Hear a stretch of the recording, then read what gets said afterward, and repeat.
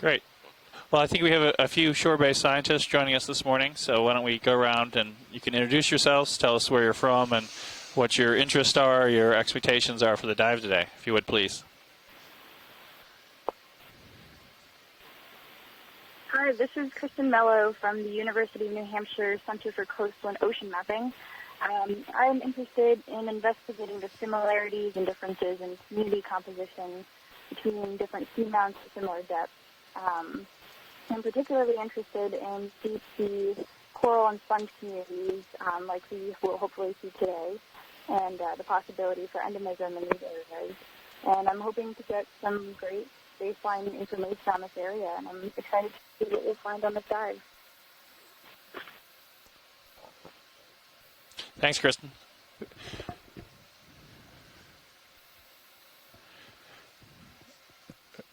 Do we have anyone else joining us on shore this morning? Yeah, hi, this is Astrid at the UHECC. I'm a student at the University of Hawaii, and I'm interested in deep sea fish. Good morning, Astrid. And Del, I'll say, while they may not be on the phone right now, I see that in the chat room, which is another form of instant communication with the scientists on shore. Emil Petroncio is there. He's with the U.S. Naval Academy, and Tim Shank from the Woods Hole Oceanographic Institution. And I expect as we get to the bottom and start moving along, we'll have a number of other scientists joining us a little bit later. Great. When you come on, we'll give them a chance to introduce themselves. And so we are currently at 2,217 meters. We should be about 40 meters or so off the bottom, and we're just going to get settled here. And the dive will begin soon.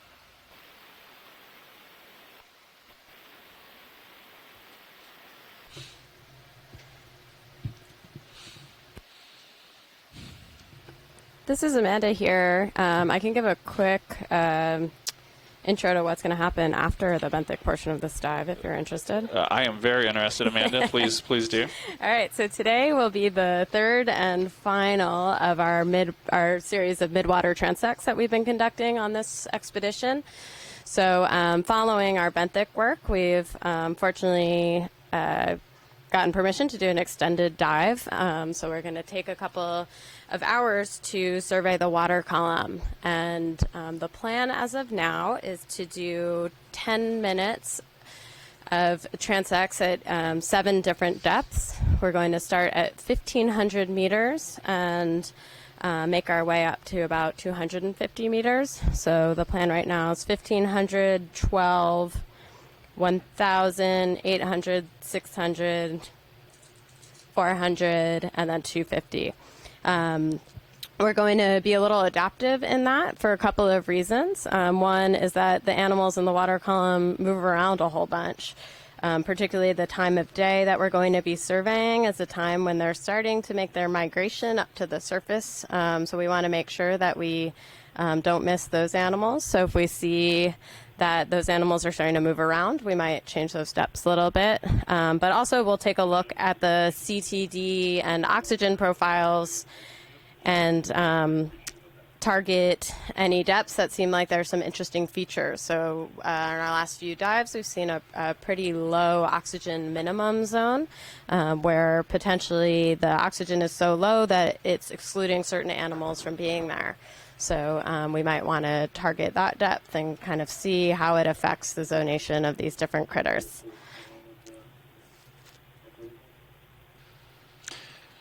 Great. Thanks, Amanda. Any comments? I'm not sure we have our water column people on the line yet, but anyone has any comments on the transects today, please chime in. Hi, Amanda. I was just wondering if during our 10-minute transects we're going to try to be moving forwards continuously, or we're just going to be kind of scanning the area for 10 minutes. So we will be slowly moving forward, similar to how we've been doing it, but we want to go slow enough so that we can be able to stop and get good images of any organisms that we see. So these aren't true quantitative transects, But because we have such limited time, we want to make sure we're able to get IDs on these animals and get some good imagery that we can share with our colleagues who aren't necessarily on the phone with us, and help figure out what everything we're seeing is. Well, looks like we have. Okay, sounds good. Awesome. Looks like we've arrived on bottom. Why am I getting this echo?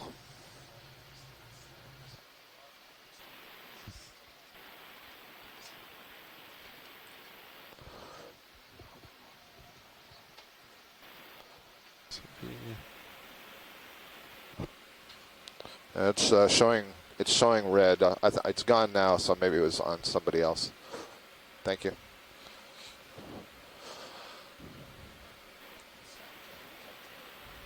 Right. So I haven't touched that button. So we're at a depth of 2,252 meters. We're about 4 meters above bottom, and you can see that we're on the bottom here, and I'm seeing some exposed rock with a dusting of sediments, and we'll stand by here a little bit while the pilots get the ROVs situated, ready for operations.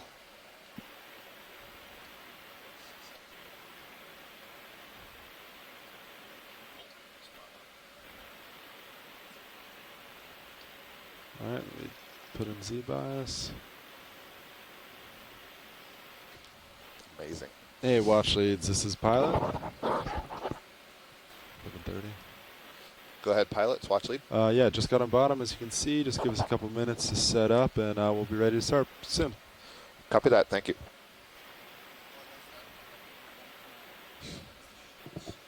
I think 11:30, or is it 12? I think 11:30.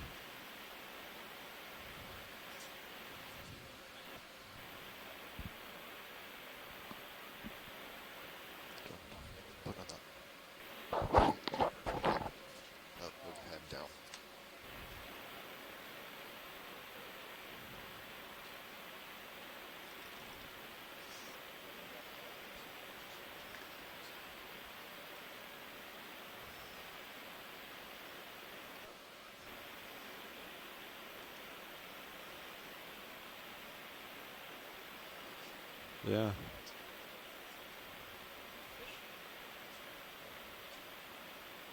Compared to yesterday, yeah. Unless you count that purple potential starfish I think. left blazers. All right, wash leads. I think we're all set and happy. So we're going to start. If you see anything you want zooms on, just let me know. Thank you, pilot. And hold on a second. I'm going to change that screen.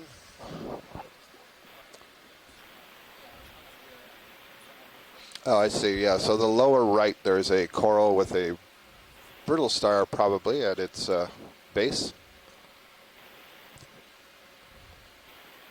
Copy that video. Do you want zoom?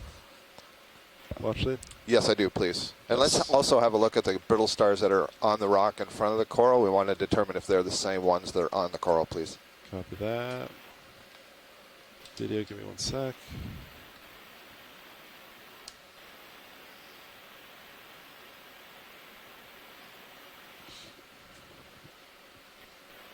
All right, video. Let's go in.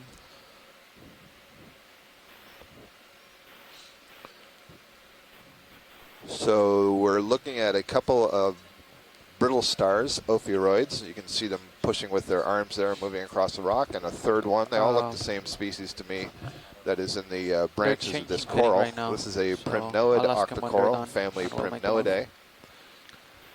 Bridge, this nav. Not certain Cool, what that's- genus it is Let at me this know point. when Looks like it you has guys are kind done of a with the heading candelabrum. change, and we're ready like for growth a form. small move. That may be a Calyptrophora. This So brittle video to star on copy the that, stand by. left of the On laser, rocks. as you see, is showing us what we've described a few times, that we don't see it all that often, and it's the way they move. And so you see that they actually push up with their arms. Yeah. They Move use is their gonna arms to be push over the range surface. They're 10 sometimes called meters. snake One of stars or them serpent bearing stars to because of the 9.0, degree to so which they're speed able to 0.0. flex their arms. Each Go one. right first. And there are tube feet on the arms, but they don't use the tube feet in the same way that the sea stars do, and they kind of appear to be gliding over the surface. That is correct, Reef. These have these very, very long spines in the arm. Would suggest to me that it may be in the family. When we're away from islands, so as expected here so far. Yep. I also see that there's some barnacles growing on the lower. We don't have to zoom on the other one. Copy that. They're the same watch lead. Let's go back to the coral. Copy that. No, I'm pretty sure they're the same video. Thanks. There's a barnacles on the tip of the branch. All right. The lower branch. See, there's some white structures there. Right, there we go. And I would have expected these to be what are called lepatomorph barnacles or gooseneck barnacles, but I don't actually. I guess I do see a fleshy stalk there. Did you want me to? And you can see one of them that's kind of tucked away in the center on the back side. You can see its legs extended, its feeding legs, the cirri. Pilot's happy with D2 sonar. Oh, that is what about good. co-pilot? Not seeing too much identifiable structure on the polyps. You know what? I think I misidentified this. This is. I don't believe this is a primnoid at all. I think this might be a chrysogorgiid. And this is probably the genus Pleurogorgia. Yep. I'm going back on my initial ID. Tilt up to the top. I see that Asako Matsumoto has joined us in the chat room. She's an octocoral biologist from Japan. And maybe she can comment. Asako, did you believe that was a chrysogorgiid? Video, come on out.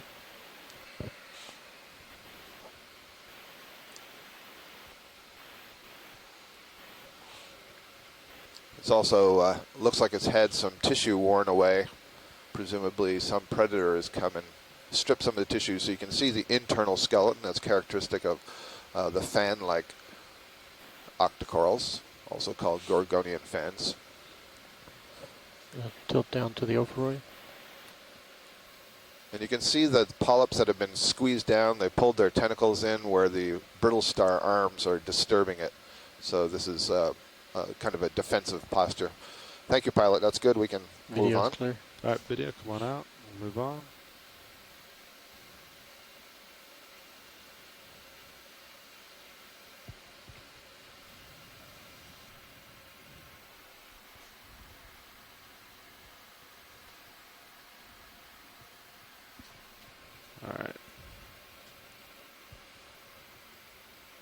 All right. You said we have a move-in? Asako did the same thing as me. Misidentified it first as a primnoid, and then agrees that it looks like a Pleurogorgia.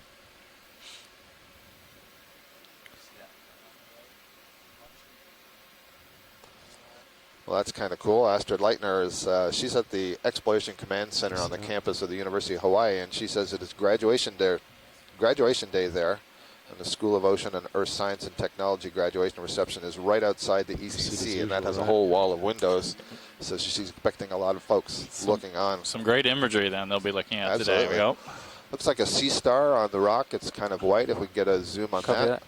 Copy that. I'm going to predict that that is a slime star based on the sort of gross morphology I'm seeing.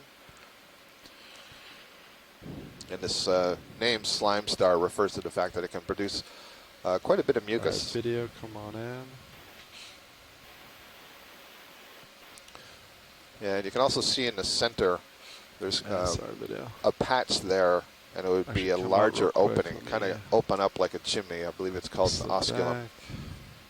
And as I've heard Chris Ma describe it, there's kind of like a second false skin or epidermis above the top of that sea star. Center. I also see a sea pen in the sediments in the upper left. Co-pilot, do you want the next move to be 305?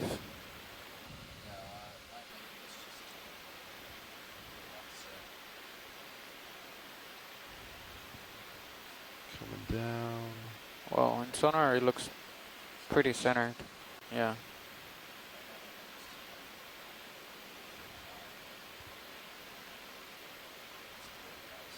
You can see at the lower tip, there's 5 elongate finger-like structures. Those are some of the tube feet that are underneath this sea star. It's got 5 arms. It's just that the arms aren't well differentiated. What we're in at least this particular species. Do we have lasers on? Lasers are on. They're just out of view right now. Okay, video's clear. I believe this is a member of the family Pterastidae, and I am just looking up in our animal guide to see if I can get you a better view. Excuse me, a better identification. Thank you. That's a good, pilot. Copy that. There's the lasers. So that's maybe 3 or 4 centimeters across. All right. Yeah, here we go. Perhaps a hymenaster. Or, yeah, hymenaster. The C-pin right above. C-pen. So the C-pen is it's about 10 o'clock to the lasers in the sediment. Okay, copy that. It's yellowish. Hey, Scott. Hey, Chris. Welcome. Right off the bat. I mean, in our dive. I'm on the ball today. Yeah, go for it. So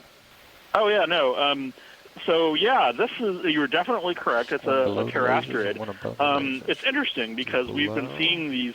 This is what I would sort of assume to be hymenaster, but it's relatively small, and there are features on the surface, a lot of the skeletal development and the just the general texture of the surface that would suggest that it's not a 100% match with what I typically associate with hymenaster. So it's either something new, or it might even be a juvenile, which is something that isn't seen very often. That's a great and one of the lessons of studying deep sea animals is that the more we see these things and the more variation, the small ones often look extremely different from the adults. And there are some that are so different that looking at them without sort of a context suggests that that makes them look like they're new species. There are people who have done Chris, I have to interrupt you for a second. Studies between radically different fish morphologies that show that 2 or 3 things assigned to different families have actually been the same species. So for invertebrates, that gets even crazier. Anyway, that was my point, and it was a very unusual looking animal. So I'll let you get back to your C-pen, and I'll hopefully talk to you again soon. Thanks, Chris. And I'm sorry to interrupt there. I just want to point out there's something really interesting we're seeing. So we're looking at a C-pen, and as we're zoomed in here on one of these middle branches, you can see the polyp sticking out, and there's something bright red. Looks like kind of an eye sticking out. So I described a C-pen as having one giant polyp. It's anchored in the sediments, and then it has these arms sticking out, and then polyps grow off of that arm. So we're seeing all the polyps grow off of those arms. Those are called secondary polyps. And what's interesting in that one, where you look at the ring of tentacles, you see a brown line come down. That's basically the throat, if you will, the pharynx. But there's a red spot at the base. I think it's eaten something. And we so rarely get to see these things eat something. I bet that's a little crustacean inside there. Huh. And the other thing from this view that I kind of like is you can see it just kind of merges into that arm. See the red left? And, the polyps are arising out of that other much larger polyp. Very cool. So this is probably in the genus Panatula. Thank you, pilot. Nice image. Copy that. So just to the right, there's something very wispy and white, and I think it's on the rock. There's also a big fecal mound there, so we know there's a holothurian in the area. Sea cucumber. He's been busy. Yep. A holothurian, a sea cucumber, they process the sediments, they ingest the sediments, extract all of the organics out of it, and then essentially defecate the leftover sediment particles that don't have any food left in them. Or maybe there's a little bit, and bacteria will work on that. So this looks like a bryozoan colony. Very nice. And we can see the tentacles of the bryozoan extended. They're called lophophores. And it's kind of this horseshoe shape. Thank you. That's a great view. We've seen a number of bryozoans. I've been surprised. Yeah, this is a little bit bigger, though, I think, than some of the others that we've seen. And at first, I thought this was going to be a fan worm. Right. So that's why it's nice to get the close-up view. Great, pilot. Thank you. And I think there'll be one more new coral when we pull out. It's going to be above where we were looking at that C-pen. Copy that. There's actually been some studies looking at sediments before and after they've gone through a holothurian and how they change the microbial community. So not only is it reworking the sediments, it's that pink thing that's right above the lasers now. I think it's a black coral right in the lasers. There you go. So not only they rework the sediments, video, come on in. bioturbate, turn the sediments over, but they're changing the microbial community that's in there. So indeed, this is a black coral, even though it's pink in color. It's pink-colored tissue on top of a black-colored skeleton. And this is a member of the Hexacoralia, so it's more closely related to the sea anemones and the stony corals and the zoanthids than it is to that sea pen that we were just looking at a moment ago.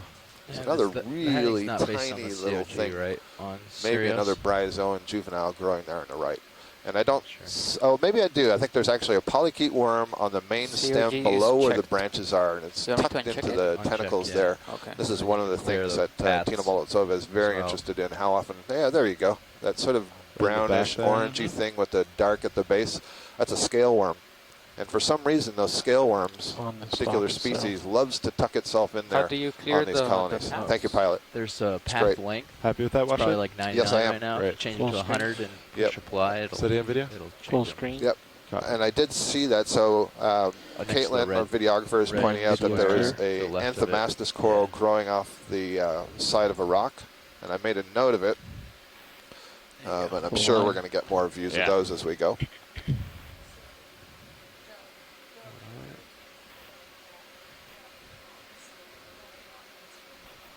Oh, it did. Okay. I don't know if you saw it, Watchlead, but back on the original coral to the right of it, there was another sea pen. You might want to just look back and. I did not see that. Thank you. Yeah, let's have a look. If you haven't left. Yeah, we can go back. Either back at the replay or. You think it was a different one? It was certainly a different one. Okay, good. Yeah. Oh, wow. Astrid Leitner thinks she may have seen an umbellula, and I've been wondering where are all the umbellula. It was an umbellula. Oh, great. I was going to let you call it. I didn't want to call it for you, but. That's okay. I'm thrilled that you guys are learning all this biology up there. That's great. It's off to the right from this angle. So, Del, I think I'd said to you in a couple of our dives that today we might see an umbellula. We're deep enough. To the right it's a fairly common deep-sea sea pen worldwide, and they're really quite spectacular looking. They typically have a long stem, and then at the tip, they have the body or the main mass, and that's where the tentacles arise. So you may keep your promise. There's the main. Apparently. It's a little bit further right of that. So there's that Pleurogorgia that we were looking at when we first settled down. And then an umbellula enters stage right, like a little bit longer. Oh, bump.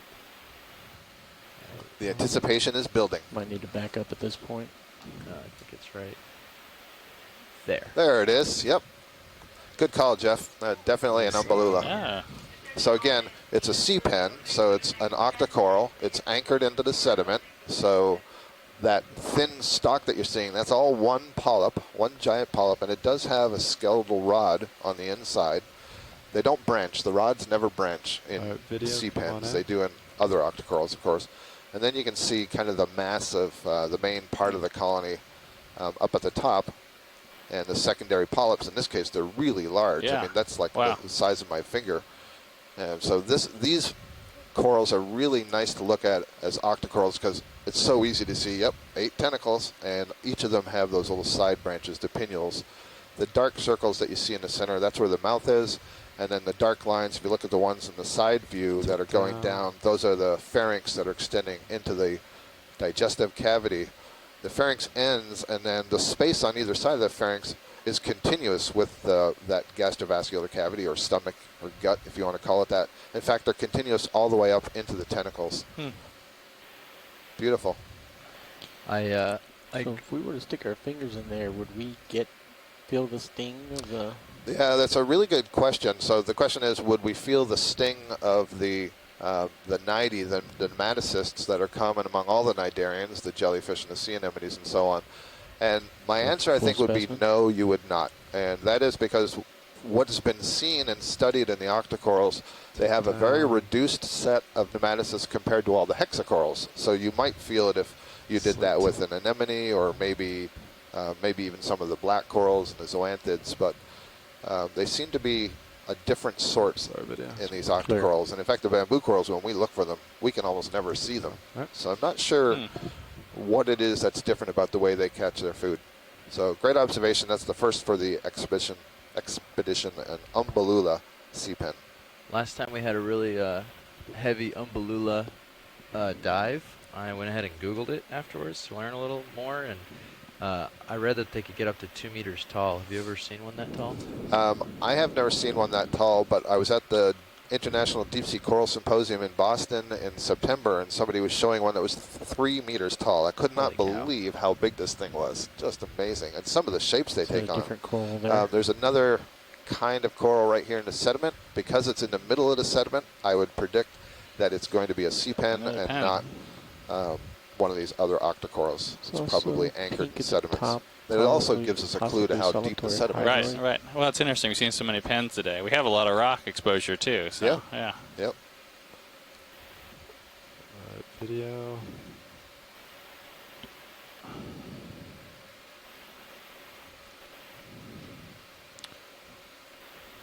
And this looks a little bit similar to one we saw a few dives ago, where it had, it looked like 3 polyps coming off in one place. Maybe not. Maybe these are, can't tell if they're paired or if they're kind of opposite.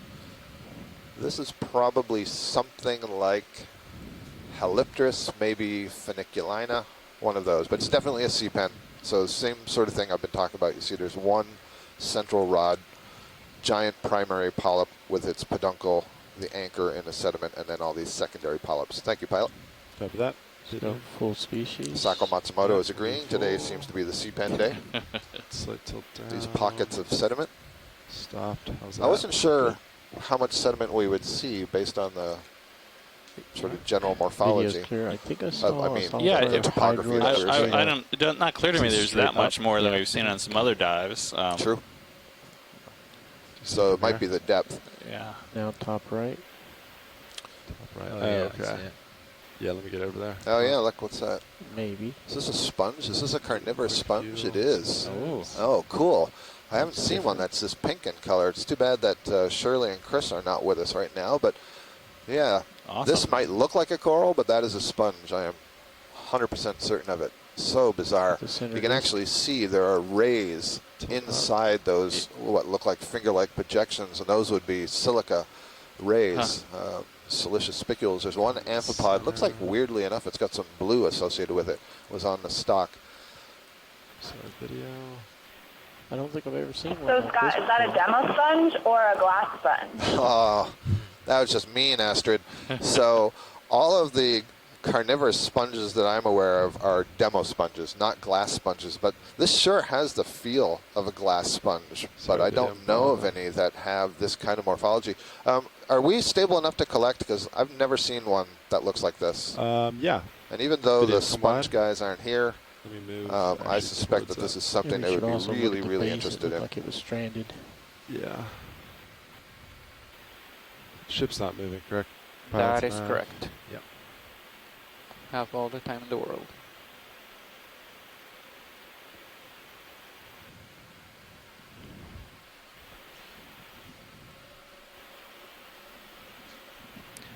Co-pilot, how come the starboard lower swing arm looks So low? Yeah. That's my mistake. Didn't mean to make it so low.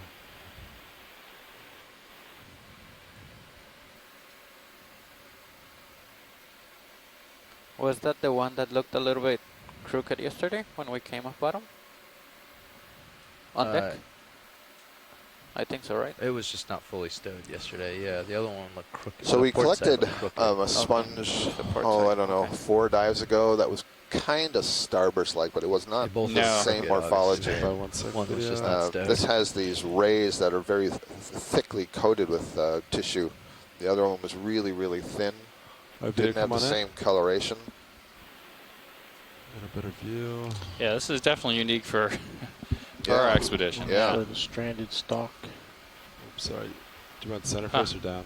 That's fine. Get this, and then we'll get the base. So I said that Yeah. might be an amphipod, but the color isn't right. So I wonder if there's a worm and an amphipod there. Slight tilt Just down. below, you Slight can tilt see where down. there's the thick part of How's the that? tissue, Yeah. and it's just Good. what I assume are the architectural spicules that form the sponge Okay. without the Continue tissue down the stalk. down below. So I'm not sure if something is feeding on it down there or what the deal is. Give a slight rotate. Does it look like there are 2 No, branches down to the bottom? It does. It looks like it's split. Split and then Yeah. comes back together, or I don't know. Huh. Yeah, that's a little bit weird. Oh, look at that. And it actually moves into Go ahead, 3 Rich. or 4. Wow. I wonder if that's for stability. Yeah, that would be a much stabler configuration, I would think, than just having Okay, one go little ahead. attachment point. Yeah, these sponges are made of siliceous spicules, so they're made of silica, and you can slowly they're pan arrayed back up and in. start your recovery. Well, there's a lot of different shapes. In fact, the taxonomy Sample. is based on all the different shapes of the spicules that are in the Video would sponge. come But some of them may be long and slender and bound together to form those stalks. I wonder if they're kind of splayed out and make it a little bit more stable as it attaches to the substrate. All right, Washley, so definitely collect this. Is that correct? Definitely collect this, and All maybe right. about halfway down Yeah, the stalk. halfway down stock. Yeah. That we can do. I mean, I'm not entirely sure of the size, probably the closer to the bottom, but I don't want you to have to fight with getting it into the bio box. Copy that. All right. Co-pilot, if you want to ramp me up. Yeah, hydraulics should be good to go. Let me double check. Hydraulics look good to go. Great. I think I'm pretty stable. We'll just go port. Port side off. What's that?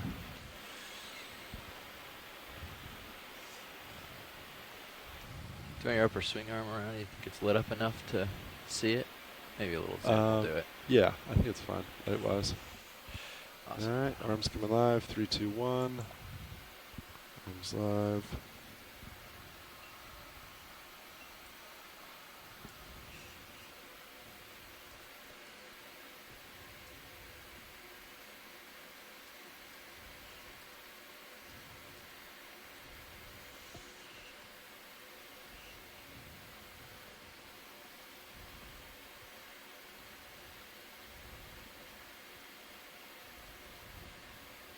All right, video, can you zoom maybe like a little bit on main HD? That's good. Let me show you some of the other views and make sure this is the one you want. Here's I think port with that, and starboard. I think main HD and mini zoos. Okay. I think they're good. Just double checking. Can you zoom slightly on mini zoos too? Keep going, keep going. That's good. Thank you, video.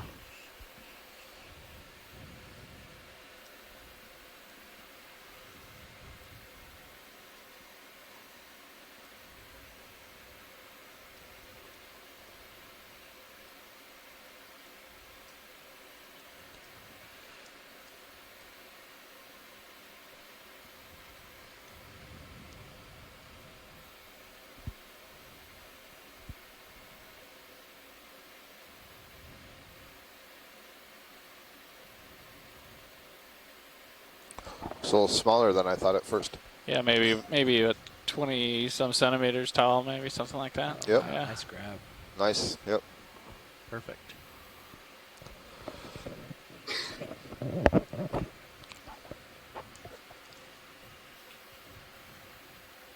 All right. You want full line on minis just to help you line it up? Or you good? Sure, I think that's good. We got some really nice imaging cameras too are full there on. of its connection to the Do we rock. I want think more that'll be imaging? important. Chris Kelly in the past Video, has or we talked good to- about We're good. the different Copy. sorts of attachments and what that means All for right, taxonomy, co-pilot, and do you he's think there's referred room to to drawer here, or do we need to f- readjust? I personally think there's room. basophytus All right, let's try. and Extending lophophytus. And this was somewhere in the middle. Okay. Yeah, it did sort of have one main attachment, but also that structure. It was, Right. it was clever. He's talking about, one of them is where you have a lot of little fibers that kind of crawl out and reach and hold to the surface you're versus super one safe with clearly it, then defined maybe hold if you fast. flip it over This and kind of look looked at like the it had back, several then feet that that were looks like maybe put it all away. fibrous. Best of both worlds, yeah. Best of both worlds. A clever I little don't want to put it engineer upside there. down. Yep. Just for Nature good is call, but- definitely a clever Yeah. engineer, and we have copied it several times, learning from Good the on your various drawer. structures that have I evolved. stopped a little bit before full open, I think, just because I didn't know how close I was to the wall. Yeah, I think that's should be fine.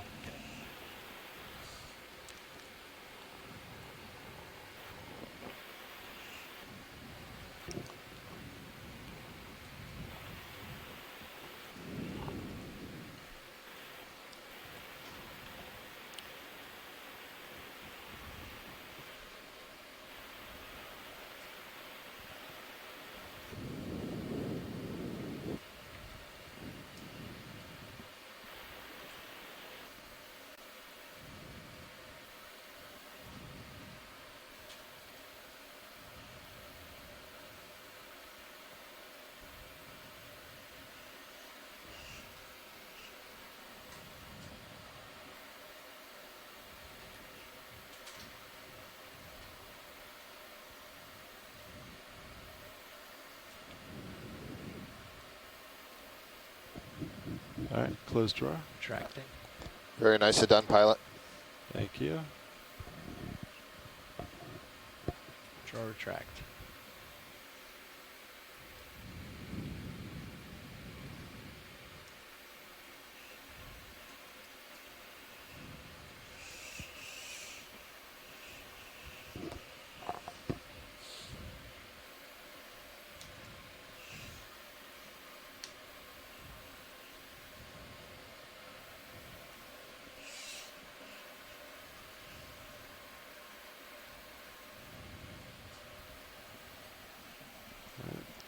Arms off. And we're good. Spinning down hydraulics. Disabling. Thank you. So if you're just tuning in, you're watching a live video from the Okeanos Explorer. This is our 12th dive of the Mountains of the Deep expedition. We're just on the northeast slope of Kingman Reef for the depth of 2,250 meters this morning. And we've just collected this sample of this very unusual looking sponge. You did good too. We have some discussion in the chat room. There's no sponge biologists with us right now, no sponge experts. So we're debating just a little bit about what kind of a sponge that would be. There are two major groups of sponges, the glass sponges, which are common in the deep sea, and the demo sponges, which are common in shallow water and the deep sea. I don't see any problem 30 meters. The knowledge that I have, all known carnivorous sponges, of which I'm pretty certain that was one, just based on that kind of morphology we saw with those large spikes or spines. Those are all on the demo sponge. And if any of you have bought true sponge bath sponges, not the sort of square artificial ones, but the true ones, those would be demo sponges. And in fact, they're an interesting group of demo sponges that lack spicules, which is good because you probably wouldn't want to be rubbing these glass fibers on your body while you're taking a bath with one of those sponges. So well, there's a market for everything. There is a market for everything. That dark thing above lasers. Looks a little squishy. One of the interesting things about these carnivorous sponges is that... snap in and... Hang on a second here. Just a rock shadow. Okay. One of the interesting things about the carnivorous sponge is that one of the hallmarks of a sponge is that it is built on what's called an aquiferous system. It's a series of, let's call them pipes or channels that plumb the body. It generates a current by beating cilia to draw water in through the outside of its epidermis, let's call it. It's not a true epidermis, but the outer layer of cells. It then can filter small particles out of the water, take them into the cells, and then funnel the rest of the water out of the sponge. But a carnivorous sponge has kind of given that up. And it's an adaptation for the deep sea in places where there may not be all that much material floating in the water column that you can feed on. So it instead has developed a method where it has a lot of very small hooks on those spines that you could see, and various kinds of zooplankton, if they land there, can get trapped on those hooks. And then the cells, the body cells of the sponge actually migrate. They move, and they move and cover up whatever has been trapped there, and they digest it. Crust over on the all of that without a stomach, which is pretty impressive. Left, yeah, so this carbonate stuff. Yeah, that's something fun.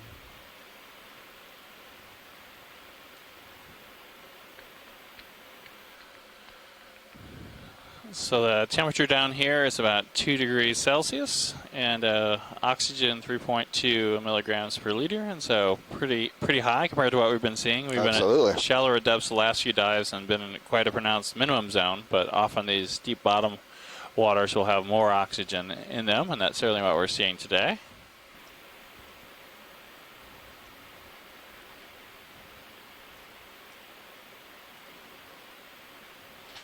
Lots of loose crust around here.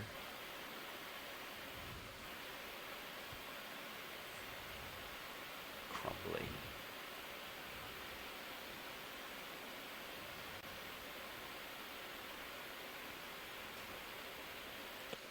Getting stretched out. So other than that one Pleurogorgia colony that we just saw, I'm not seeing a lot of colonies that would be indicative of high current flow. There are a couple of colonies just to the right of the lasers on the top of the rock. If we can get a quick zoom, maybe there's a tunicate wafting back and forth there. I think that's, Culeolus type tunicate on the end of that stalk.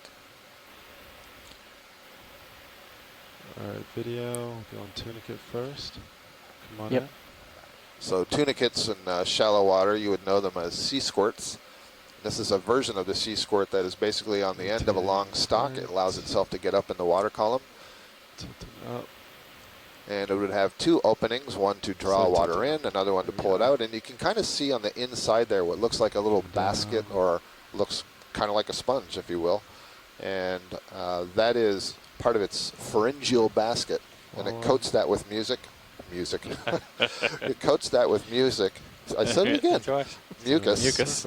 It has cilia that generate a current, and the food particles will get stuck in that mucus and then ingested by the mouth. Thank you, that's good. We've seen that several times on this cruise.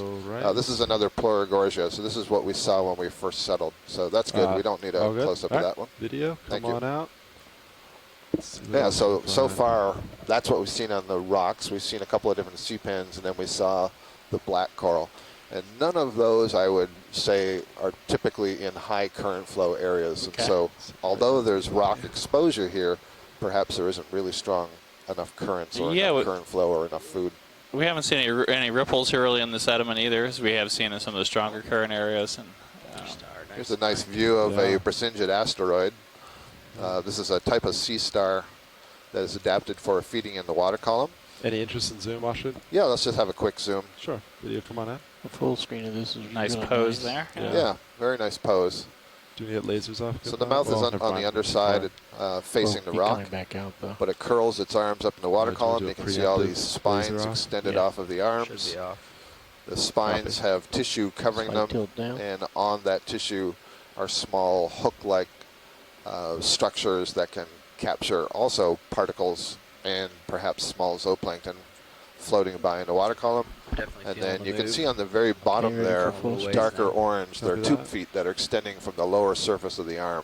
Actually, if we can focus on the curled arms here, you'll see the tube feet pointing towards us.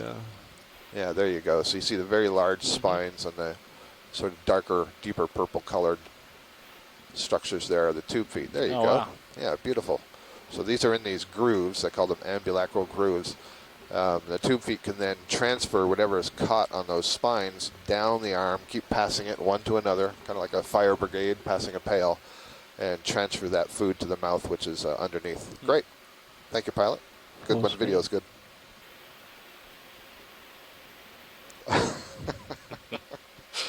Back up a little. Steve Uskevich has joined the line, and Steve was one of the biology leads on the last video? leg, and so I think he knows that one can get a little bit punchy and hardly know what you're saying anymore, and has made a nice little pun on my mucus All right, video cross play. up. Great. On out.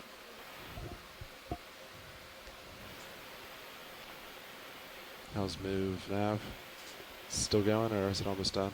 So now one thing we are seeing as we keep going in here, Okay, these we're are pretty much suspension done, but feeders. the So they couple are should feed it reliant for on another the food coming through the water column maybe being 6 delivered minutes. by the flow.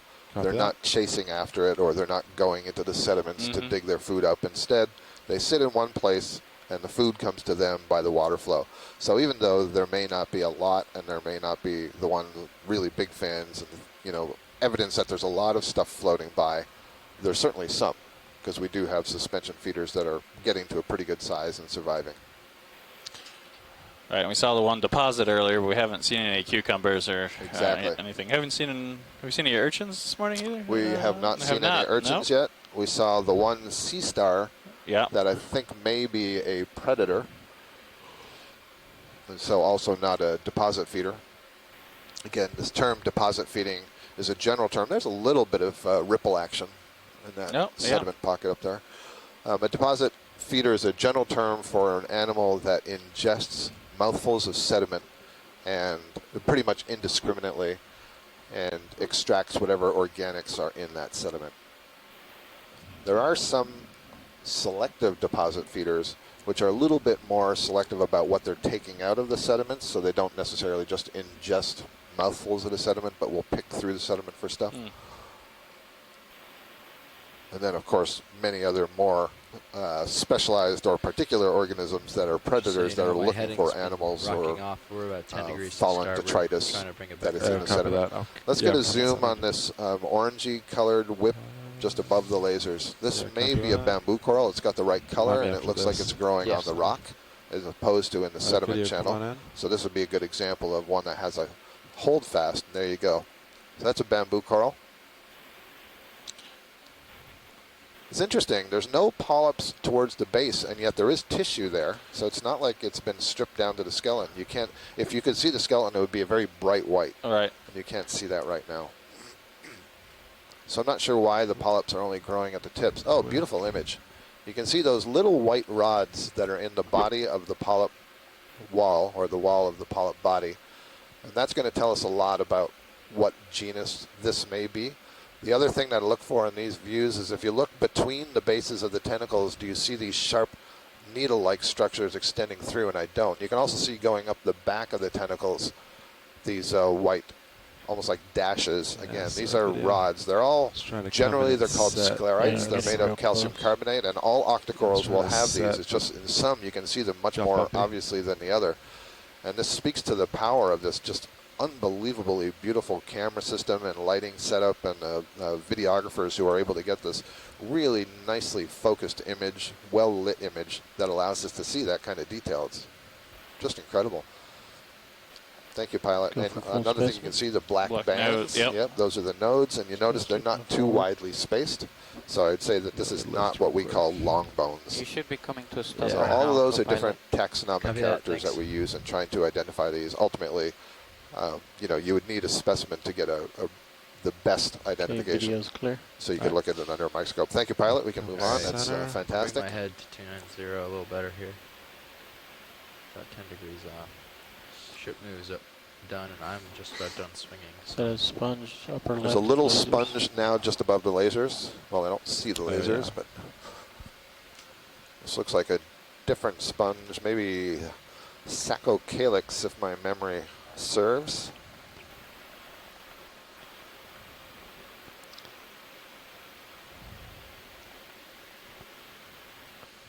Video, come on in. Yeah, so you see it's on a thick stalk. This is now a glass sponge for sure. Oh, that's interesting. I didn't know they had those wide openings in the center. Are we going to keep seeing new sponges today? Yeah. Coming back and up. So you see it's got a stalk. This is what Chris, I think, would call basophytus. So it looks like it has a pretty concentrated holdfast stuck to the rock. And that stalk would be made of a lot of siliceous spicules kind of all banded together. And then you've got the sort of the body of the sponge, and you can see kind of a fine framework. There's lots of holes and openings. On the inside of the tissue, or actually in the inside of the wall, there are all these cells called choanocytes, which have flagella that beat to draw the current in. And then a big opening at the top, it's called an oscule, and that's where the exit water flow would be. The chimney. The chimney. Great. Happy with that, Washington? Yes, I am. Thank you. Saccocalyx. Center. It's in the family Euplectellidae, one of the glass sponges. Chris will be so proud of me. There's now something coming to the left of the lasers, about 10 o'clock, moving just above the lasers, probably a stock crinoid, and the lasers are on it now. All right, video, come on in. Yes, indeed, a stalked crinoid. So this is a relative of the brittle stars and the sea stars that we've been seeing. It's another echinoderm. And it will have tube feet. And this is a suspension feeding echinoderm. So you see it grows up quite tall. There's something on the underside of the arm towards us, kind of large. Oh, yeah. What's going on there? Oh, it's a snail. Wow.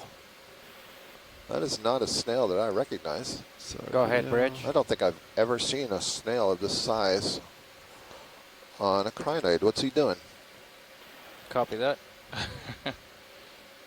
About to bend it over there. Inside. What the heck? What is I think you might have a long proboscis sticking out, that sort of purpley thing, and being extended into the center of this crinoid. That's the calyx. Maybe Chris Ma can join us for this one. This is really interesting. If you can get a different angle of this pilot, video, that would be appreciated. Yeah, copy that. We're not moving, so I'll turn my head to the right. So I'm wondering, so some of these snails, Yeah. they actually have a proboscis. They can Starboard a extend their mouth, Hold. and that may be extending it to the main sort of feeding area of this crinoids, or where most of the soft tissue would be, where most of the good stuff, most of the 25 energy that it could degrees extract. So it may be feeding on this crinoid, and that would be something I've never seen before. We've seen crinoids falling victim to all kinds of things in this Poor expedition. crinoids, yeah. We saw a sea star eating a Come on. crinoid. We've seen these myxozoan worms. We've seen snails attacking them. Oh, gosh. Wow. Yeah, I suppose. That's exactly what's going on. That's a long proboscis. Is that Chris? Chris Ma. Yeah, what do you think, Chris? I've never Yes. seen this. I have, actually, Oh, and cool. it's rather surprising because this is something that I've seen in the Paleozoic. I don't know how many modern I did not know you were that old. How old are you? Yeah. Well, what I mean is in the fossil record, there's a platycerratid snail that uses, it basically is always found clamped over the anus of stalked crinoids. And they're coprophytic. They feed on the poop of crinoids. Oh, fantastic. And like I said, they're Paleozoic animals. I mean, obviously crinoids have been around for quite a long time. I've never heard or seen of a modern crinoid displaying, or much less a snail displaying this same behavior. It certainly is very similar to that because the proboscis copy seems that. like it's clamped down Right, over come on. the center of it where the anus might be. Right. It could also be predatory because I know that I think some slit We shell are snails holding position actually pilot. prey on crinoids. So Copy it's that. possible that it could just be out and out devouring the crinoid. The cup is where all the tissue is. So that's really something. I'm going to have to post the picture and see if my colleague at Jamstuck, who is a mollusk expert, can identify that snail, and he might actually have a more specific idea of its mode of feeding. And then we have to go see what's going on here, because Chris, that's amazing to me. This is like seeing a page out of my old paleo textbook on paleoecology, because I have never seen this alive before. I mean, I've seen them as fossils. Do you have any Yeah, but I've never fantastic. seen something like Not this. much. I think there's a Fossils little- come to life. Do you think modern, it's worth a collection, Chris? Yeah.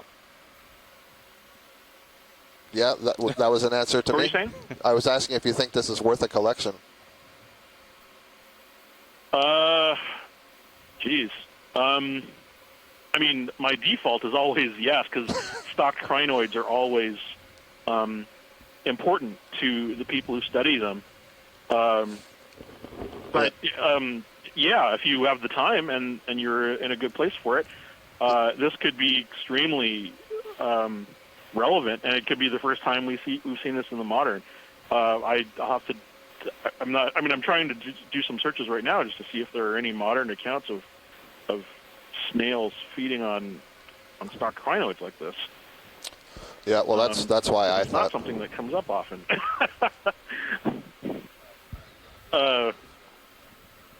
Got it. Let's just say yes. Yeah, well, that was the impression I got, Chris. As soon as you started to say that you hadn't seen these snails before, Sounds good to me. except for in your Both paleo pin- books, I thought that both this pins might be are, a really interesting one to try to get, and hopefully that set, snail so will you can hang put it on anywhere you during want. the collection. You're the best. And we have agreement I hope in so. the chat room. So, yeah, we're going for it. Great. Yeah, I mean, Close every up. time I look this Oh, up, it's coming live. 3, 2, I see 1. it, look in reference to the Paleozoic. So, this could be something that hasn't been seen in a very long time. Closer, I thought. There are a lot of sort of older, how would you call it? There are lots of animals that are reminiscent of fossil animals, and, they duplicate the paleoecology that we've observed in the fossil record, what little we know of it. And, so sideroid urchins, for example, are from the Copy that. Paleozoic. All right, Peter, And, can we do a slight and zoom on it's thought that main HD? sideroid urchins might have been one of the adaptive pressures that bigger. have motivated swimming in feather stars. That they, it's a fairly ineffective means of getting away from fish, but it is a very effective escape from sea urchins. Line it up for you. There are a lot of predatory and ecological effects going on with these animals that, that are important, but we really haven't seen a lot about understanding how they work. This is one of those things that I've really never. I've never heard of a modern analog of that. So, good. Great. Thanks, Chris. That was really interesting. I hadn't realized that. That's fantastic. I hadn't realized that hypothesis about the transition from stock to swimming crinoids, and that makes a lot of sense. Yeah, there's definitely a series of shallow water experiments where little tropical tropical shallow water sideroid urchins have preyed on feather stars, and you can actually see the little chew marks that the urchins make on crinoids. Wow. On the shallow water ones, but and there are gut content studies that show this, and that's how if you remember seeing some of the isocrinid stalked crinoids that have the long stalks with the cirri that come off of them. Those can move, and it's thought that the reason that they move is, again, to escape predation by these sea urchins. So, what's going on with the snail is really something. Del and I were just noting before you called in that we've seen a lot of different kinds of predators on crinoids on this cruise, and certainly a lot of the eulimid gastropods. I'm not certain if the myxozoans are feeding on the crinoids. I figured they have to have some negative effect if they're forming galls. And then we saw that amazing observation of the asteroid feeding on one of the swimming crinoids, one of the comatulate crinoids the other day. So, yeah, it does look like a tough life. Or landing your left skin on Wait, that. what? Oh, right. I'm sorry. The low faster that I thought you said it had. For a moment, I had this vision of a starfish capturing a swimming crinoid. Oh, no. Well, we don't know what happened, right? He had him. Who knows? Somehow. I've now seen you're talking about the one that we saw the other day. Yep. Okay. Right. Yep. Sorry. Yeah. Oh, no. Well, sea stars are one thing, because I've seen accounts of sea stars feeding on even stocked crinoids before, not necessarily upright ones, but stocked crinoids that have been knocked over. Sea stars are predatory on almost everything, but to see them actually, but to see something like this is, I'm not surprised by watching sea stars feed on crinoids. I am surprised by seeing snails feeding on these on these stocked crinoids, because it's, like I said, I usually associate this with very old fossils. Inboard slightly just to prevent any that's amazing. I hope we get it into the box. We're holding our breath, Chris. We're holding our breath. Going slow. Yep. There you go. Okay. Yeah, so just another great example. We've had so many already of the kind of behavioral observations we can make here with the ROV that we wouldn't get with other sampling methods. So. What's that? I think it looks great. Oh yeah. No, I think the first time I ever saw a stocked crinoid, years and years ago, it was just this weird mental explosion, because you see them as fossils for so long, and then you actually see them interacting and doing things. It's kind of a strange, surreal sort of realization. So that's fantastic.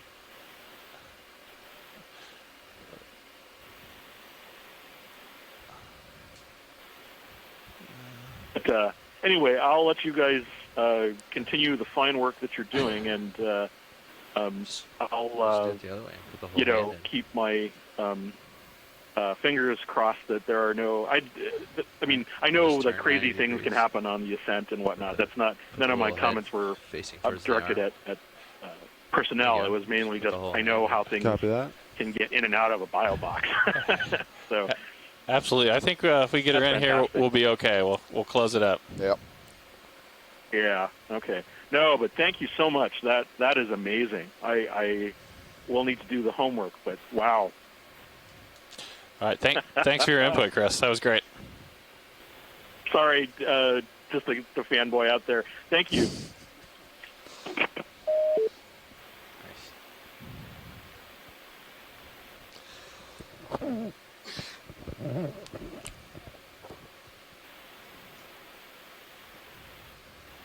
Excellent. All right. Very nicely done, Yeah. Sean. Very All right. nicely done. Good collection, pilot. Thank you. So we were able to collect that crinoid, and the snail did indeed hang on for that entire ride. So that is really exciting. Yeah, that was and a you obviously heard determined Chris snail. Ma was really excited by that observation. And so we'll be able to study it a little bit more.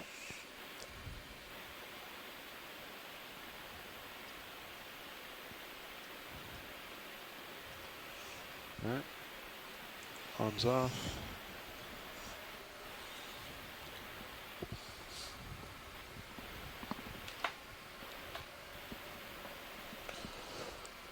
We're at 2,241 meters depth here in the North Pacific, about, what, 380, 390 miles north of the equator? Yep. Something like that. Something like that. Pretty. Yep, the Pacific Remote Islands Marine National Monument. And we've just collected a stocked crinoid that appears to have been being either preyed upon or a snail feeding on its poop. Yeah, one of the two. time. And an observation that Chris Ma hadn't seen himself, but had read about in some of the fossil records from the Paleozoic, I believe he said. Yeah. So that was really cool. Always an exciting day here in the Okeanos Explorer. Every day, different than the next.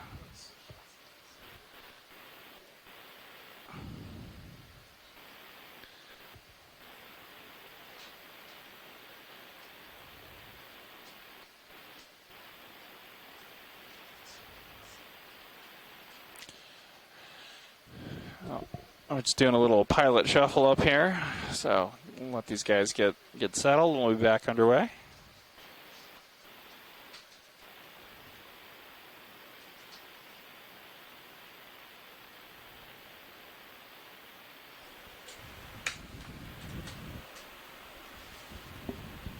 All right, pilot. Yeah, you have your joy lock in and auto heading in. Just be aware. Copy. Chris was noting the term coprophagy, and if there's Not a so much name current, given, a special little name bit given for report to basically starboard, but not feeding much. on feces, Okay, I can still then you go know up that with it's fairly auto. common among Well, animals. And the point is that animals can All right. ingest things like these holothurians. They ingest the sediments and they'll digest organic particles in there, but they don't do a perfect job. And so there's always some organics left when the material is defecated. And so there are all kinds of other animals that have taken advantage to extract whatever organic material is available, whatever Copy energy you rotated get. And we're in the 10 deep sea degrees. here. Where there's no light, so that's so there's sample. no in situ production rotate of port 10 degrees. plant material. There's no photosynthesis, poly and center. that's where most energy in the form of food comes from on Earth. It comes originally from plants capturing energy from the sun. And so when you're down here in the deep sea, you're kind of relying on whatever's sinking from above for the most part, unless you're at a hydrothermal vent or a seep that has a whole different source of energy based on chemosynthesis. And so that means you need to be really efficient in using whatever organics you can find. There's a stem coming to Can't be too right picky, Del. side. Can't be too Foot. picky. All right. Yeah, so we're on really old rocks here. Probably these volcanics erupted where's- about 70 where's that million video? years ago. Bottom right. So unlikely we've got any hydrothermal Right. sources down Going here. past So. the foot now. Oh, okay.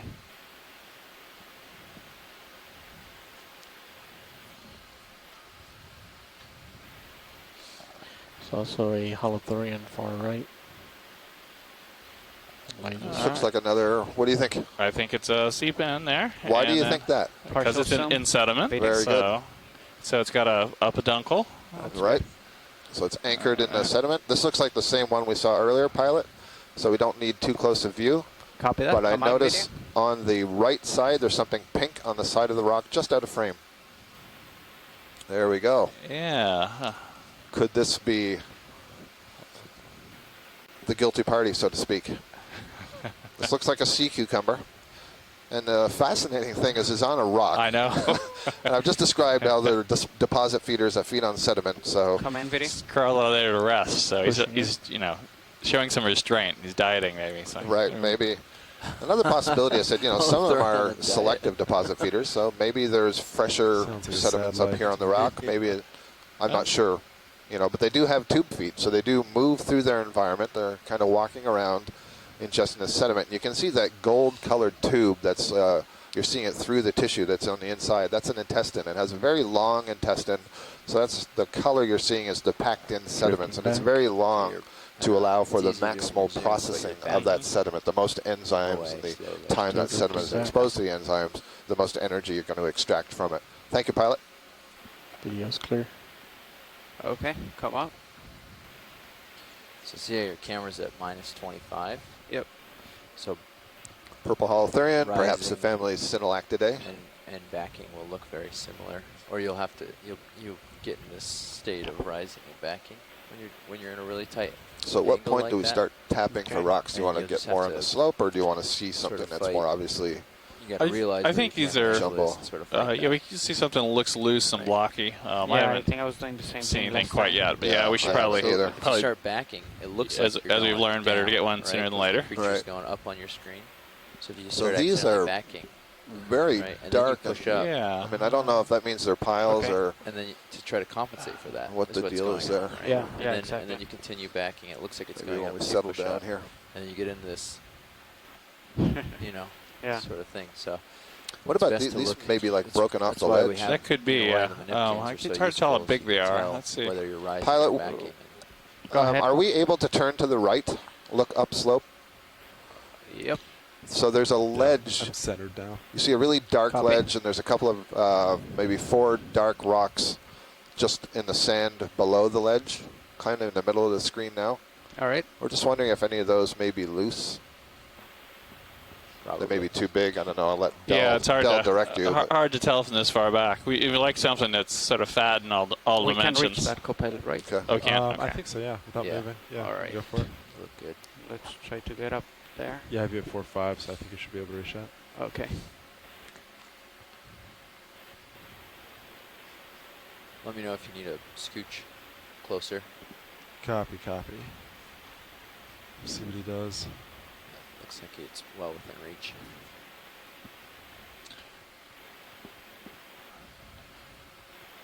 So the record on this expedition is 32 kilograms. So We're not trying to I'm beat prepared to any try to records. beat it. I should say that the rock we got yesterday was also really good for biology. There was a small primnoid coral colony on that rock. There was a sipunculin worm. Really interesting small sponge that had a couple of little chimneys on it. That is a Oh, good and there was a little distance for cup coral. Yeah, you were quite happy with the rock I was very yesterday, happy yeah. with that rock. So you're talking about these Well, rocks I was right just here? looking at them from a distance, but now that we're closer, Yeah, not so sure. I'm not so sure that's loose or that There's recent one right either. under your right skid that looked loose. If you back up a little. Okay. Let me back up a little bit. We'll see if it really is. Yeah, these manganese crusts really can cement things in. In some places we've had Where? a pretty hard time. Yeah, I think it was maybe just a trick of the light. You know, the distance we were from it, they looked so much darker and fresher. I don't mean fresh rock. I mean that they weren't covered in sediment. Right. Yeah, recently broken off. That's Right, that kind of thing. exactly. Because it's the water sort of diffusing into the rock that's a problem for us for analyzing its chemistry. So if we can find something that was more recently attached and then Yeah, broken that one's off, on the right, but I guess that's mostly sometimes a better crust, so maybe choice. it's not a good Do option. you see anything, Watchley, that might be No, interesting? I think these are pretty well cemented in there. So let's just keep an eye out. Sorry, Fernando. We're just Those you see something that top looks right loose, then we'll corner try to to me grab look it. But loose. from the distance, these looked different than when we got up close. Okay. So we'll keep moving to our left.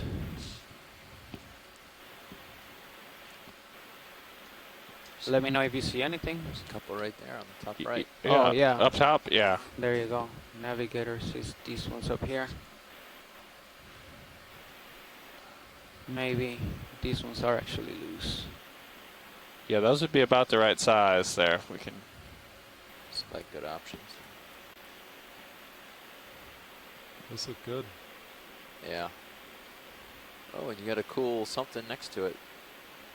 It's kind of, I don't know what. I missed the cool something next to it. What's that? I missed the cool something next to There it it. is. See the Oh, yes. Well, I was hoping we'd see one of these in the 4,500 meter dive. Oh, I see it. I'm not sure. Now we know who's making poop down here. Yeah, that's an entrop-noosed worm, an acorn worm, with a big purple head. And these are great deposit feeders. They leave these fecal trails long, really compacted Yeah, I'm trying to come up cylinders. right here. Good stuff. Am I too far from the Pays rocks? to look for rocks. Yeah, there you go. No. I think that's a good distance. It's a really weird, almost gelatinous-like worm. Yeah, I'll have to get a better zoom. I'm having a hard time figuring out what exactly its shape instead of this blob right now. Yeah, so the big dark ahead, purple Rich. blob you're seeing is the head end. And I see something that looks like a tail going up the back. Right, Okay. that's the very clear posterior part of the body, and then you may be actually seeing a poop coil behind it. Co-pilot. So You said poop coil in case he came running in. Oh.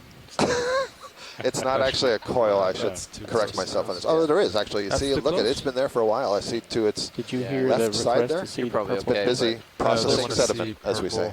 They want to see this Oh, okay. acorn guy first. Nice rocks. There he is. Good shape. Yeah, You can still if set we can get you them want. loose here, I think. Yeah, that looks loose to me. Look at him. I got a good feeling. We've been fooled before, though. Oh, yeah. Come in video. All right, we're going to image this guy first. Nice. Oh, Look wow. at that. Yeah. That is crazy. It is Can crazy. you take my camera? So you can see Co-pilot, please. how Have much your sediment there camera. is. The body is really diaphanous and Slight transparent. tilting down. So those kind of Thank you. wings at the end, that's the And posterior I am end. You stopped. can see all the sediment that is already processed and left behind. These fecal coils, and again, it changes the microbial community, and there's a lot of organics extracted, and it's clearly what you call, quotes, reworking the sediment or bioturbating the sediment by taking into its mouth, gathering it, Slight tilt down. processing it, and then putting it out in this. Stopped. I keep wanting to say Stopped. coil, little tubes, Come I out, suppose. video, partial. Yeah, let's look at the head end if we could. You So this is an acorn worm. It's pretty closely related to coming down, chordates. stopped. This is a hemichordate. Wow. Kind of hard to see what's what going on there, but Slight these tilt have a down. little bit of an interesting Stopped.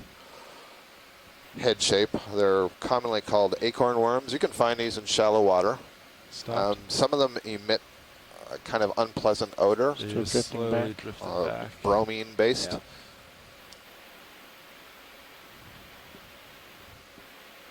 See if anybody on shore has got an extra name for me here. Somebody at the Inner Space Center in Rhode Island is asking if there's a difference between an acorn worm and a holothurian. Absolutely. So an acorn worm is in its own phylum, Entropnusta, and a holothurian is a sea cucumber of the phylum Echinodermata, but where they're similar is they're both deposit feeders. So they're both feeding on the sediments and processing the sediments. So that's a really nice view. Thank you, and we can move on to the rocks. Let me know when you're ready, video. Okay, we're clear. We never did get any tight shots. And let me see if I can get you a name for that, because I definitely So- recognize that Entropnust. There's a lot of them make that your are life gold easier. colored, and Let me they're give called you a acorn camera worms back, because Pat. instead of that Look at your kind sonar of sail blobby, hill gelatinous head on your end, starboard they've side. got something that looks kind For of a like an critter acorn. this, where it doesn't really the matter head which end. angle Okay. you look Much at more it from. compact. Yeah. Getting your toes pointed uphill and then landing will make your life a lot easier. Yeah, Yeah, from two that toes this one here, I didn't quite down get is the a lot nicer than acorn one. shape out of it, but All right. So yeah, you just point up slope. Were these the rocks we're looking at, Yep. pilot? Those Right. two, There's yeah, one that's right there. Yep. right there, Orange yeah. leaf. Okay. So, where's the sonar? So pretty much, I'm looking 290. That's pretty much upslope. So just So yeah, 90. you can see your angle to Sirius. If you just turn your right head and line up uphill with Sirius like that, yeah, there you go. All right. Now you're gonna have a lot easier time landing and setting up for this. Copy that. There you go. This is a good angle. Yeah, if you're watching on camera too, then you can see the view from Sirius, which is our upper ROV. It's adding some extra light, and then it's decoupling the ship's motion through this tether to D2 or Deep Discover. So you get a nice view sometimes from Sirius instead of the terrain much difference than you get from looking at the camera right on D2. Yeah, that looks nice. All right, so are we a good distance from the rocks right there? I would say so. I think yes. so. Yeah. So to land, what do I? So you can put What autos should I put? auto heading is all the way on the left. All right, auto So heading. let's keep your heading in, and then you can do downward thrust. All right. And then depending on if you move or not, you can do a little forward. And then you want to hit on your right joy lock, which I can do if you can't reach it. Watch leads, this is Dry Lab. Go ahead, Dry Lab. It's a lot of forward. Nia has a question for you about the acorn worm. Ah, I better study quickly. How come its head is colored and the rest of its body is not? Okay. Wow. No softballs this morning. Boy. Yeah. Just come out throwing them hot and high. So. I do not know. I do not know. You can see that the body is pretty much completely transparent. How much experience have you had? I need to think a little bit about, I mentioned that there's a bromide compound, and I need to open a couple of files here to remind myself more about the biology of these worms. But it's possible that something about those compounds may be giving it the color. But this is a pretty unusual color for an entropneust. And that's why I think I can identify this to a genus based on its color. And I'll see if it says anything about it. Much of the nervous tissue, let's see, the pharynx, the endostyle, which is a structure that partly produces some mucus that allows it to bind up some of this organics a little bit better, is all housed there in that anterior end. And I'm not sure if there's any need to kind of hide those in a pigmented region. I don't think so. So it's a great question. Don't know the answer. Meanwhile, I seem to have crashed my computer. Video. I have a theory, Science. You tell me Please, video. how close you think I might be. My theory is that the color is consistent throughout the entire body. The only difference is the thickness near the head is more thick, so it's actually more material to show up. That is not a bad hypothesis, that in fact it is this kind of purplish color everywhere, but there's so little tissue as you move posterior on the animal that it doesn't show up as much as it does at the anterior end. I'll buy that.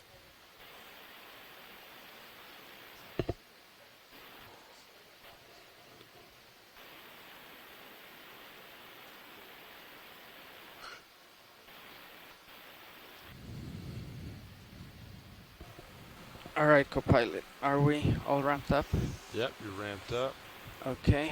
Yeah. Are we completely out video on the main SUS? Yes, all cameras are full wide. Okay. Can you put main What would SUS you right like? here? Yes. Looking at the craft, if possible. Do you want me to take it? Sure.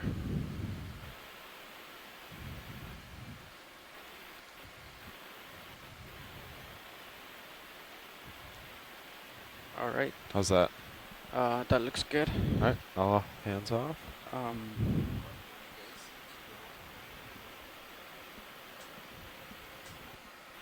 Right, yeah. All right. Just enable. Indexing in. All right. There you go. So let's bring it this way. Oh, actually, We can get the bigger one. That's better. okay.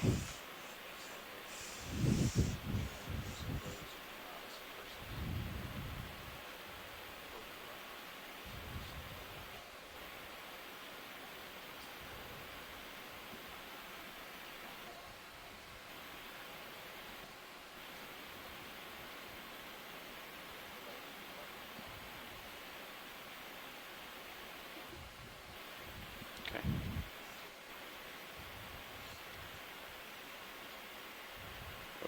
I think yeah, it's loose. It is moving. Yeah.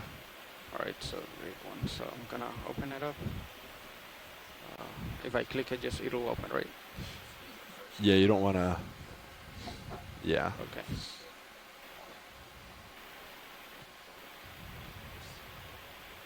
All right.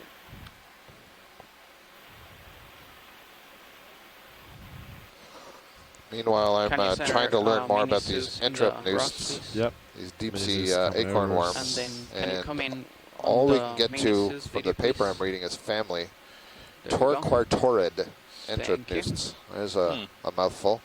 And the various photos we're seeing of this purple-like one are all unidentified. Okay. Oh, yeah.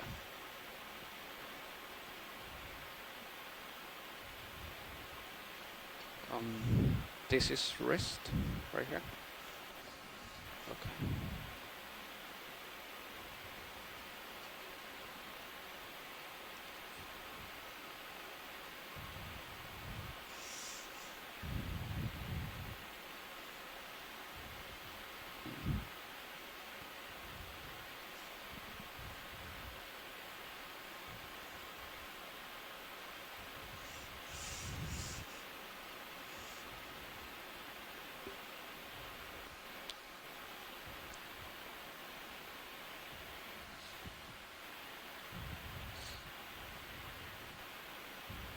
Yeah, almost.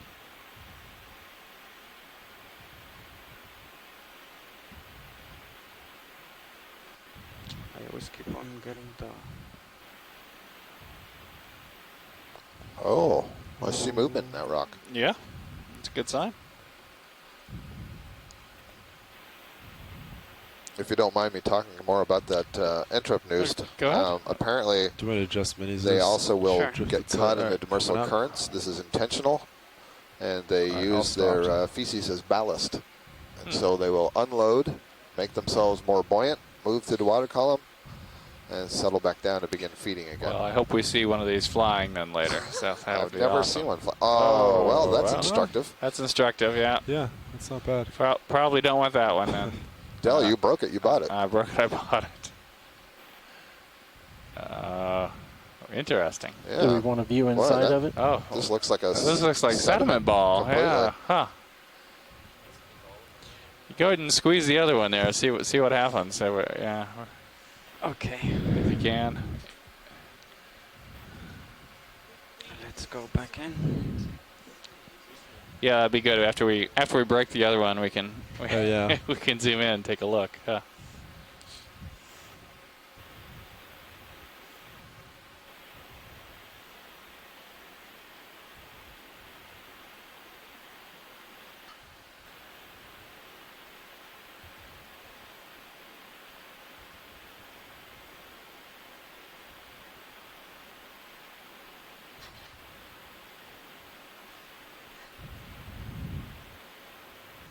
I don't think this one's gonna break.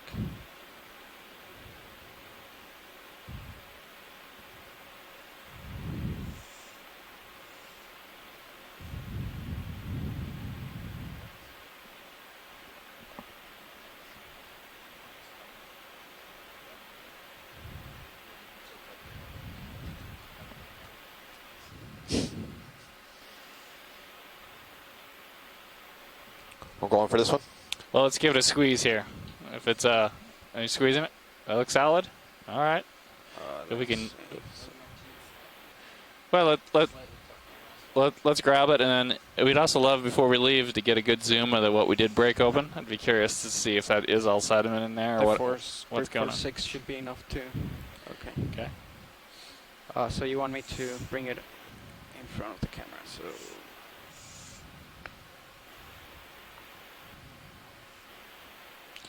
Okay. Yeah. All right. Okay.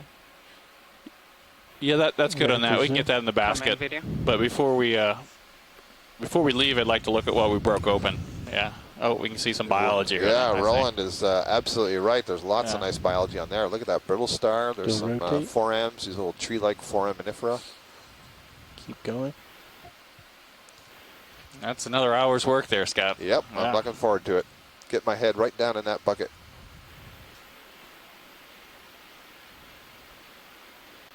That's it.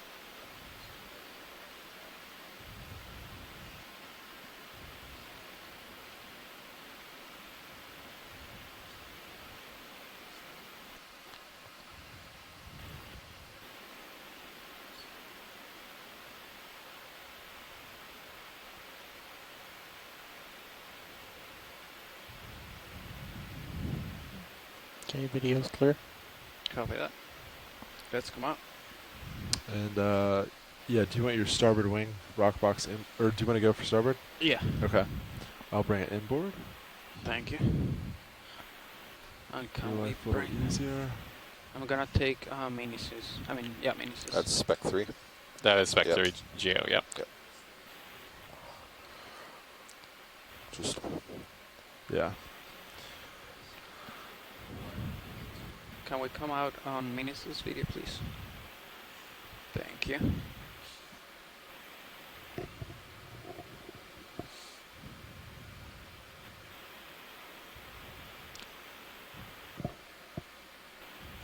Alright.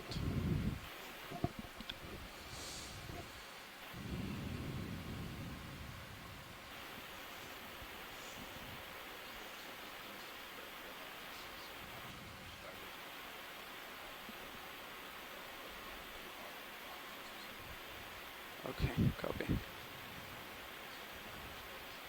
Yeah.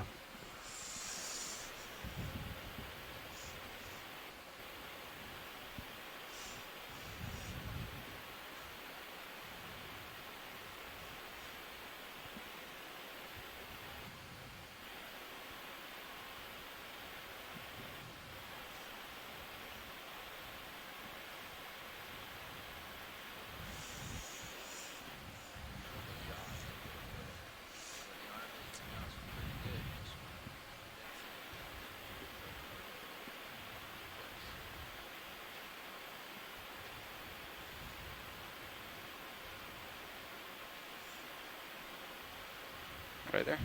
Just bring it down.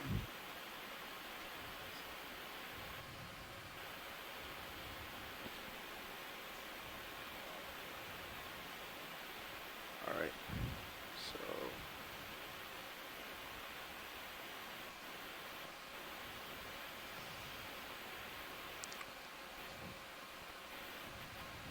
Very nice.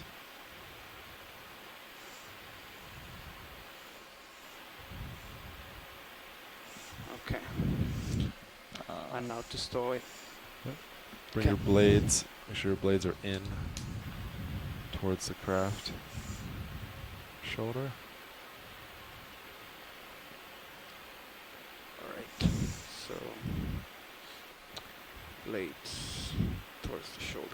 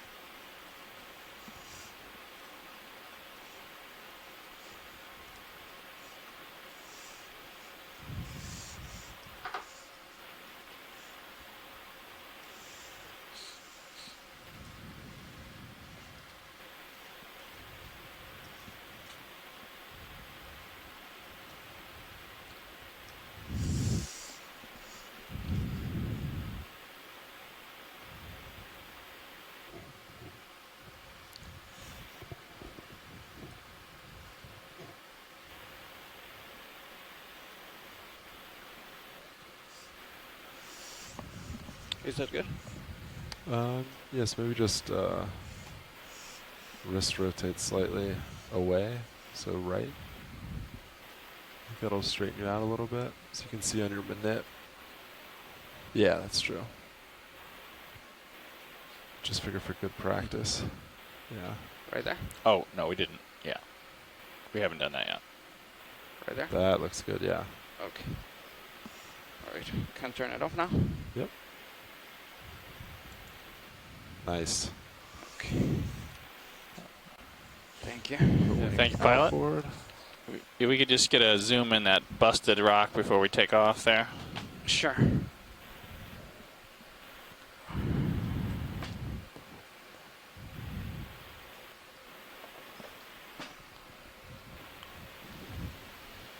Come in video. I'm gonna take my camera back.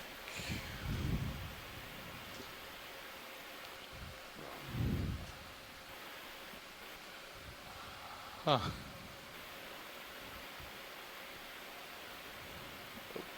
Sorry.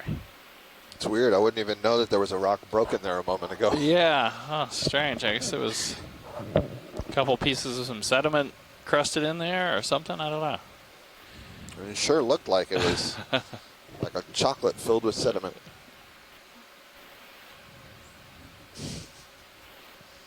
Come in. Well, Mother's Day is coming up, right? There you go. So. I think some Holothurian mother might just love a chocolate filled with sediment. Yeah, it's weird. It still looks like a rock. Maybe it was two rocks kind of jammed together. Yeah, because the other one seemed to be solid. Yeah. Yeah. Huh. Yeah, it looks like there's some rock there. Yep. I bet that's what it was. It must have been not one rock broken. I don't know. I'm not a geologist. All right. Well, I think science is good. Thank you. Okay, let's come out video. All right, pilot. So after this, you want to come Sirius drifted, a little funny. So you want to come starboard and center out. Copy. What's your heading right now? I had to rotate to 275 to keep you in view, so we had to go back to 290. Copy. So as you come center, I'll just kind of slowly rotate with you. All right. Well, that's funny. So we did a dive, last week. We went to a fracture zone at 4,500 meters, and on the way down there, I said, I believe today we'll see Umbellula and Enteropneust. And we didn't see either, but we've seen both today at 2,200 meters.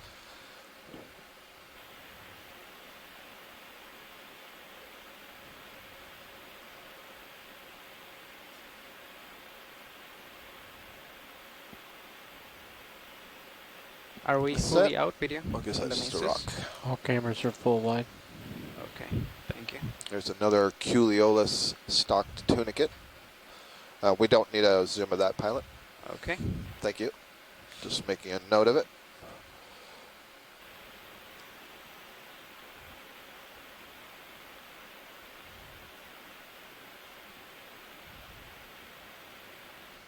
See another sea pen there. A little sediment patch. All right, I'm back to 290. So we're not seeing, a huge amount of life, but there is stuff. What's this long stock? Is it going to be a crinoid or? Yep, look at that. Very tall crinoid. Huh. Let's just get a quick view of the top of this as we're going by. Interesting, very round, isolated rock down here.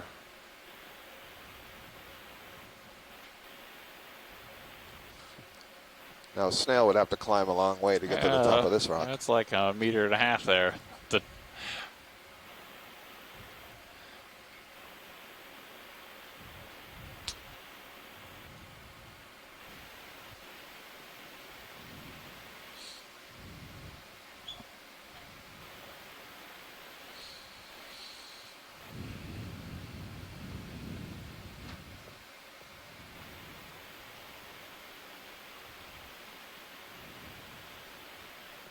All right, video, come in.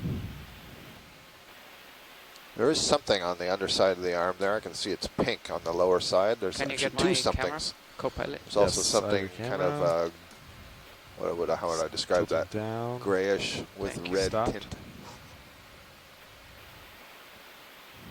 Slight tilt. Astrid Leitner says this is the giraffe of crinoids.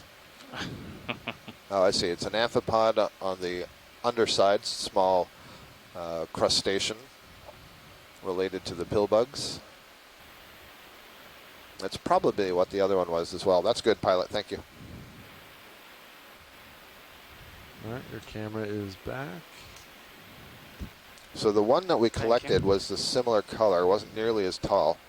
We'd have to look at the details to determine if it's the same species.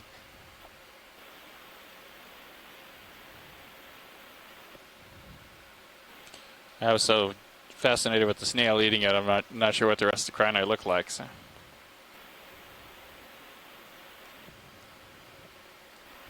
Something yellow right beside lasers above it. Looks like a large brittle star there. Not sure. That might be different. Oh, I see. Is this an urchin? No. Or no, dead sponge. Oh. Just the base of a...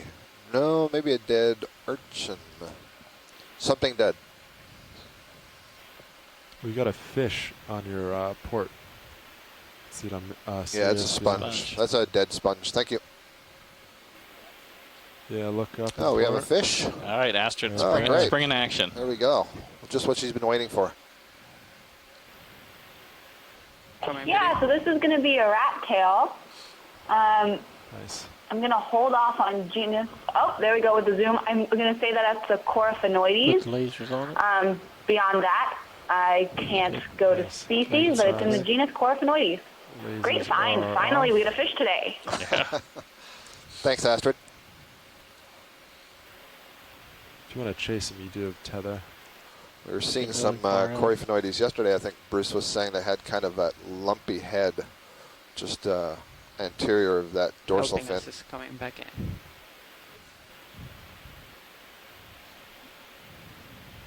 It's looking right at you, Caitlin.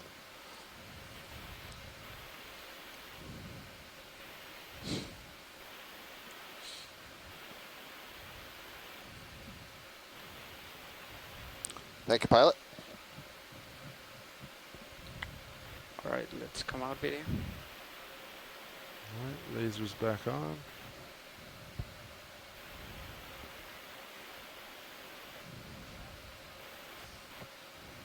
One of the little thread-legged shrimp, Nematocarcinus, crawling on the sediments there to the left.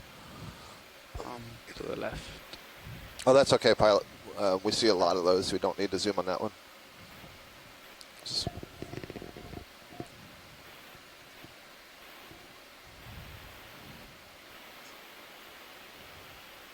let's see if we can make our way up slope a little bit here. I know we got 3 samples all before lunch. I'd say we're crushing it. I'd say we're doing a really good job.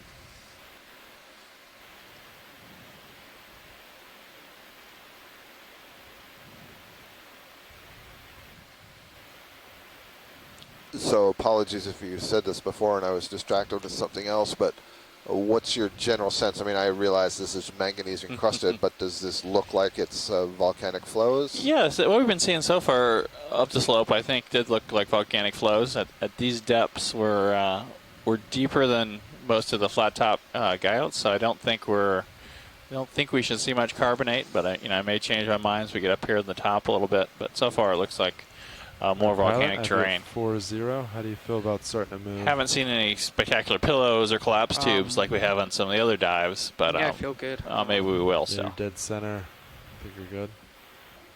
Yeah. All right. Go ahead. Nav, you want to do a 30-meter move? 290. That's what we're facing. That still looks pretty good in my sonar.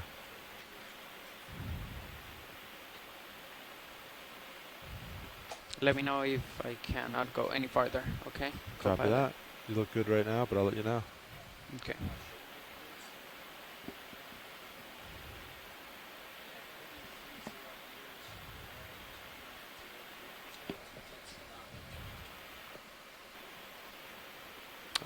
Copy that. Do you see can I take your... anything? Sorry, can I do not. Thank you, pilot. Can I center up your camera? Great.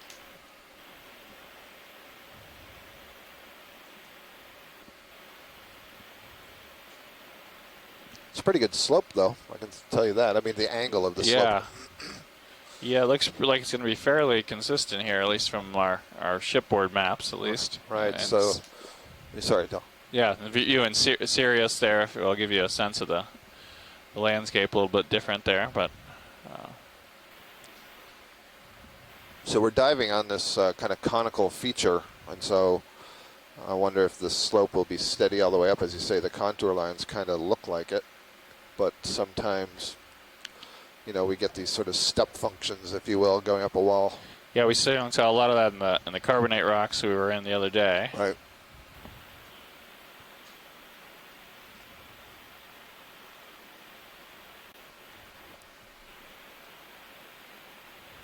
I'm sitting next to Caitlin Bailey, and she's been working hard on a video of color, and I'm not seeing a lot of color diversity right now on the bottom. We did see that pretty impressive purple worm. In the upper right, just right of center, there's a white coral approaching. It's probably another Pleurogorgia. There's actually 2 of them.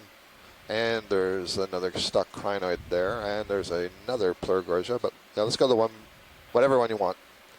There's two. Okay. I see one just above the lasers now, and there's one on the one's left. I think they're all the same. Let's do this one first. Okay. Video. Yep. This one, so Pleurogorgia, we saw Let this me when we get a little first bit sat closer. down. And this one, it looks like it has some of the tissue stripped off. In fact, just below the lasers, instead of the colony that the lasers are on, just on the rock below that, there's something growing out the side, since we had a good look at the Pleurogorgia earlier. Yep. Could be another crinoid. Come in, video. Some like brown fuzz on the rock in the foreground. Maybe they're just, the camera's too good. Must just be, maybe it's bryozoan again. Yeah. Yep, little bryozoan colony. Okay, that's good, thank you. Come on. Quick look there. Yeah, I don't see anything actually on that coral feeding on it, but clearly something has been removing the polyps. There's a sponge at about 2 o'clock to the lasers, tucked down in the rock. Come in, video. Partial. No, it just went off the screen now. Oh, sorry, you're looking at the colony. Yeah, this is fine. I'm not seeing anything on it. We had a good look at that coral earlier, Okay, so we're come on. finished with that one. Thank you. And then the other one, Yeah, it's 2 o'clock from yep. the lasers. Yep. Where is It's that? a little whitish stalk. It's just before that sediment patch that you see at the far top right. It's just in front of that, somewhat closer to the lasers. Come in partial video. It's like I a don't see gray-white Diagonal color. upright. I'll put in the very top corner. Now it's at the top Okay. right corner. All right. Yeah, it's a lot farther than what Yeah, I it's thought. hard to see. That's a partial. Still Okay. trying to determine what that whip is back there. Oh, it's a sea pen. Copy that.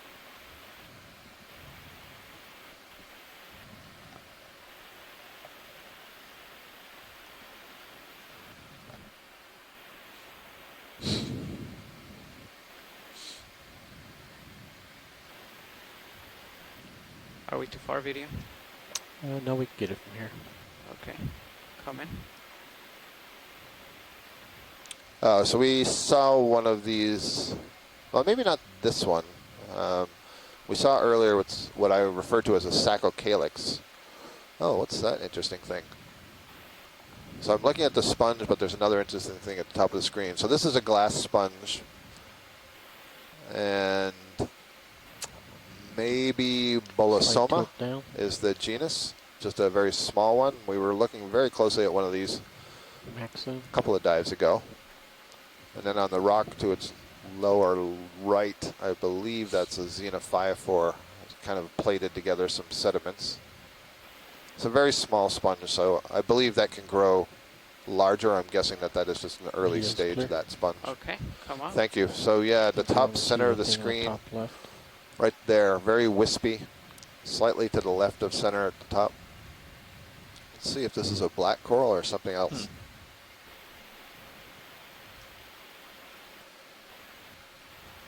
Maybe it's another bryozoan. It's just a very interesting morphology. Yeah, that is what it is. I want to get closer to this one. Okay. It's a really nice looking Yeah, specimen. I'm not sure what the white dots are.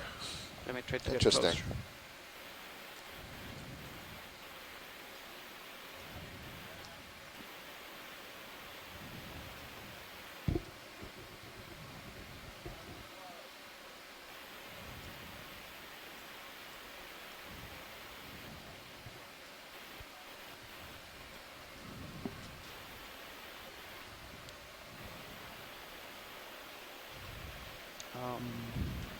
Where was it? Yeah, good question. Oh, I see the sponge at the very lower. Yeah, it's almost just below the lasers. So I think just below the right laser is where that wispy thing is. Oh yeah, it's right to the right of the right lasers.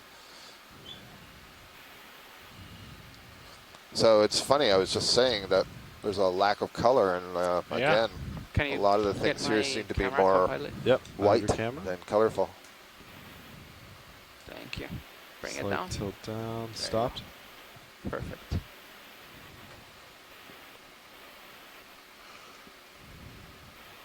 It's definitely bryozoan. It's a phylum guys. bryozoa, sometimes called moss animals. They're very, very common in shallow water. And they're here in the deep sea. We just often don't see them because they are so small. And again, I'm not sure what the white structures that we're seeing on them is. That's good, pilot. We can move on. Thank you. All right, you have your camera back. Thank you, co-pilot. And then we wanted to go back to the the colonies on the left. No, that's another one. It's just not been fed upon, but it's the same thing we imaged, so we're good. I think they want to snap above the lasers. I'm just kind of calling them out so they're heard on video. Copy.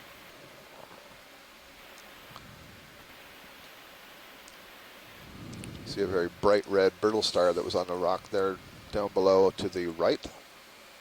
Oh. Sorry, that's not for you, pilot. Again, that's just, I'm relaying it for when they analyze the video later. Oh, 2 sea pens, kind of golden yellow, sticking out of the video. Sand patch. Yep, there we go. There we go. So that one on the lower left we saw before, it's like a spike. That's probably something like Halipterus or Funiculina. I'm thinking more like Funiculina.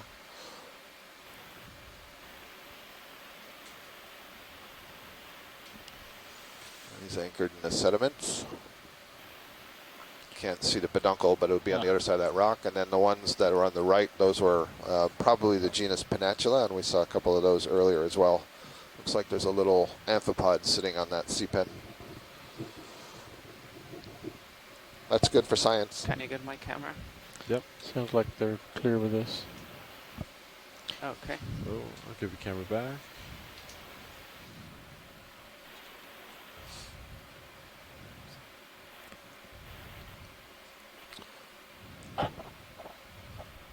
Do we care about these little ones?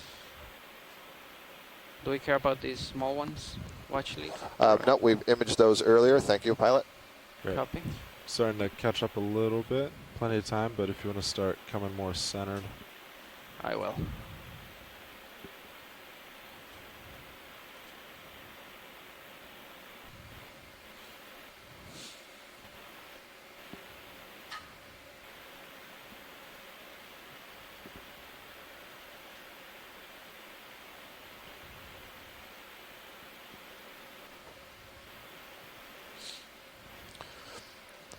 Astrid thought she saw an urchin. I didn't notice it. Del, did you see one? No, I didn't notice it either. Okay. Something upper right. Looks like maybe a sponge on a stalk. Okay, see. Going for it. Something sticking out of the base of this rock, too. So just next to the lasers now, right. There's a rock on the right side. It's coming to the bottom of the screen. Off screen. This is a... Yeah, I'm coming back. Yep. Sorry, pilot. I keep forgetting. You may not be on the OKEX line. So.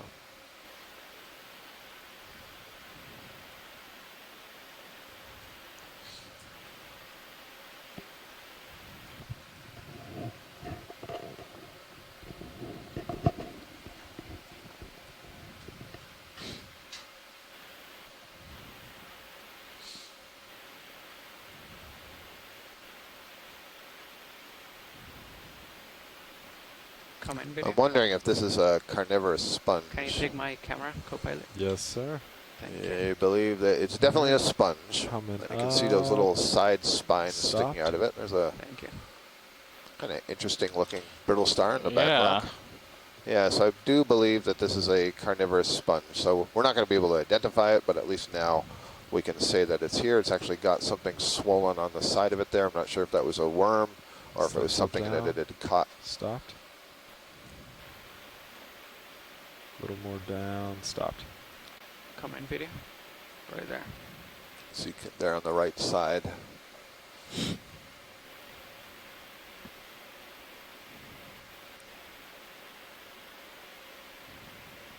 Bring it up, co-pilot. Coming up. Stopped. Thank you.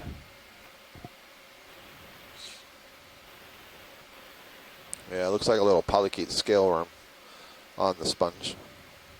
You see those fairly Coming often, up. these worms that are on the sponge. It's never clear that they've actually been caught. Thank you, pilot. That's good for us. And as you zoom out, I think there might be something of interest on the right side.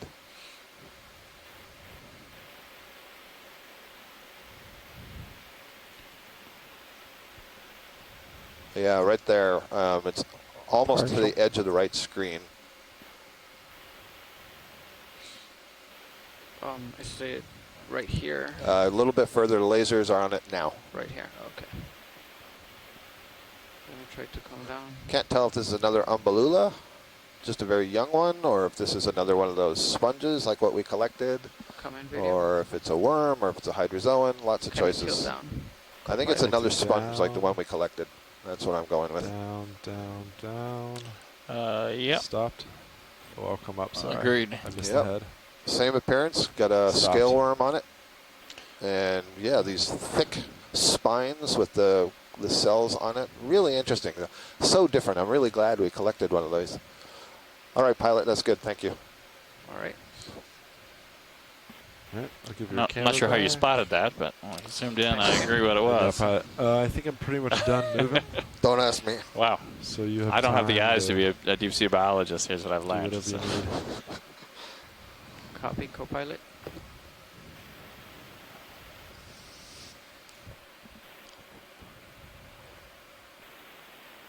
That's why you just dry those rocks. Don't scour them. That's- With your supersonic eyes. Supersonic eyes. That doesn't make any sense. Super wavelength eyes. I don't know.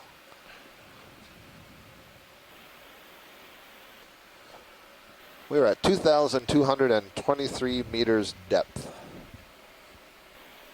We are in the Pacific Remote Islands Marine National Monument. We're working our way up a cone-like feature.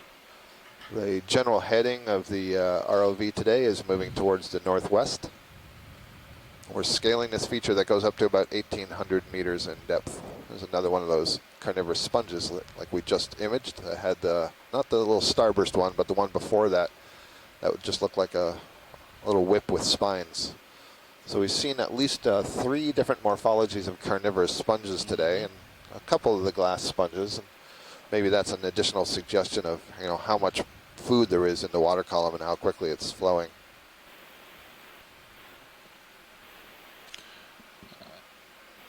All right, pilot. I have you back at 3.8 in my Okay. camera. If you're ready, I think we can do another move. Can we take a snap at the back of the crinoid Another, At the back. I think that'd be good. Yeah. before we another one of swing these around? tall crinoids here. Yeah. Yep. Looks like maybe it's got some amphipods sitting on it. Oh, that's an Don't see anything isopod, on the actually. sonar that says we shouldn't do anything otherwise. Yeah, it's got that long, skinny body with I'm trying to very land long the video. antennae. So that's actually more closely related to the pill bugs than the amphipods.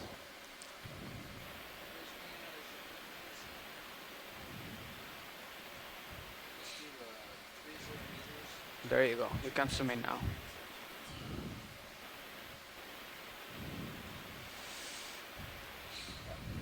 Sorry.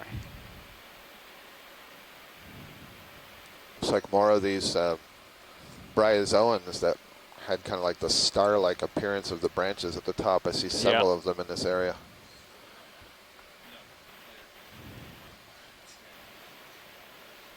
Yeah, this might be what they call a valviferan isopod. That's its abdomen that's sticking out to the right, and then it's got its head end up and long antennae stuck up in the water column. And what else is on there? Looks like maybe another one of those snails. Maybe 2 of the snails on that crinoid. Thank you, pilot. That's good. Video's clear. Copy. See the cup coral out there, science? I did not see that video.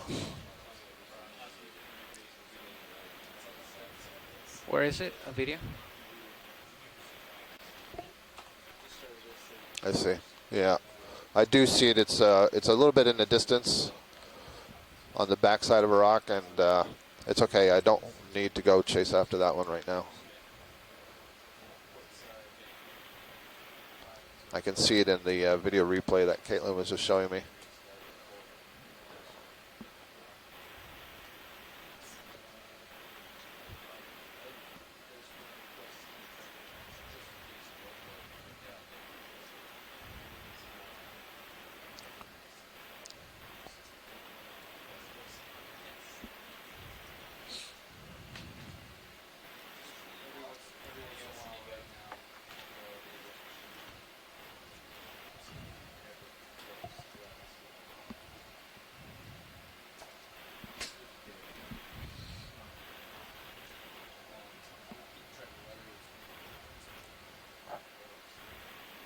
Les Watling from the University of Hawaii notes that that is an Arcturid isopod.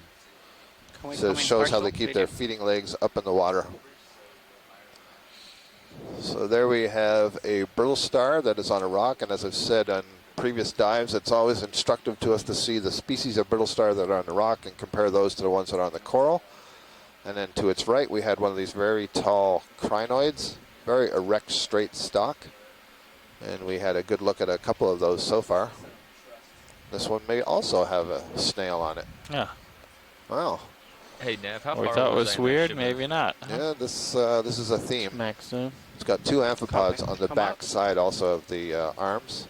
And then keep going right, pilot. I saw another stalk there. There we go. I think that might be a bamboo coral. Let's have a brief look at that.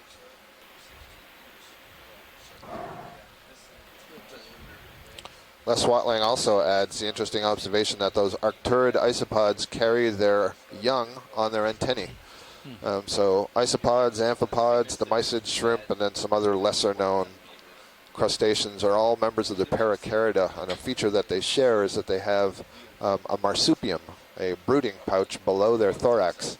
And so the eggs hatch, and they actually, some of them will keep the babies close to them for some period of time. Hey, Nev.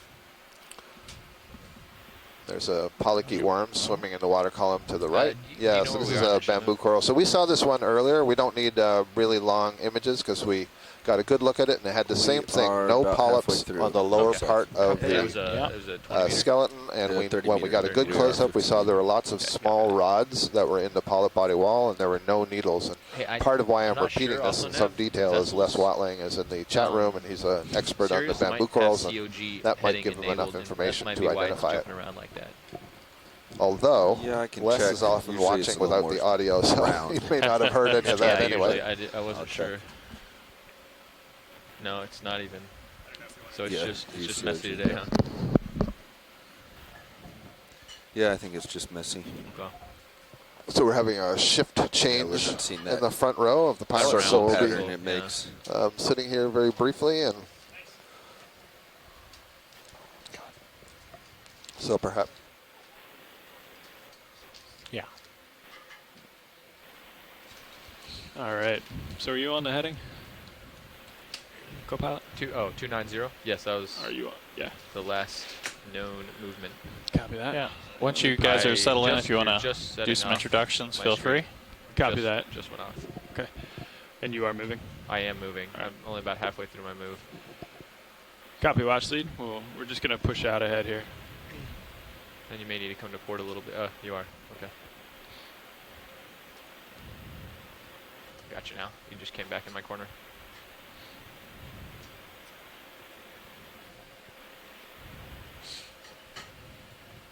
Thank you, Bridge. All right, that's a little more comfortable. Sure, I got some decent heave today. Yeah.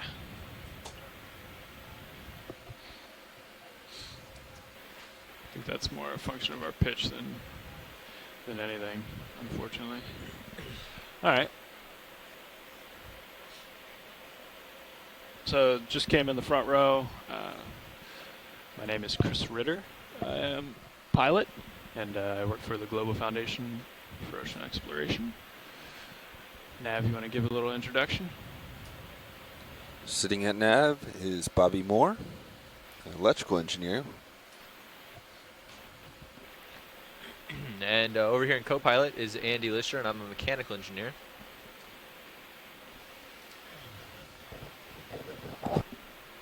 Down a video, Bob Knott. And in clipping, it's still Caitlin. Hello.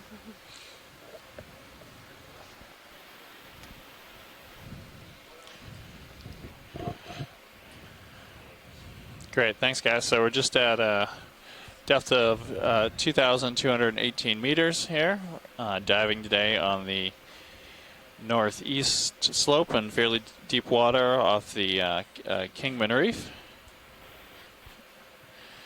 And I've had a fairly productive day. We've taken 2 biology samples and 1 rock sample already, and we're pushing our way up this small cone that's here at the base of Kingman Reef. So we're looking at, from the geology here, is these your sonar's light-colored sediments, probably benthic or pelagic forams, very uniform size to the grains, and then these dark rocks are, I believe, volcanic rocks that have this thick ferromagnesium crust on it that we've been seeing on all our deeper dives. Rocks would have formed here. These islands would have originally formed about 70 million years ago, and so we've had a long time for some of these crusts to accumulate on these slopes.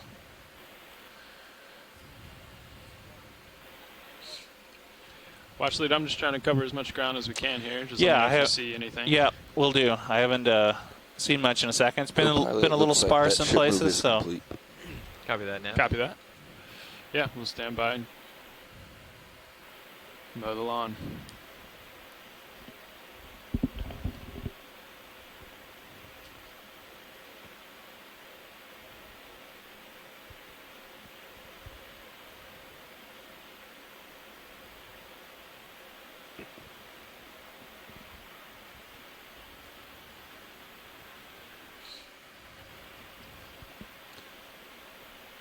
If you prefer, I can bring down the track lines.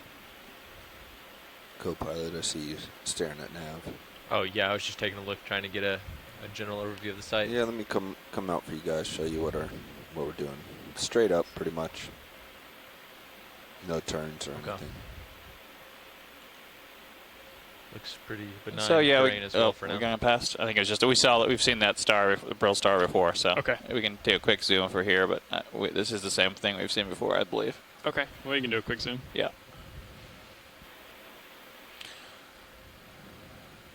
Okay, go ahead, video. Come on in. Just get an ID here, I think. Great. Yeah, it's the same feeding posture we saw before, and then there's another brittle star just down below there as well. Okay.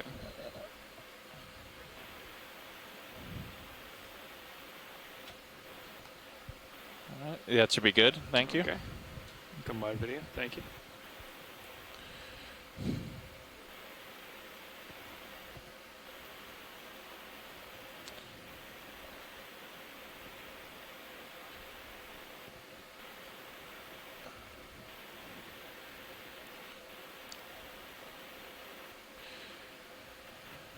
And then, yeah, what's this brown thing just right for the sediment there? Can we zoom on that? It's on the left side of the screen right now.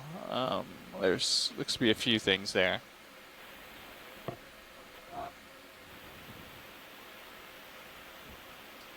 The brown thing, I'm not sure if I catch it. Yeah, see the flat part of the side? It's up to the left above the lasers. Okay. Oh, I see. About halfway up. There you go.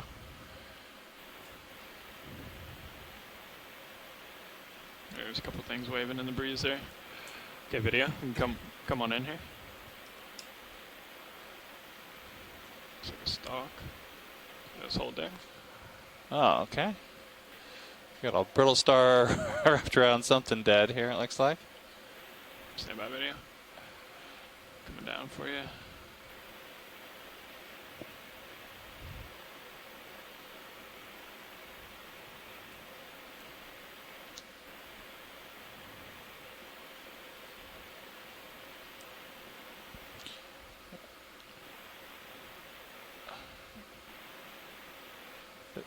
Bryozoans, yeah, these are the same bryozoans that we saw earlier. I think we've seen some fairly big ones here today.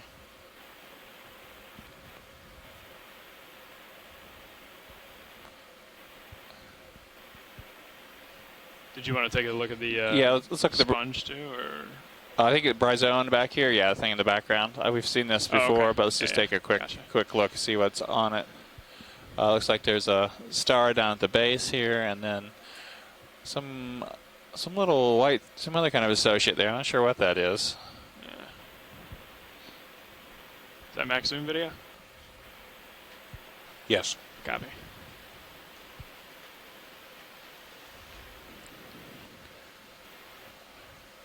Okay, let me know when you're clear, video. Anytime. Is that good here, Washley? That's perfect. Thank you. All right.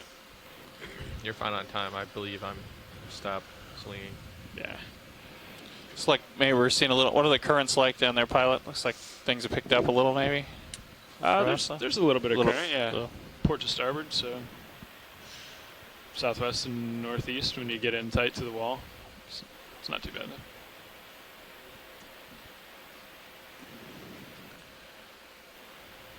Taking a tether out to my starboard side.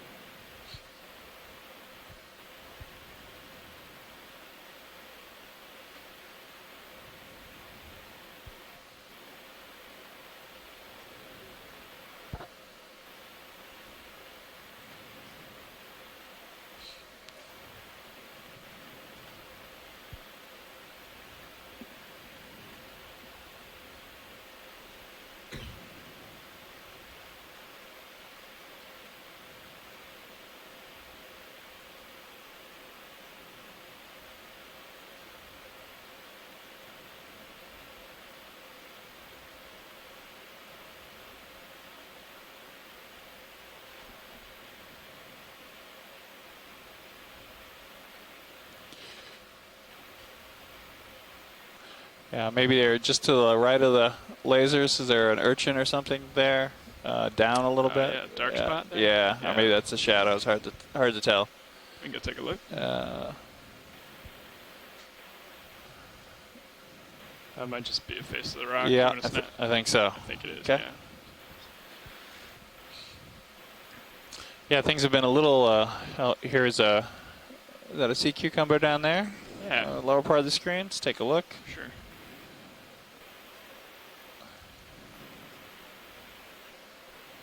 And is that an urchin to the right? Yep, there was an urchin there. That's not what we were looking at, but good eye, Astrid. We can get right and then yeah, go. we'll take a look at both of them. And we haven't really seen urchins today, so something new.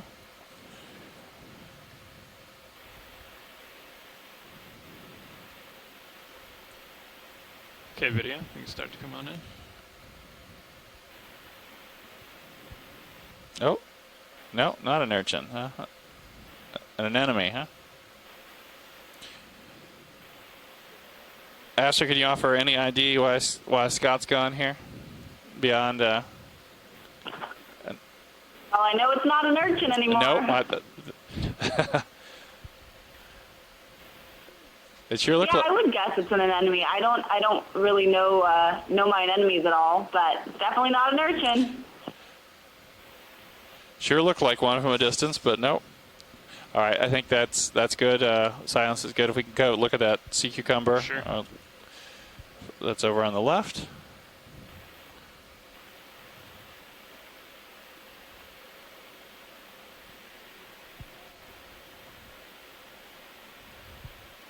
There's something else on the top of that oak crop above the urchin. Some of the anemone.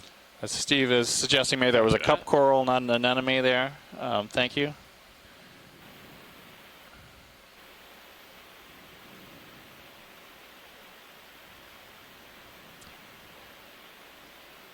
Okay, video. Just come on in here.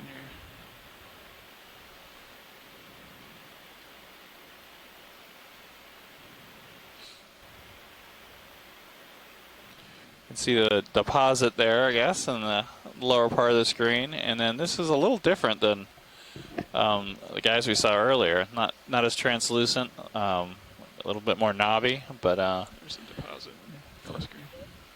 If anyone can identify this further, please chime in.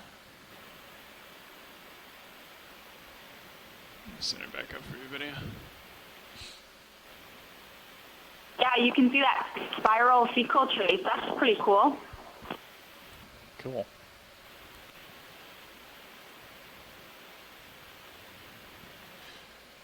So Asako is suggesting could be corallomorph.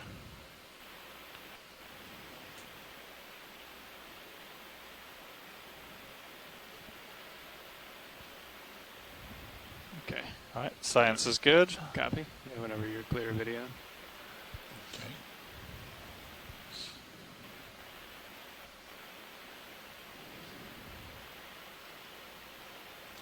It was just a single stalk at the top of that oak crop that I saw. Okay. Copy Right that.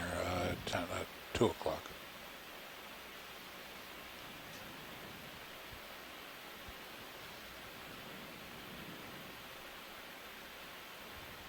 Oh yeah. I think I saw them looking at this before. We're just going over 2 more at the bottom.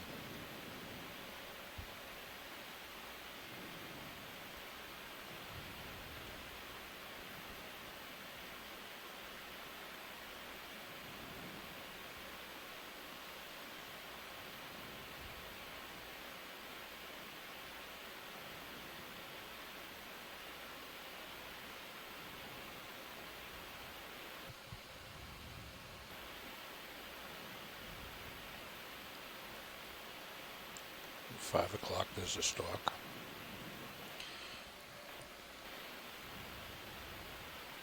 Yeah, something. Oh, is there something right up to the left of the lasers here? Yeah, I think so. Yeah. We could think about bumping me forward if you're going to continue. Yeah, we got a few things here. It looks like. Okay. Yeah, maybe just We can wait. a Yeah, minute. we got a couple things to look at here. Maybe after this one. Position.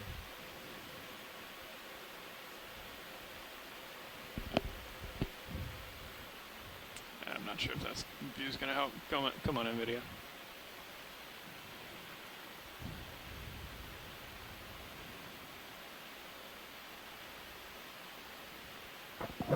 Co-pilot, what are you thinking for that move? It looks like my angle's the same. I mean, 290 still agrees with sonar.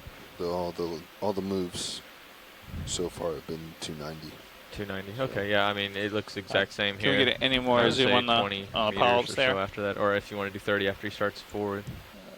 Yeah, I was is going that to wait. max? As soon as he comes That's up, we'll max. get 30 meters in at 290. I'm ready for that. Yep, after he's done.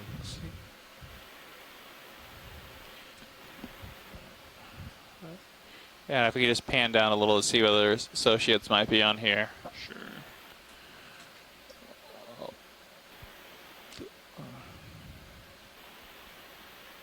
There's one on the back stalk.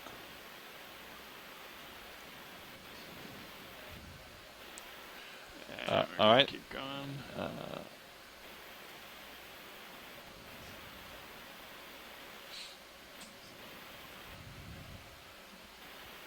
Co-pilot, I think I'm going to That's interesting there. get this move in now. I'm not hearing anything from shore, and it'll take a little while to actuate. Okay. I think Pilot, you okay with that? science is good. We can look over to the right at those. Looks Bridge, like Charlie, another yeah. coral and a crinoid over there. Copy that. Yes, can we get a ship move, please? Same as you've been doing. 30 meters, bearing 290 degrees at 0.2. Good copy. Oh, so Plurigorgia, we're seeing from Osako for the coral there we're just looking at. Or Okay, it's coming in on the bottom here first. Video.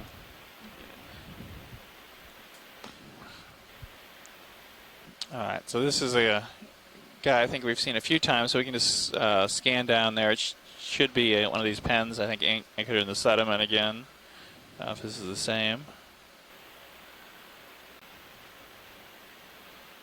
Oh, no, it's just attached to the little rock there. Okay. Interesting.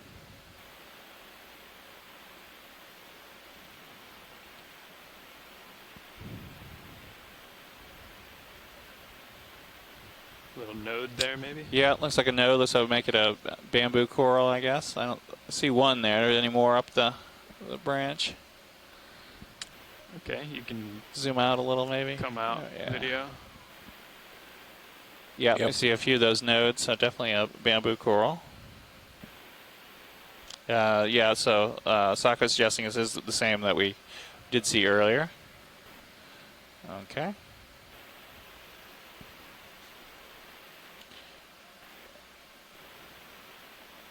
And then we've seen a bunch of these tall stalk crinoids already, so we can keep moving on up the way here, I think. Sure.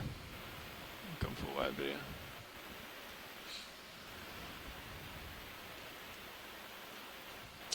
Thanks to everyone for their input from shore there.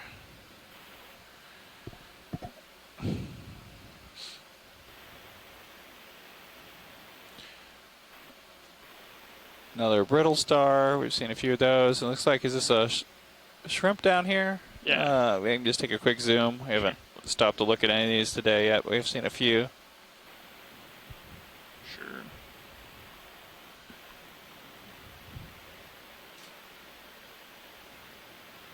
Okay, video. Let's come on in.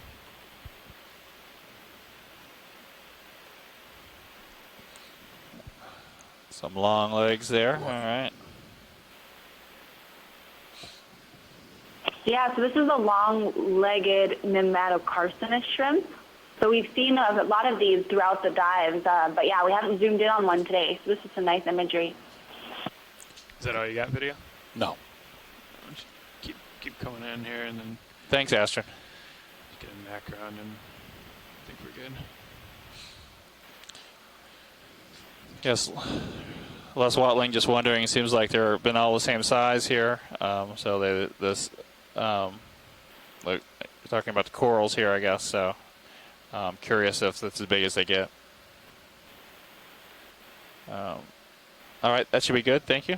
Copy. Okay, whenever you're clear, video.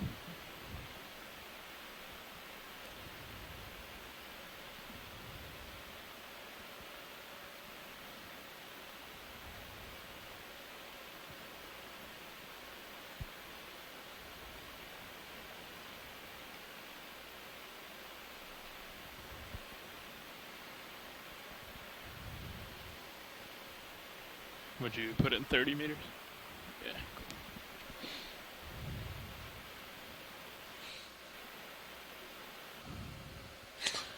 All right, Scott is back, so you can stop listening to me butcher biology. It looks like it's about halfway done. So we saw sea cucumber, something that was either an anemone or Steve suggested it was probably a cup coral. Yep. And then a few other things we've seen before. We saw some more of the big crinoids. Just had a nice view of one of those long-legged shrimp. And I see we are just getting to the 2,200 meter level. Here's another one of those purple-headed enterop-noosed worms, the acorn worm. I'm gonna have to go back to this document to remind myself the name. Torquar Atoridae. Torquar Atoridae is the family. We were getting some really good images of this earlier. Copy. So just a quick image. It's another deposit feeder, really bizarre thing. Phylum Enteropnusta.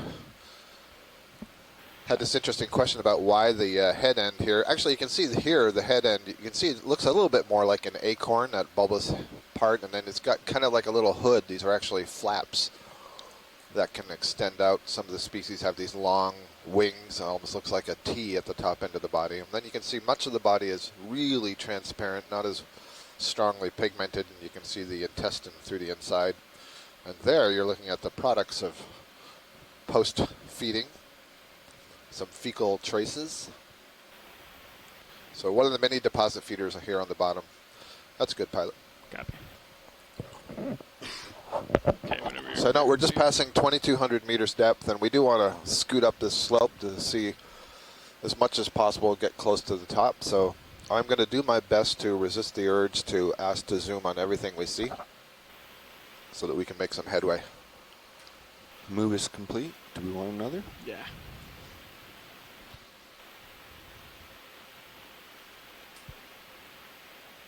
Bridge, ROV nav. Yeah, can we repeat the move, please? That's correct. Thank you, Bridge.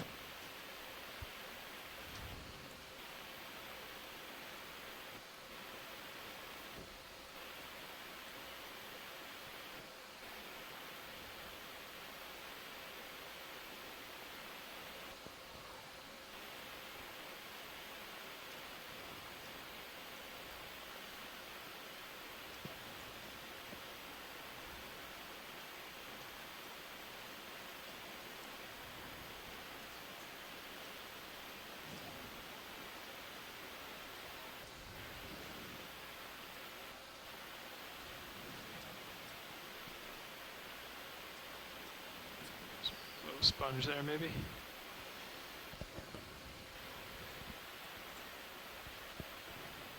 Looks like a stock sponge here.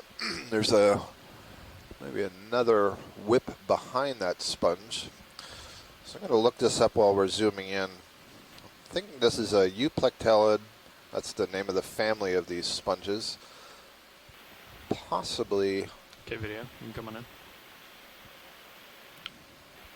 Bolosoma of some kind. So this is a glass sponge. It's a filter feeding animal. Oops, sorry. You can see it's got that long stalk composed of basically rays of silica called spicules. So yeah, this is the second or third one of these that we've seen today. Copy that.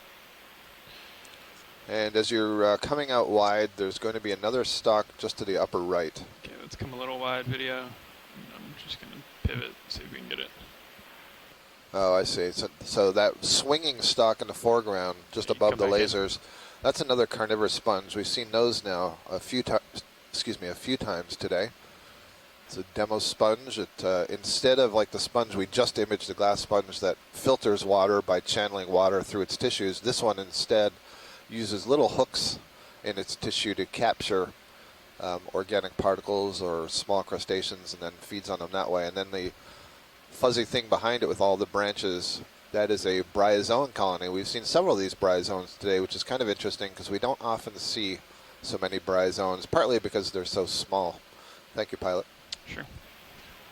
Okay. Again, I'm noticing a distinct lack of color other than that acorn worm. Almost everything we're seeing is basically white.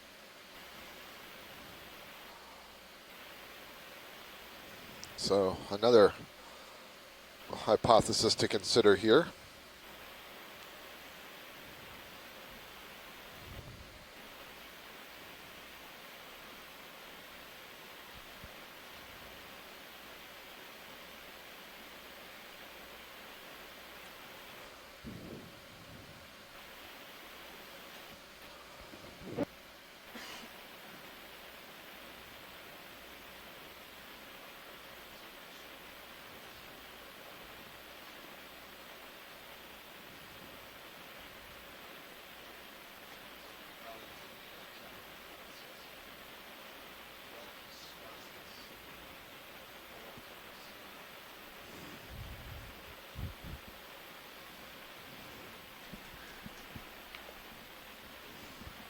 Oh, you're right.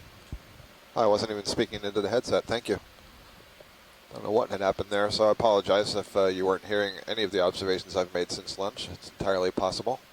Nah, we heard you up until then. Okay. So my colleagues in the chat room were remarking that just above the lasers, there's a stalk sticking out of the sediment. Might as well get a look at that, and that brittle star above it. Copy. It's probably going to be a sea pen because I don't think it's on the rock. So yeah, there's a relative sparseness of large sessile fauna, especially the corals. There's corals down here.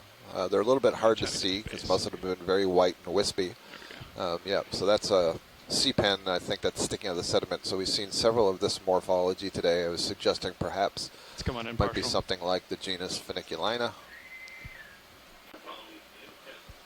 Yep. Kind of an polyps arising directly off of the stem. Another possibility is prototillum. So that's frame, maybe. That's good. Yeah, there we go. This one actually might be a little bit different from the ones we were seeing earlier. I don't remember the earlier ones having those little white, what are possibly siphonozoids, little white dots that you see right on the main stem. All right, that's good for us. Thank you. Copy. Did you want to take a look at this? Yeah, let's just have a quick look at the brittle star. Okay, so we've seen several of these today. Looks like the end of the second looks like the Ophiacanthid with those very long spines. Come in a little video. Copy that, Nav. Thank you. See the crab in the background there? Oh, thank you. No, I didn't. Yeah, so there's a little squat lobster on the rock up behind and almost in the center of the screen. You'll see it in just a moment. There we go. Possibly a Munidae squat lobster. So we see there's several different kinds of squat lobsters. We see them quite routinely. the foreground, I'm thinking there's a barnacle. I can see its legs extended. That's good, pilot. Copy. Some of the squat lobsters are specialized to live on the corals, and then there's another couple of families that live on the substrate. Looks like a few more of the brittle stars. There's a sea cucumber just to the left of the lasers. Might as well have a quick look. I think we did see this earlier. Some kind of synactylid. Sounds good. We did have a look at one when you were at lunch, too. Oh, okay, great. We can do a snap zoom. Same sort of thing? I believe so. We can do a snap zoom here. Video. And down at the base of the rocks on the right. We're just going off screen now. Okay.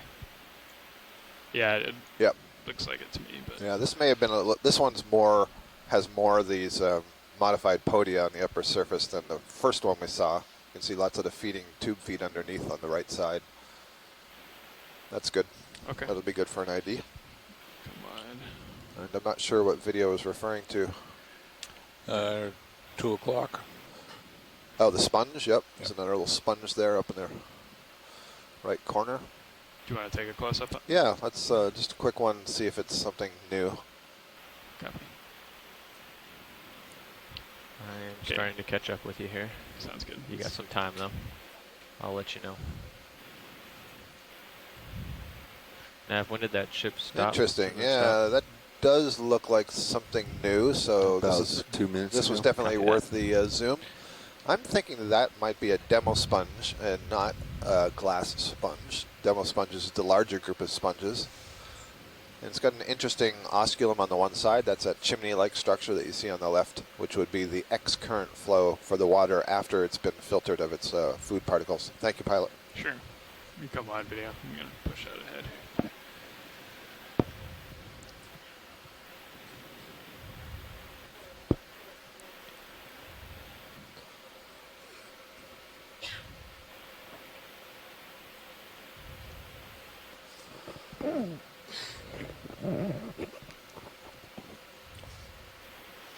So sometimes it's a little bit tricky, I think, to tell when you're just looking at D2's camera that we're scaling a slope, but we are indeed doing that. And in the last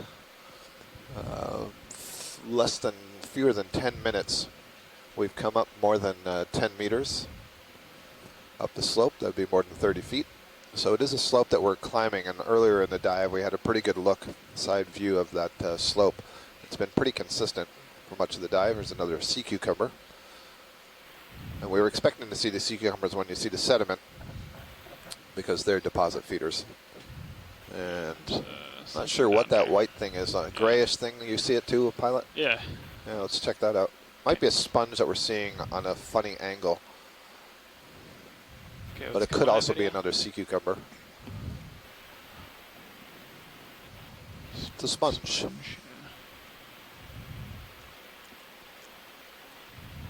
There's a little squat lobster on the rock behind it. That might be the same squat lobster we saw earlier, but from a different angle. So this is, again, I don't recognize this morphology. I'm not even certain where the base is. I guess the base is, yeah, okay, right. So, this kind of has the feel of a demo sponge to me. Cam. I think it's low light. Which means not so a glass sponge, but right I now. can't be certain of that. It's been going in and out. Okay. And I am not a sponge expert, so I'm not going to be able to help you much further than that.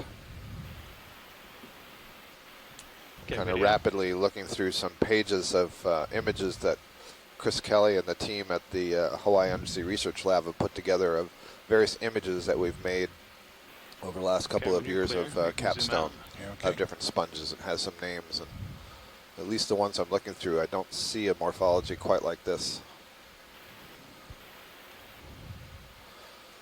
And so one of the things that we do as part of this program is all of the imagery, all of the video, all of the physical oceanographic data that are collected by the ROV, the maps, are all publicly available. The scientists can get direct access to them and study these later. And so an image like that, for example, where I don't recognize the sponge, another scientist could look at it later. Your conference contains less than 3 participants at this time. If you would like to continue, press star 1 now, or the conference will be terminated.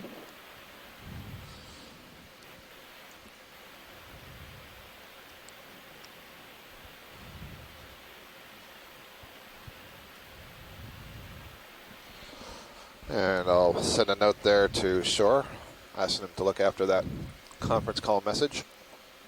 Yeah. Yeah, I just sent something in the chat room. So yeah, the scientists have access to all this imagery and video and physical oceanographic data. So after the dives, that sponge, which I didn't recognize, sponge experts could share among themselves, come up with an identification that could then be added to the database contains afterwards. less than 3 participants at this time. If you would like to continue, press star 1 now, or the conference will be terminated. Well, Astrid says she did push star 1. She can try it one more time. So this looks like a dead sponge, probably a glass sponge. Let's go ahead and have a look at this. And that C-pen to the right.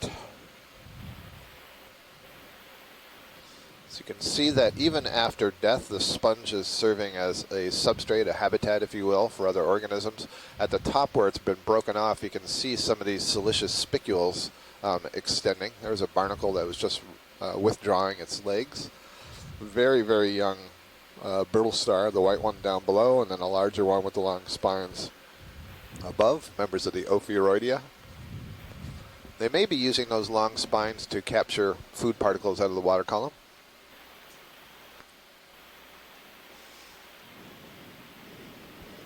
A couple more barnacles.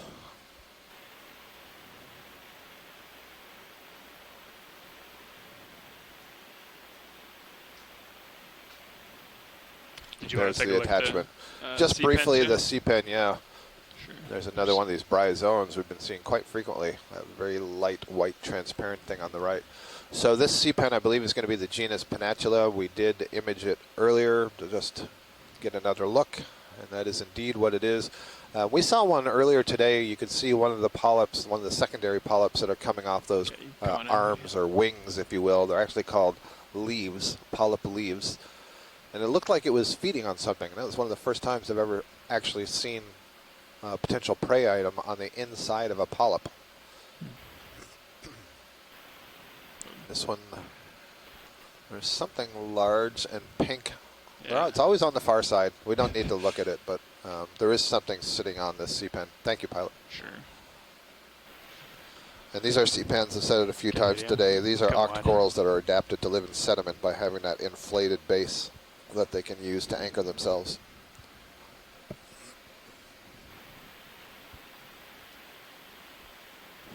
Watch leads. Nav, just a heads up that we have about 2.5 hours left on bottom before we have to start making our way up to conduct the midwater transects.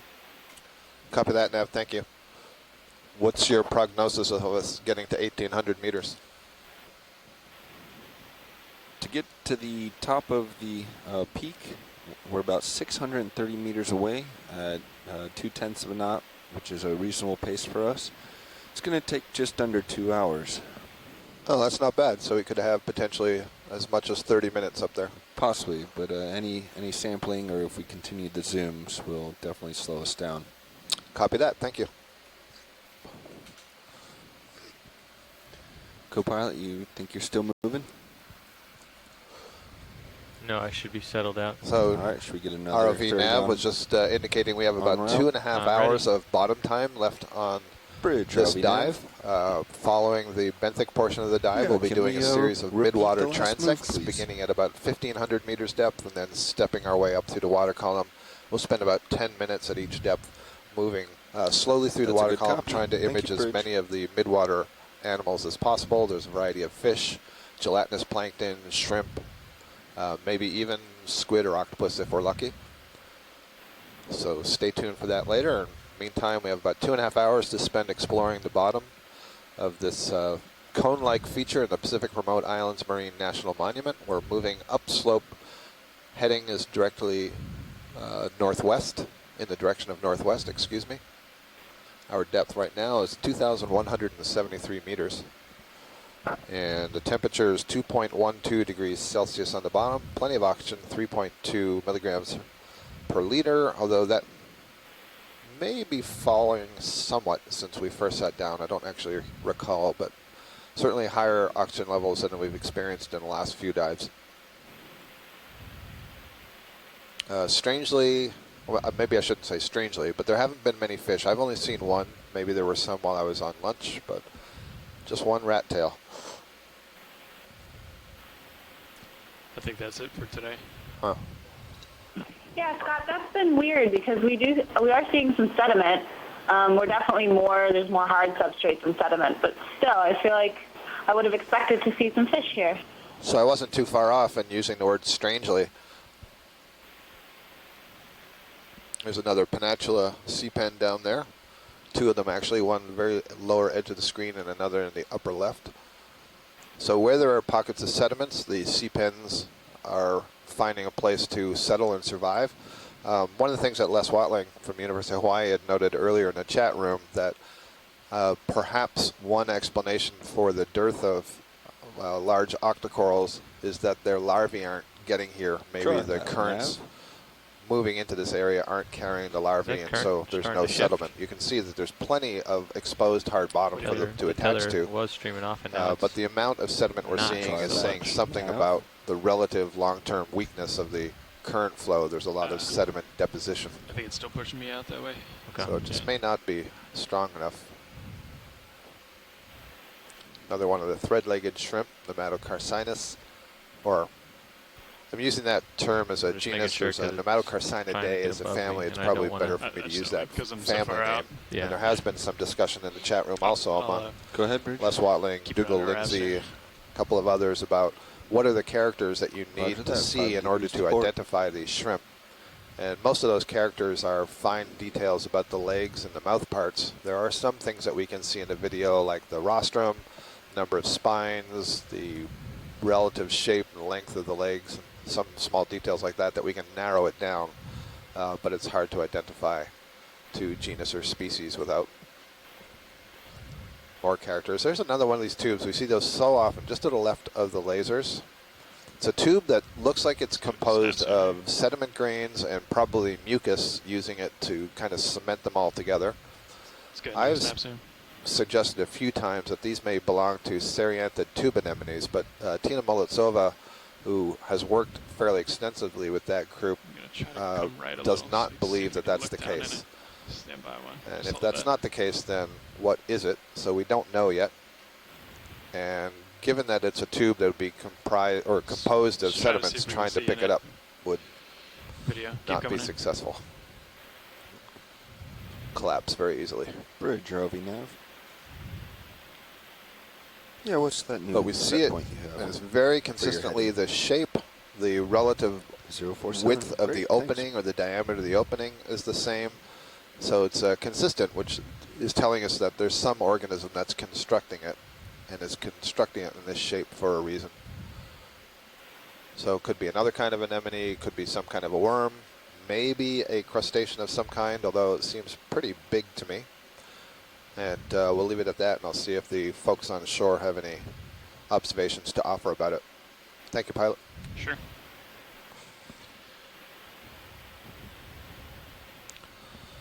Thank you, video. Mysterious horseshoe-shaped tube. Move is coming to an end.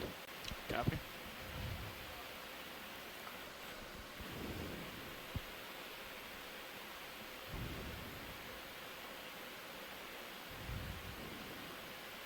Pathway forward looks clear. Do we want another 30? All right. Affirmative. Bridge. It looks like there may be an urchin in the little cavity here, just below and left of the lasers. Move? It looks like you just finished it, right? All right. Well, Astrid had noted earlier on the dive that she thought maybe she saw an urchin. Oh, but this is actually a Bracingid. I take it back. It's still an echinoderm. Right. Thank you. But it's one of these sea stars that's adapted to take its food out of the water column. This one, the legs aren't quite in feeding position. In feeding position, they would be curled up and away from the rock. These ones look like they're somewhat laid down. It's hard to keep that light in there. There we go. Oh, they're actually raised. And now that I've said all of that, I believe it's a crinoid. It is a crinoid. We're narrowing down on it. It's Still an echinoderm. This is a crinoid, so it's not a sea star, but it is a relative of it. You can see it's got those little leg-like structures on the bottom side attached to the rock. Those are called cirri. And in this case, the mouth is facing up. So they're very similar to what that Brisingid sea star is doing, except they're in different classes and other aspects of their morphology are quite different. This one is being fed upon by a snail. You can see that little orange triangle, pyramid-like. That's the end of the shell of the snail. It's a eulimid snail.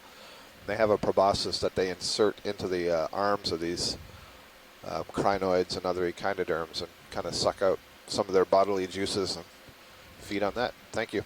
Sure. Nice view.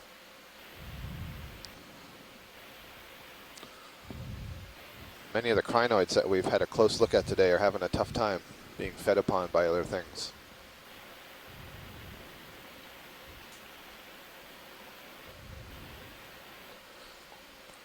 I guess one thing that's instructive is, you know, as we were passing over that, at first I thought it was an urchin. We got a little closer, I thought it was a Brisingid, and then when we got close enough, we saw that it was actually a crinoid. And so it speaks to the value of having the ability to get these close-up images. If you were to drag a camera sled over this terrain, which is something that is done by a number of researchers to get some idea of what the bottom composition is, what the slope is, how much sediment there is, and then get some idea of the organisms, but you can't get the close-up detail, and so you may misidentify a number of organisms. Okay. So it's really nice to be able to have these selective zooms when we need them. So, Scott, I've seen crinoids swimming before. Yeah. Why would they not just do that when the gastropod comes up on them? So it's a good question, and in fact, I don't know if you were listening earlier when Chris Ma was talking. So we saw very early in the dive a stocked crinoid that had a fairly large snail on it feeding. And Chris said that one of the hypotheses evolutionarily is that those swimming crinoids evolved from the stocked crinoids to do exactly what you just described, to get away from slow-moving predators like urchins, sea stars, and snails. That's a polychaete worm. We don't have to chase that guy. Copy. Although he did show me another one of those lovely purple Enteropneustes there, just in the center of the screen below. Starting to get over you. Just going to keep making me practice saying that name. They're all over now, huh? Torquatoridae. Torquatoridae. Easy for you to say. Yeah, exactly. I'm reading it.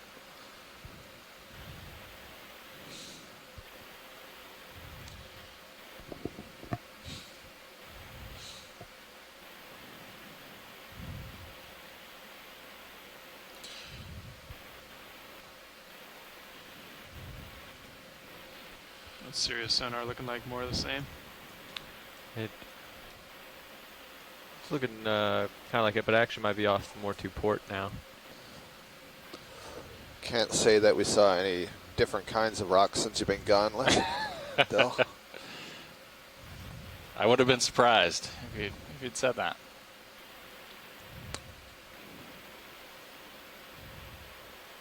It's such a minor shift, though, that it's probably fine to continue in this direction. Copy.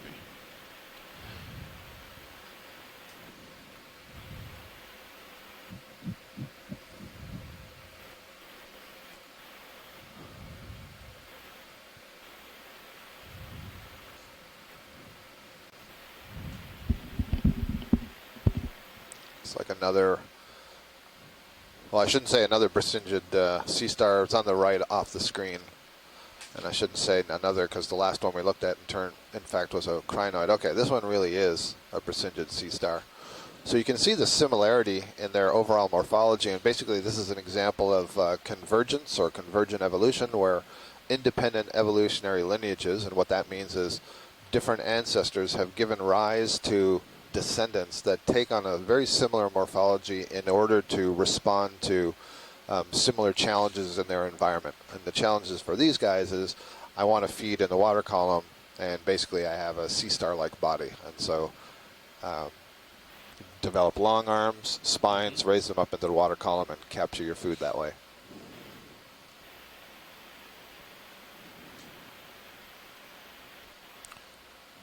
You see we've come up about 45 meters since you went to lunch. Progress was made. Yep. And we have, let's see, about 2 hours and 10 to 15 minutes of bottom time remaining.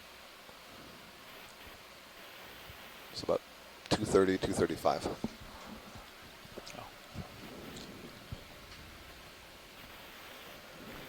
I think maybe for our next move, we might want to look at 280.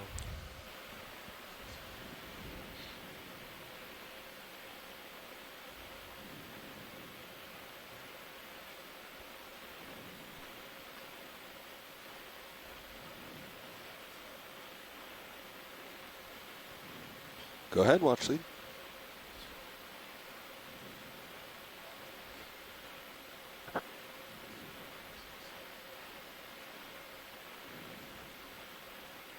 Yeah, stand by. You have 4 o'clock local.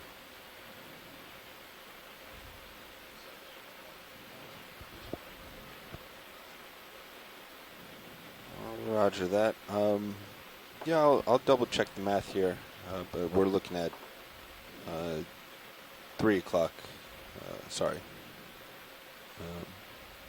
5 o'clock local. Let me check my math here.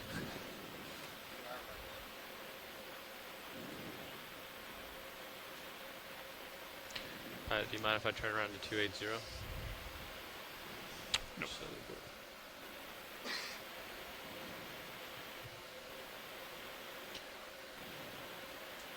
It's going to be following me, right?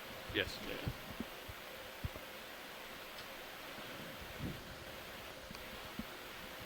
Yeah. That looks better on the sonar as well. Watch lead. Slight, but better. Nav? Sure. Looks good to me. Go ahead, Nev.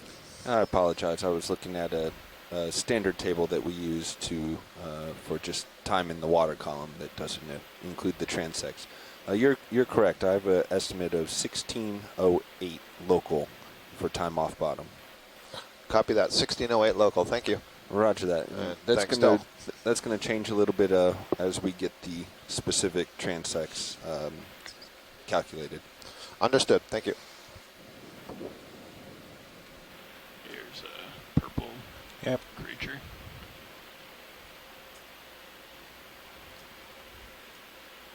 Ship move complete. Copy. Copy. We should have a bit more swing there. Another 3 to 5 minutes.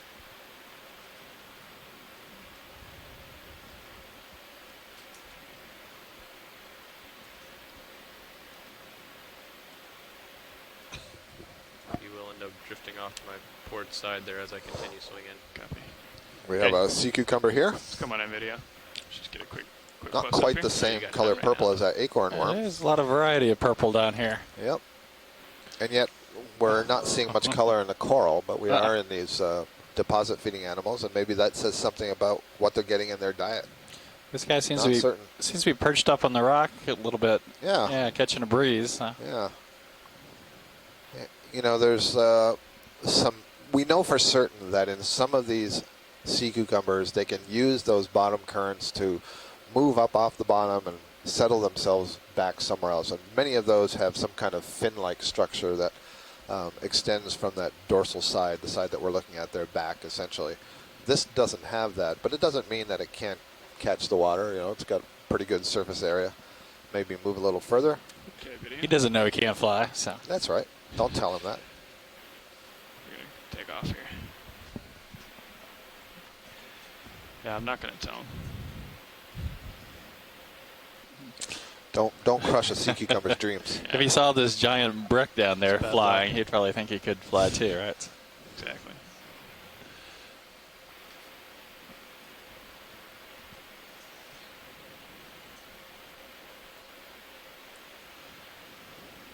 Okay, onward, upward. Yeah, we're looking for that zone of big coral, big sponge. It's just some sediment. It's just some exposed sediment. You can see most of the sediment has a pretty homogeneous color, and every once in a while you see some lighter patches, and that's some indication that there's been some bioturbation. Something's moved around there. Something's digging into the sediment. So it's a lighter color as it digs up what's buried below on top of the more recent organics that have settled on the top. And sometimes that tricks you into thinking there's something animal-like there.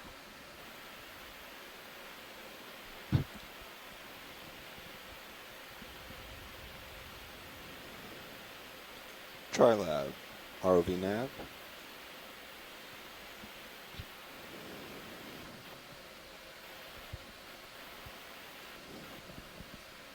TriLab, ROV nav.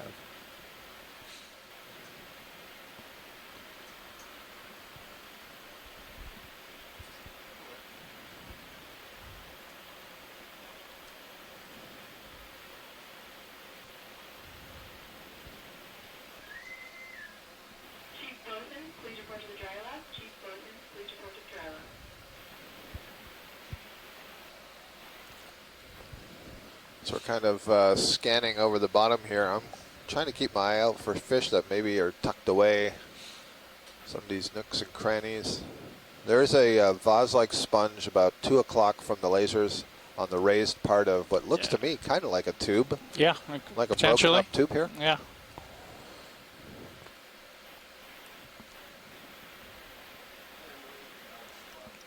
So the question is this a vase sponge or just the base of one of those stock sponges that we saw earlier?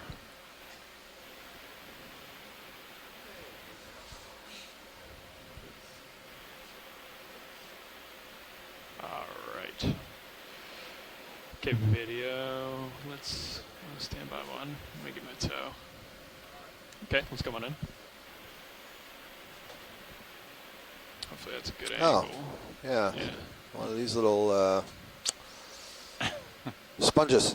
It's a glass sponge. I think maybe Bolosoma type, but stand by. Yeah. Go to my cheat sheets here. Yeah, the variety of shapes of these sponges is really something. Polyopogon. It's a polyopogon-like sponge, of course. I should have known that. I'm kidding when I say that.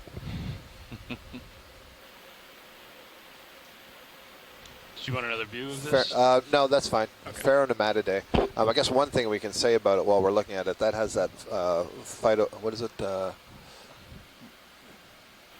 Phytophorus. I've got that written down One somewhere. wide point of attachment, yeah. So. Lophophytus. Lophophytus? I had it backwards. Lophophytus attachment. So basically you see where it's attached to the rock, there's a number of different fibers coming out, kind of like a whole bunch of little tether lines that anchor Oh, to yeah, the I see bottom. there, yeah. I see. And these, you know what, in the very foreground, that little spiny thing, that's another one of the carnivorous sponges, I believe. It's got these very long rays. And one of the things that you notice about the carnivorous sponges is they seem to have fairly reduced amount of what you could call body or tissue and very long spines extending out, I think, to hook things. And that's because they're not funneling water into the body, in which case you'd need a big mass, but are catching stuff flying by. That's good, Pilot. Thank you. Sure. Okay, we can come on.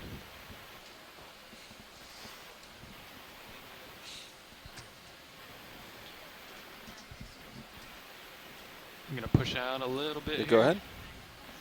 All right. We're going to do a Thank you. quick pilot change here.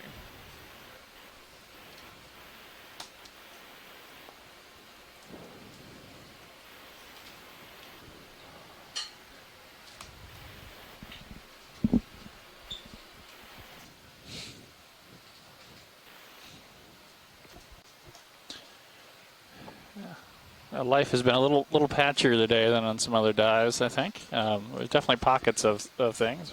Yeah, and it's also, I think, because they're so light in color, white, it's hard to see them. I think there's actually more there than we realize. A little sampling bias here, maybe, or we can pick out. Very often when we do settle down to have a closer look, you know, a lot of the times here we're moving at about 2 meters above the bottom, so it's a little bit harder to see those white things.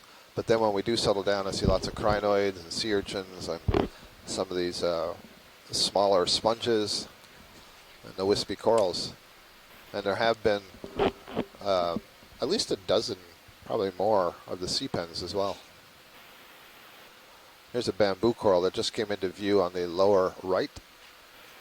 And I'm pretty sure already, without even zooming in, that it's going to be the same one that we've imaged now 2 or 3 times, and that is because there's no polyps at the base of the skeleton, but the skeleton is not exposed. There's tissue there. So my prediction as we go in and we look at the polyps here, it's going to have short rods and no needles between the tentacles. You can see there are a couple of the dark bands that tell you it is a bamboo coral. It has the internode structure. It's a nice pink color to these ones, so there's a little bit of color. But my eye, I know where to look. I can already see these rods that are in the polyp body wall, and there are no needles between the tentacles. So, sure enough, this is now the 4th one of these that we've seen today. Thank you, pilot. Coming out video. Thank you.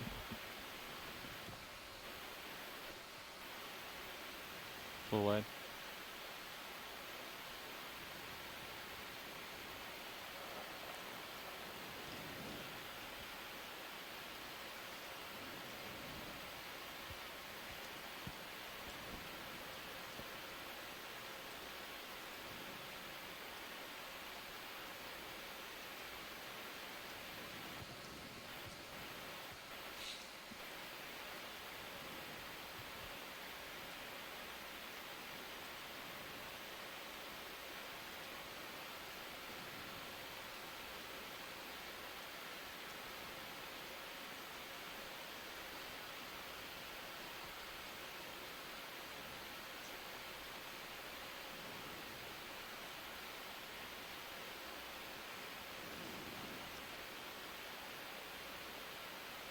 What's this? It's is this something tumble? Oh no, it's a shadow. Never mind.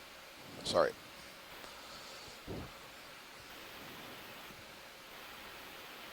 Again, watch these. I'll just continue upslope until you see something. Copy that, pilot. Thank you. I So do pilot, see you've something been, just went off lower stopped right. for a Sorry, while. I Get didn't moving. notice it. I Yeah, think sounds it good. might be a tunicate, 280 one of the this time? octonema tunicates. I th- It's probably that right in makes the most center of your sense, screen yeah. now, based on the way you move, but All right. off screen still. Off screen. Yeah, off screen lower. There we I go. am Just coming popped in. backwards just a little bit nav at the moment. Bridge, are we now? Yeah, so I think this is Yeah, one yeah. of these sort of large Move, hooded. please. Where am I looking right now? It's This time, about 30 4 o'clock meters from the at right laser 280. on the edge Oh, of the I see. rock I before see. the sediment. 0.2. You're okay. I'll keep an eye on you, pilot. That's Copy right. That. Go Thank get you. this shot.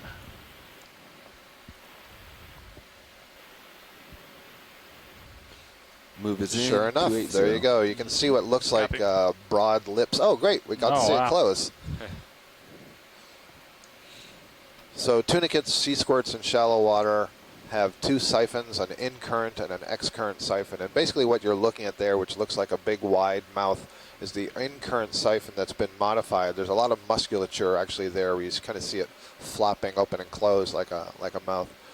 And so instead of generating a current using cilia to draw water in through the in-current siphon, instead they've modified it kind of like this great big mouth or hood that closes as particles flow by.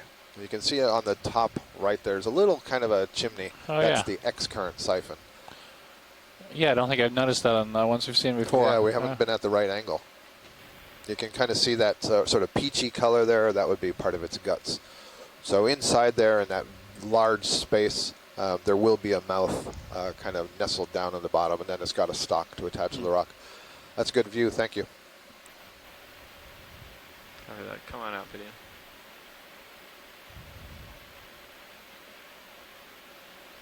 When you're good, we'll take off your video. Thank you.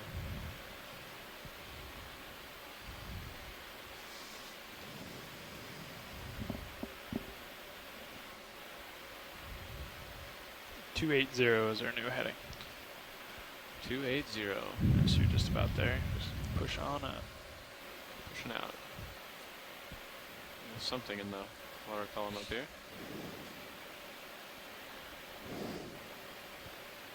You want to do a quick zoom in? Oh, polychaete. Polychaete worm, bristle worm, probably the family Tomopteridae. That's a family that is well adapted for swimming in the water column there. That's nice. You got to see that one settle down. You can see that kind of extended yellowish green head on the left side. So polychaete worms are segmented worms. They're related to the earthworms that you have in your garden, except that polychaetes have these elaborated paddle-like structures from the side of the body, both the left and the right, and then extending out of those are a series of bristles. Those are the chaetae, from which the name polychaete comes many polychaete or many-cete. And in that particular group of polychaete worms, they've adapted such that the paddles are fairly large, and there are lots and lots of those cete sticking out, and so it's very effective to use as a swimming locomotion. Dougal Lindsay tells me that that particular one was a squid worm, not a tomopterid. The tomopterids are truly pelagic. You wouldn't actually see them on the bottom. So squid worm. Dougal, I'm not sure, what family is that? I'm not familiar with the common name.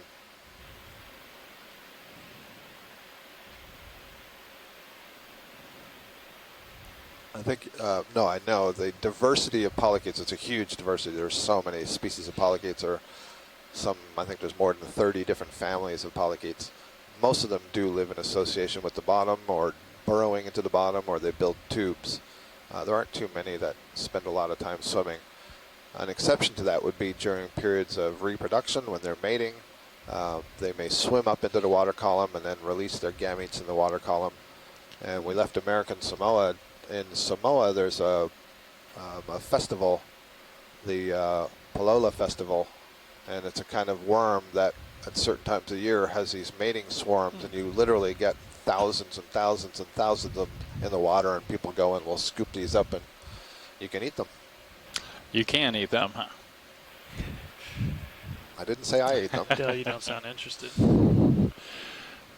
So by getting their larvae up there, Palolo Worm Festival. Getting the larvae up, they have a better chance of dispersal. In fact, what they're doing is getting up, and the sperm and eggs are released into the water column, and so there's a better chance of fertilizing the egg. I see. Yep, similar concept. This is another one of these, I think, Bolosoma type euplectellid sponges. We've seen a few of these today. It's a glass sponge. You can see it's erect on a stalk, and this is the kind that will filter water through that main tuft of the body up on top there. Les Watling's telling me there's something like 80 plus families of polychaetes. Now, a family level means that within a family you can have multiple genera.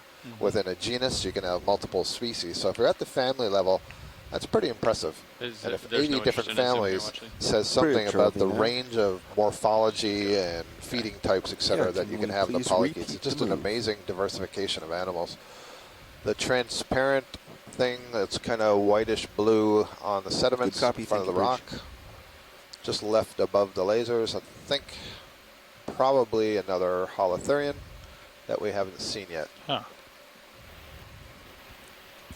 We'll take a look then. It's a pretty big one, this one. Yeah. Got a much more purple head. Looks more like the acorn worm. Very good. I was going to say, gradient. it's very similar in shading. Even the transparency, you can see it's feeding the same way. You can see already the sediment that's coiled up in the gut there. There's another one of the octonumid predatory tunicates there.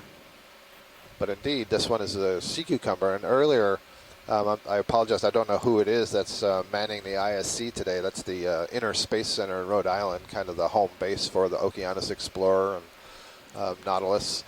Was asking, well, what's the difference between the holothurian and the Entropneusen? If you'd seen this one, it would be even more confusing because they look very similar at this level. But this is, in fact, an echinoderm, so very closely related to the urchins and the sea stars and the brittle stars. They're all in the same phylum. Each of those is a different class. They have minute ossicles in their skin, and echinoderm translates as spiny skin. Thank you.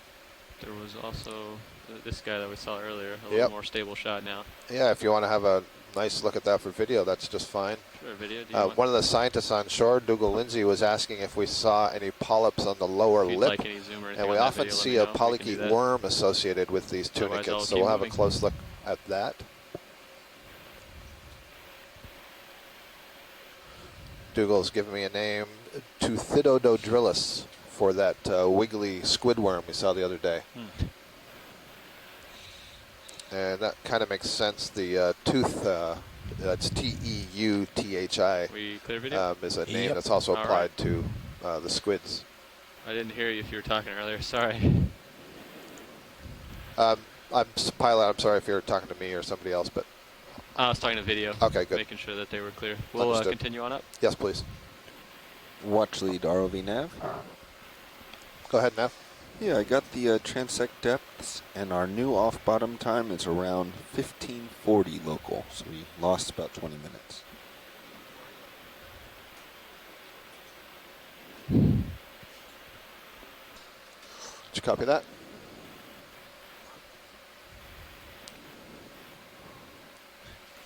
We still under move right now, Nav? Correct. Okay, I'll push out a little bit.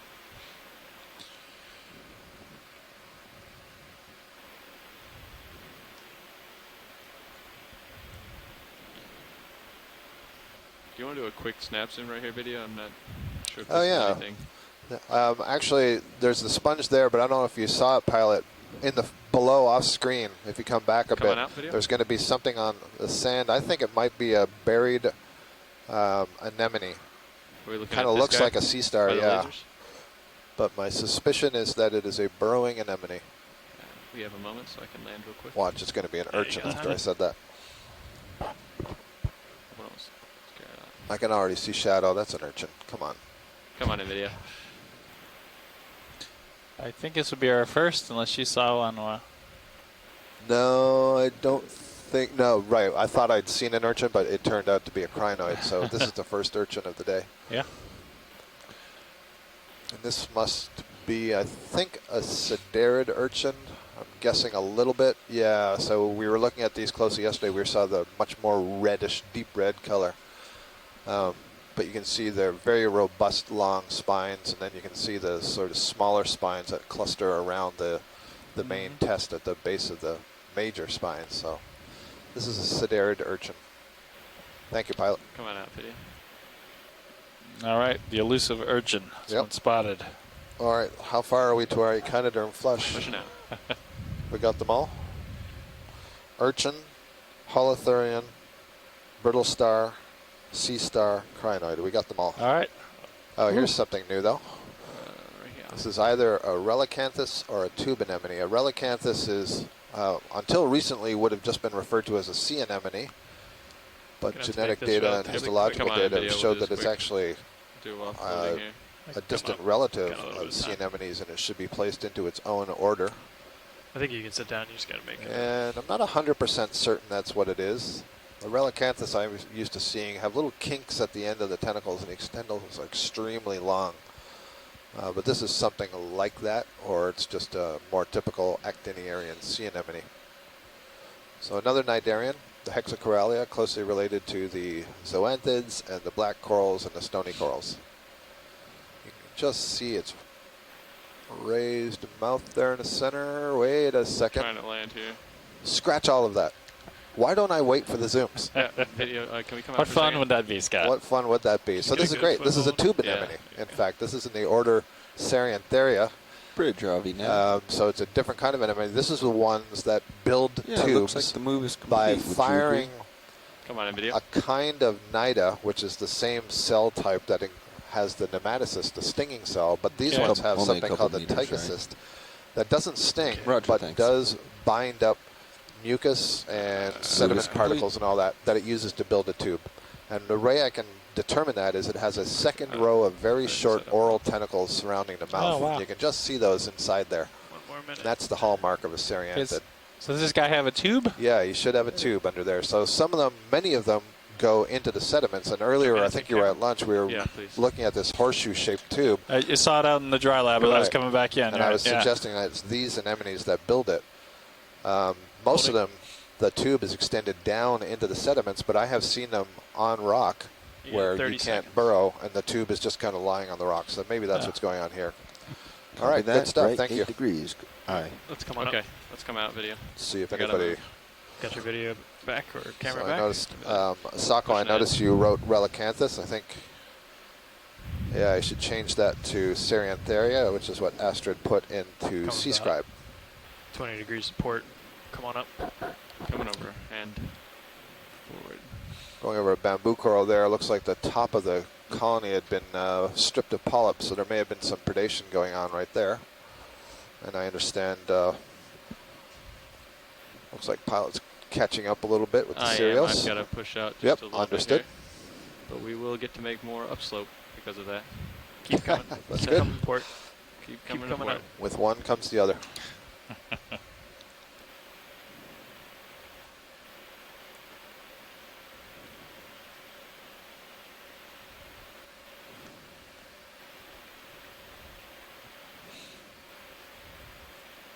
our oxygen levels are creeping downward ever so slightly. Right.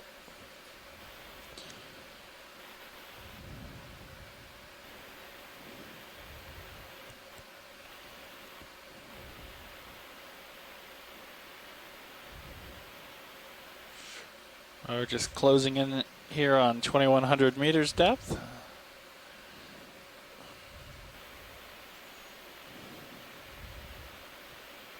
With another bamboo coral on the left.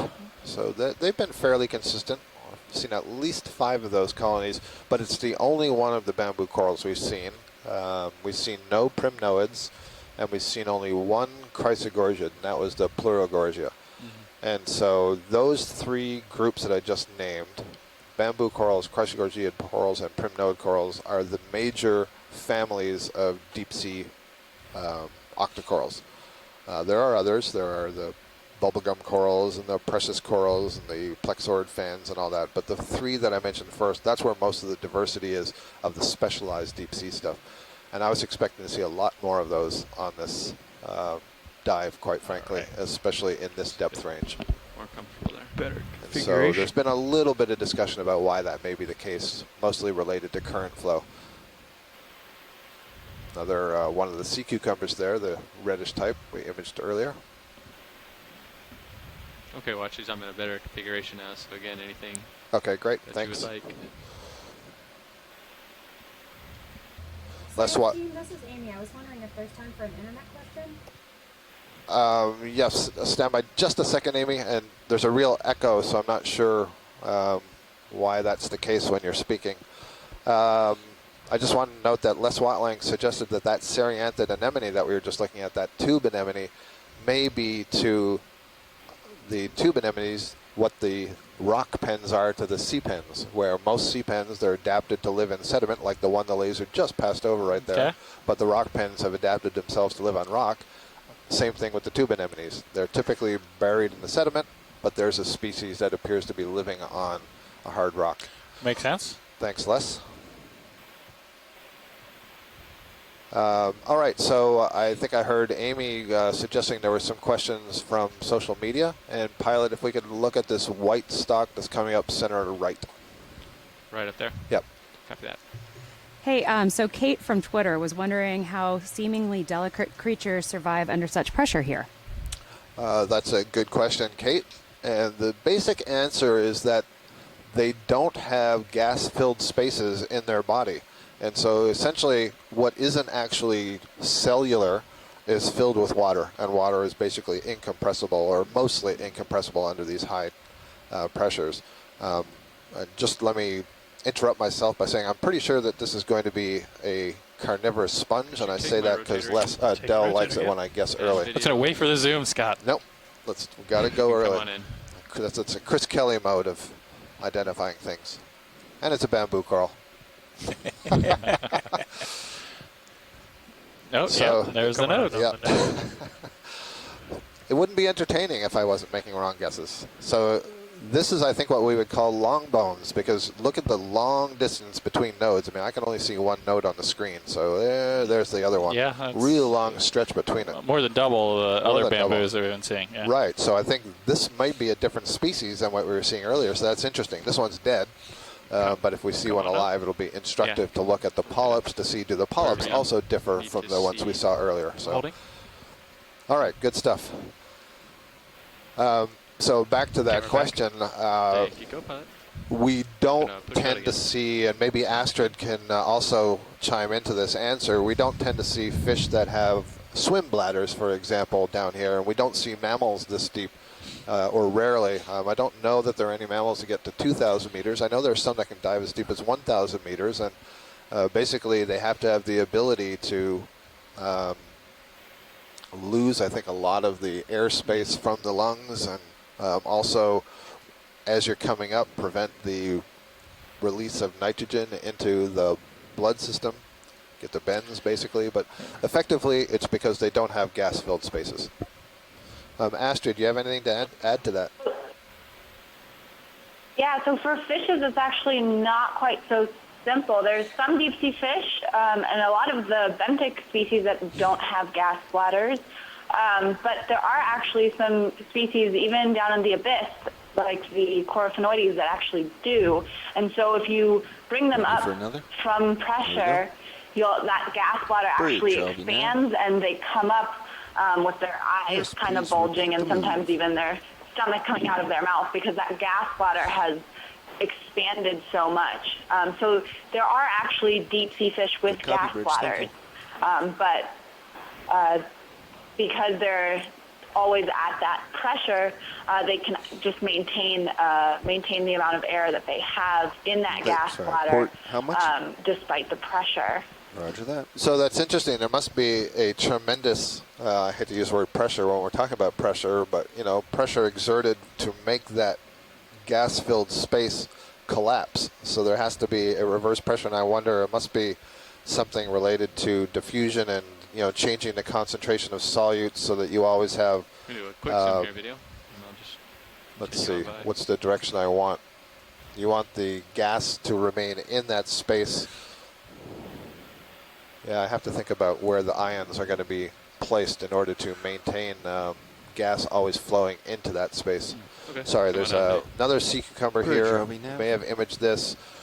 And the bamboo coral up just above it is the same one. I think it's got no polyps on the lower third. And if we could just get a look at the bamboo coral, just to get a sense of the space between the nodes to verify that it is short and that this isn't long bones.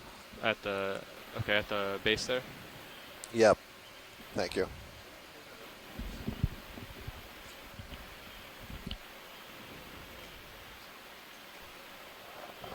I can check it out.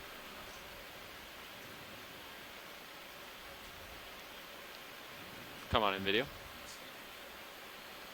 We may be picking up another ship again. So that's good. Don't go any tighter than that. So I'm looking at the distance between these two nodes. You can kind of see slight swellings under the tissue. It's a little bit harder to see because there's tissue on the skeleton. But what's your sense, Del? I don't think that's as long. This is the first one we've been seeing more of the short bones, if you will. Yeah, exactly. Yeah. Okay. Thank you, pilot. So I do think that last one was a different species. Yeah, and again, just the no tissue on the bottom, or the no polyps on the bottom there. Yep. Very similar. Video nav. So to go back to this idea, I'm thinking like more about is coming out of these speakers. Can you check? It sounds like audio from a previous dive is playing.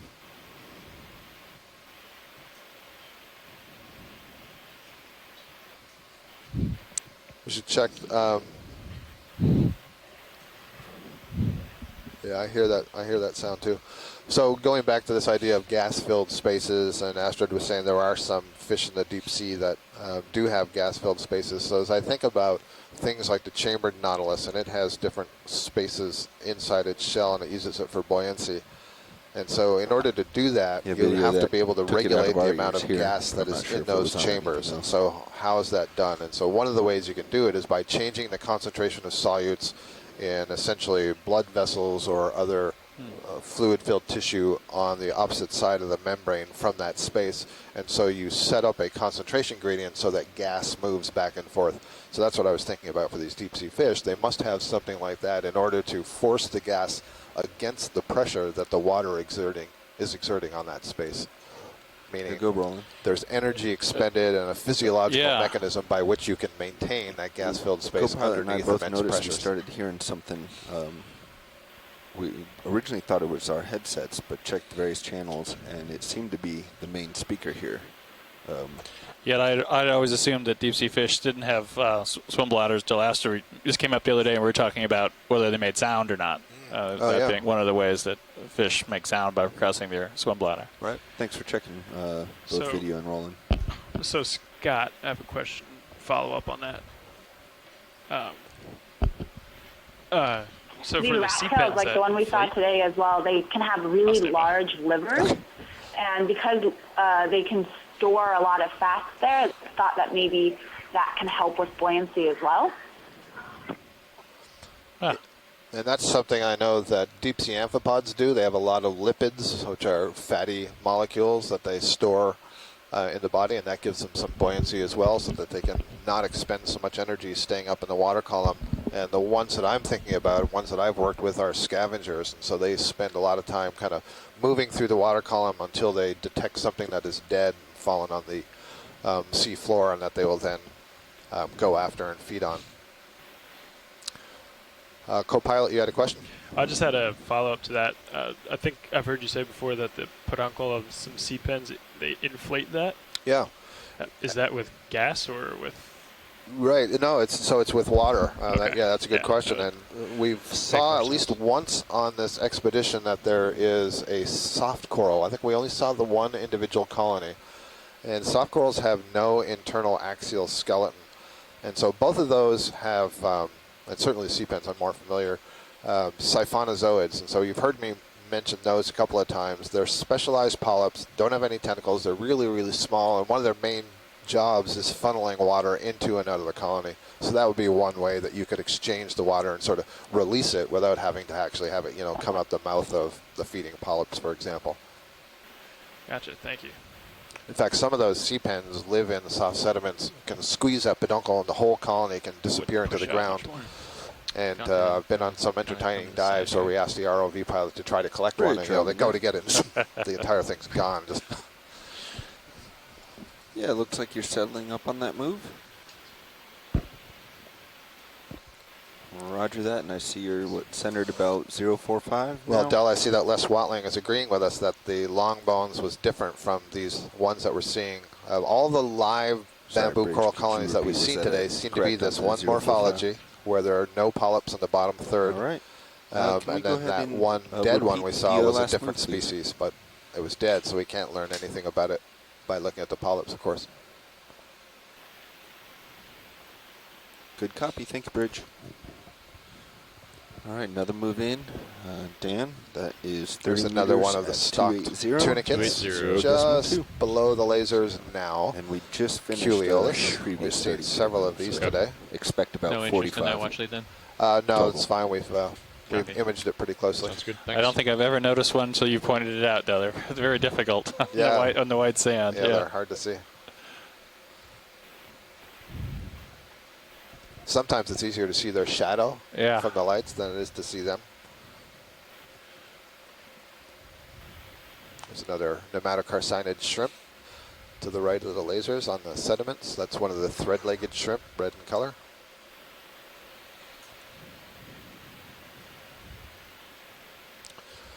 And I think on the top of the rock on the left, it looks like maybe a Brisingid asteroid, or no, it's going to be one of these ophiords or brittle stars. So we've seen this several times today. So this is interesting.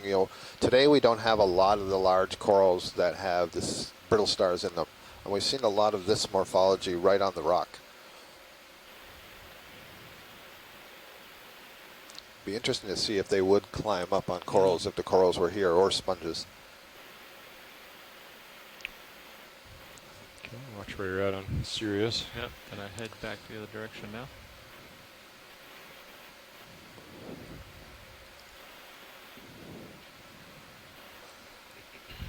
We're almost sure to come up on a lot of fish now because Astrid is just going to lunch.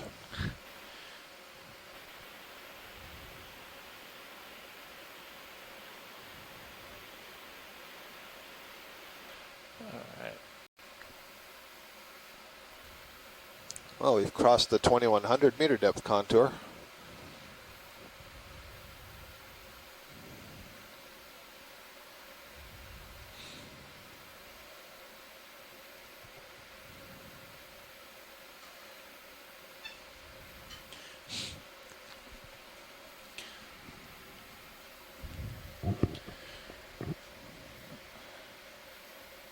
So if you're just tuning in, this is the NOAA ship Oceanos Explorer, and we're out here about 400 miles north of the equator today, diving in the northeast slope of the Kingman Reef, fairly deep water. We're at about 2,100 meters right now, and we're within the Pacific Remote Islands Marine National Monument.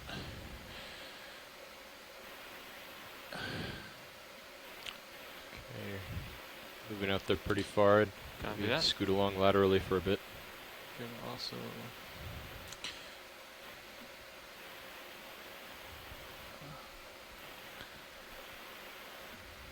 So we've seen a number of these really tall stock crinoids today. Here's another great one.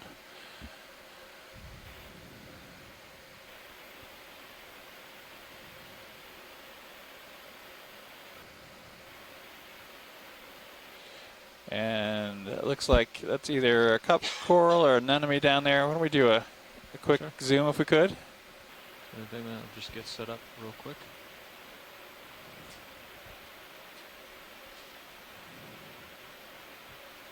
If it's something real exciting, Scott will come running back in.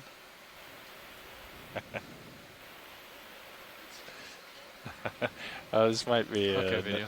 Go ahead. Another yeah.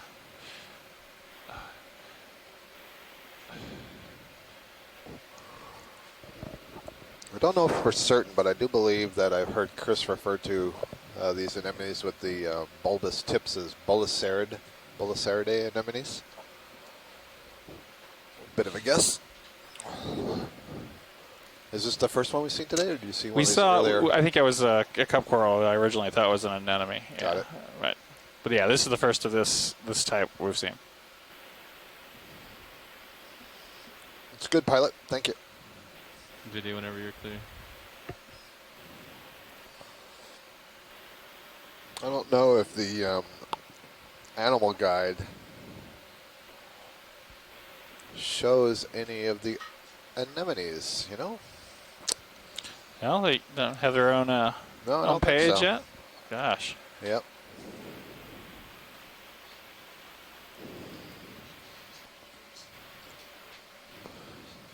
On the left side, looks like there's something extending from the rock. Yes, I can. What's going on there? Watch leads nav. Copy nav? Yeah, I just wanted to chime in again and let you know that it's going to be tight to get to the top of this mound at our current pace. Okay. We're going to keep trying to keep the pilot going, but just a heads up.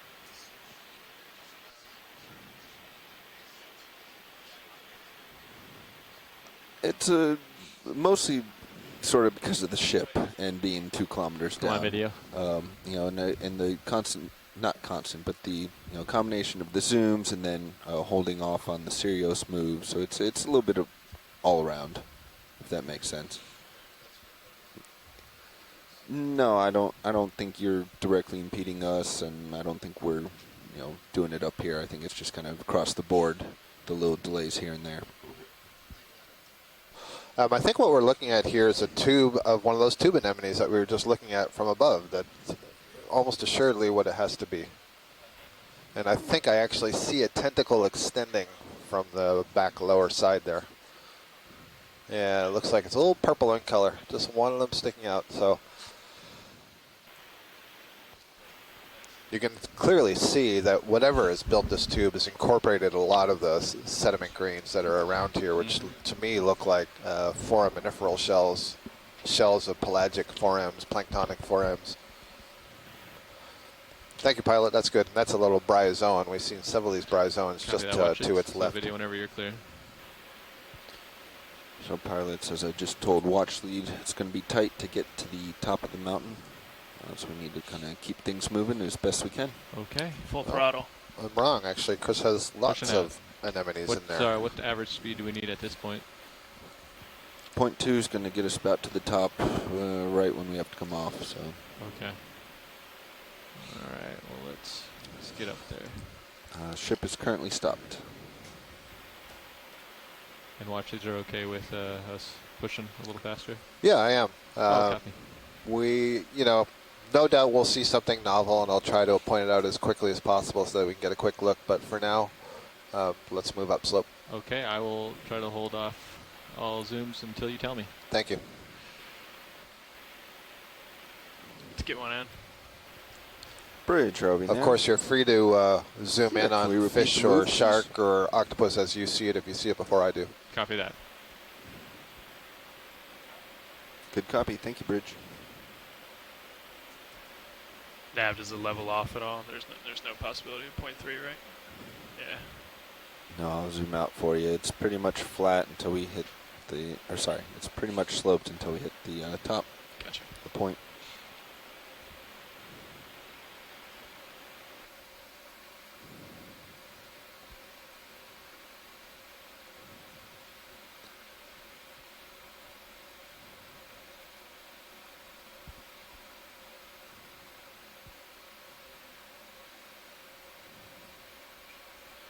Okay, so while we're waiting on the ship to catch up, you got a couple minutes here if you want to move laterally. Okay, and then we'll try to continue this. Looks like there may be a new. Oh no, sorry, it's just a crinoid. Sorry. The shadows. It's amazing how much the shadows can trick you. And watch, we have just a couple minutes while we start getting into that quick move mode, but we can. I mean, the only thing I'm really seeing here is this crinoid, stock crinoid yellow that's just to the right of the lasers. Sure. I don't really see anything else to look at. Yeah, if we maybe a sponge way over there. Decimal 2, we'll get about. What we'll 10 look to at is 15 to see if minutes there's up on anything top living to on the search around. crinoid. I think we should just try to do that.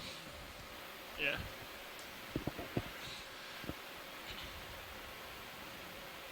Our zooms can be when D2 jumps out ahead. Come on in. Be your last video. Just because our zooms can be when D2 jumps out ahead and then waits for Sirius. Yeah. Yep, absolutely. Yeah, we've done a pretty good job of keeping the moves. Huh. Yeah. Looks like a But clean there's a one few for a times that change. we've, stopped. No snails on it. There's one little pink thing down there. Looks like maybe a little worm.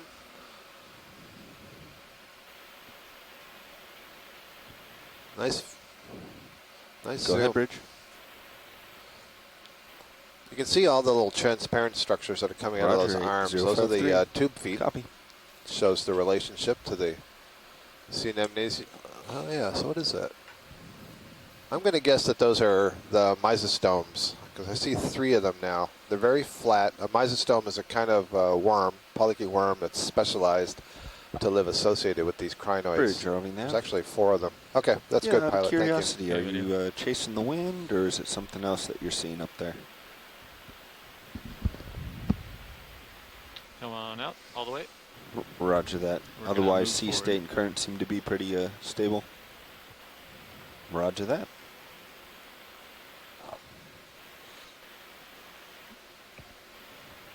Copy that. Thanks.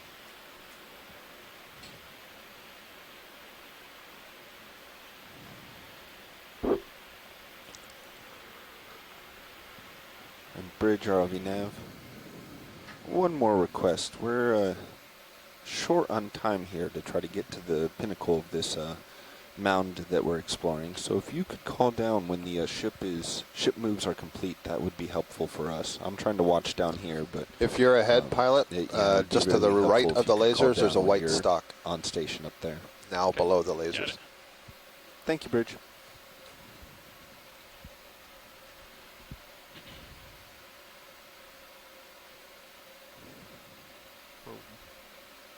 You note how I'm not calling this one out yet. What do you think? Sponge or coral? I think that is a coral. Okay.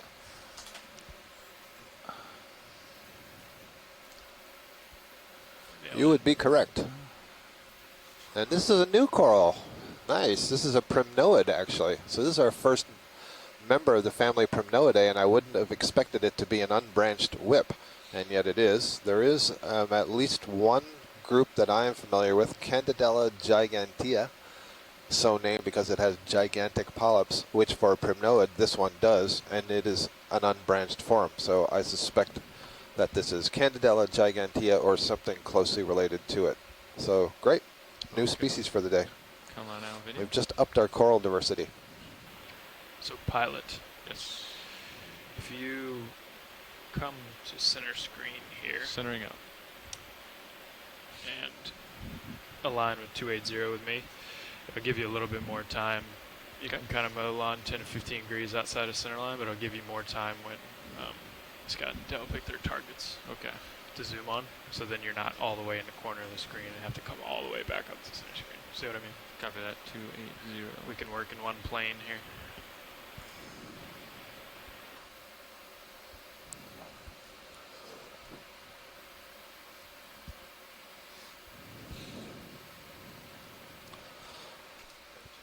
Autocorrect wants to make that gigantean instead of gigantea. Kind of looks like a plopped off pillow right there. It does, doesn't it?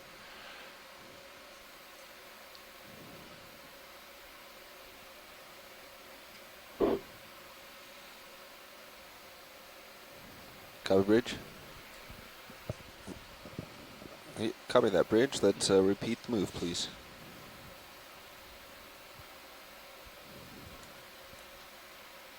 Good copy, Bridge. Thank you.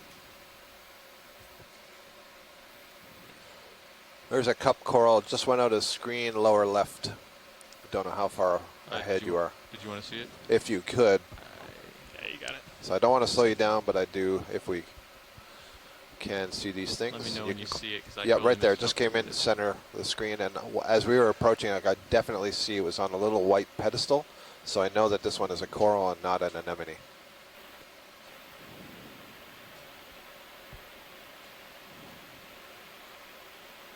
Come on in video. Kind of look like little toadstools. There we go. Yeah. If you could take nice. a rotator. Very nice. You got it. And on this one, you can just barely see the septa. And the septa are basically plates that are in that calcareous goblet that it's sitting in the cup. And they are really important in the taxonomy of this thing. And there you can see the transparency of the tissue, and you can see all those little dots. And those are concentrations of the cells bearing the nematocyst, the stinging structures. And so earlier, I think video, I think it was Roland was asking me, or somebody was asking me about whether a particular cnidarian that we were looking at could sting. It was one of the bamboo coral polyps, I think, and I said, no, they don't have very powerful nematocysts, but that guy looks like it does. Thank you, Pilot. That was great. Thank you, co-pilot. Were you? Sorry, video. I didn't thought you were clear. Oh, that's fine. I'm just going to pause a second on the way out.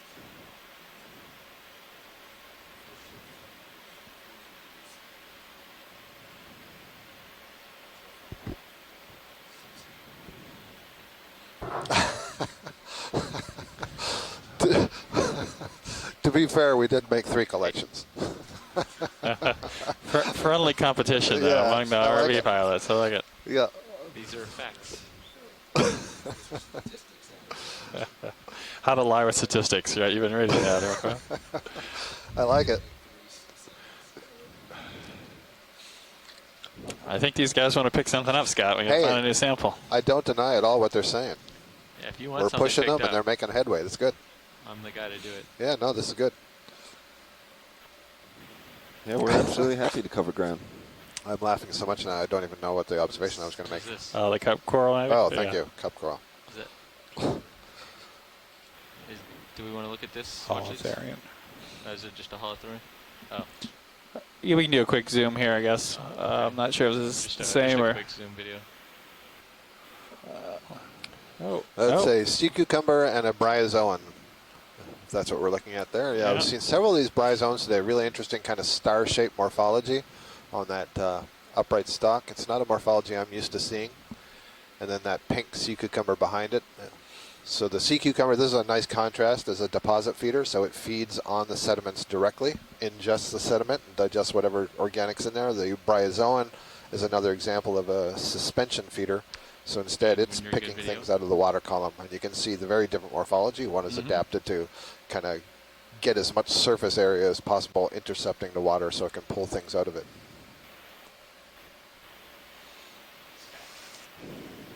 Yes. So you said holothurians are echinoderms? I did. Very different sort of echinoderm. Does that mean that nudibranchs are too? Or are they No, oh, there's a completely fish. different? Fish, Astrid, come back. Oh, that's right there in Upper front of me. right, look at that. Is this some kind of cusk eel? You got it. This is a big one. Go ahead, video. This is not the kind of cusk eel that we've been seeing pretty routinely on our dives, though. Rotator taken.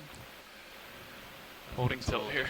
Hi, so this is a codling, Codling, all right. a Moridae. I'm going to have to look up, I think it's in the genus Antimora, but it looks a little different than the one I'm used to seeing. So I'm going to look it up, but it's definitely in the family Moridae. Very cool. Finally, we have another fish. It's a pretty big one. I mean, the lasers aren't exactly on it, but I'm guessing that's at least 30 centimeters long. I can get him on it there. There you go. Looks like the mouth is pointed a little bit upright. Yeah, Back up 25, yeah, holding 30 centimeters. Yeah, if you want to zoom in even more, it's up to you, video. Wherever they would like to see. You can see that stripe running along the body with what looks like little dots in it, part of the lateral line system, which is a sensory system. It's actually little pits that go into the skin that have essentially cilia and nerve endings, and so as it can detect basically wave motion. Bulging eye. A little bit more time. And also, to my understanding, Astrid, maybe you could comment on this, the extensions from the pelvic fins that you see there, those little kind of tendrils going out, do those also have sensory capabilities? That's about time. Watch these, not to rush you, but I have to, we have what we Yeah, need. as far as I know, that's what they're being used for, also to like probe along the sediment and things. But I haven't looked specifically at morphology of those, but we do see that a lot of fishes have those kind of extended fin rays, and you can see that in the Ichnos, for example, they use them kind of as a sensory, almost like a radar dish or something, to try to pick up when there's prey around. So it is thought that they're used as a sensory organ. Great, thank you, Astrid. So we're going to make up a little bit of ground here. We have the surface vessel moving constantly so that we can make some way up this slope. So we want to make sure that D2 stays in view of the Sirios ROV. Thank you, Bridge. So this gives me an opportunity to go back to Chris's question about the holothurian compared to the nudibranch. So they're not very closely related. Yep. The nudibranch is a member of the mollusca, so it's actually a kind of snail that has lost its shell. I don't feel rushed. I'm just, it's a new speed But what's for me. interesting about the comparison is that they're both soft-bodied animals. But if you were to pick up one of those holothurians and kind of feel around, or if you did a microscopic look at its tissue, you'd see that the tissue is just full of these very small calcareous structures, are called ossicles. You feel what? Bigger than sand grains, but you know they're rough. And so the holothurian has a very thick body wall. And then there's some other real key differences about how their mouth and internal organs are arranged compared to the snails, the nudibranchs. And the holothurians have tube feet, and the slugs don't. They have a foot like a snail does, a muscular foot. Thank you, Scott. You're welcome. Taking Bobby's role today. Questions? That's good. Gentlemen, ready for another move? Go Pilots, ready. Well, let's go. Another 30. All right. Back to 280. Bridge, RV Nav. Looking good. Another move, same as the last. My heading's trying to come back. It's going to be 290 soon, or? Good copy. Thank you, Bridge. So what do you think? Is it the stock crinoids that are most abundant today, or is it something else? Well, is it just that, as you were saying earlier, is that what we see? Because they do have a little bit of color, and they stand up. But good point. Look what's out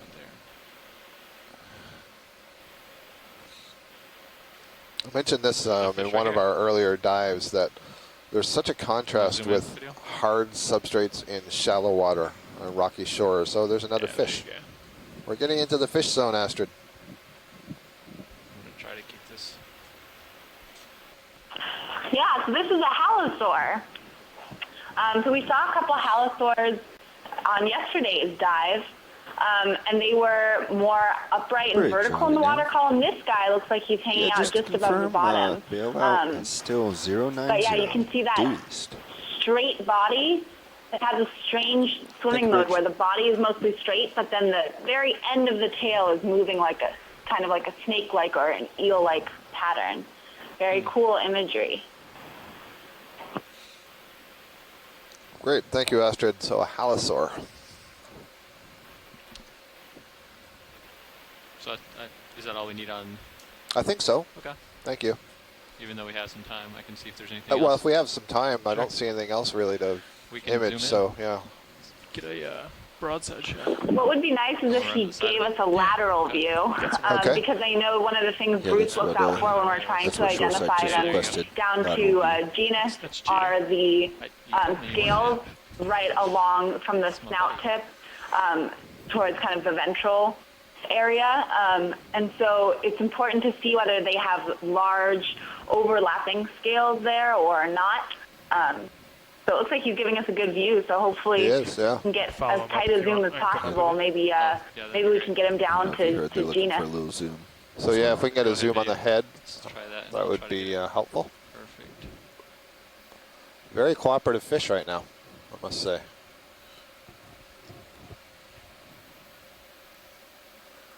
The scales sort of stick out on the ventral surface to almost be spiny. Very nice, Pilot. Yeah, nice shot. I think it's mostly. Yeah, so my guess for genus for this guy would be Halosaurus, but it's definitely. Another zoom in. Yeah, I don't think it's an Aldrovandia, which is what we were seeing yesterday. But I'm not too familiar with the genera of these halosaurs. But with these images, they're really great. I'm sure someone will be able to get a better ID there for us. Nice, get the light back. Great. On them. Yeah. Thank you. Did I hear that was good for an ID? Yep. Okay. They were quite happy with that. Great.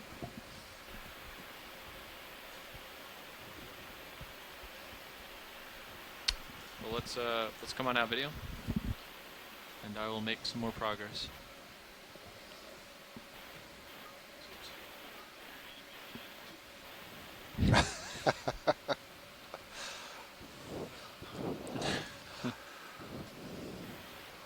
Let's see. Let's have just a brief look to the right of the yellow stock. There's something lower and maybe red in color, and I'm wondering if we may have our first bubblegum coral of the day. I am not yet, but it's up near the lasers here.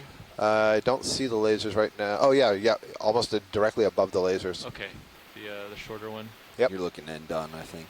That's why. Yeah, I see it. I have. Sure is looking like a bubblegum coral. That fish is coming right at me. There he goes. So maybe we are getting into that sweet spot, and this is going to be one that appears to have. Let's see, is that going to be zoanthid overgrowth? Yes. The yellow that you see, we see this so often, and in particular with one species of bubblegum coral seems to be very prone to getting this, I'll call it an infection, it's not the right word, but this parasitic overgrowth of these yellow zoanthids. Then you can also see coiled in its arm an astroschematid brittle star, and you'll notice there are 3 other brittle stars in the rock around it, and notice how different the one that's on the branches is. It doesn't have those long spines, very smooth arms. It's a completely different family of brittle star. So there we go. Great. Good stuff. New species for the day.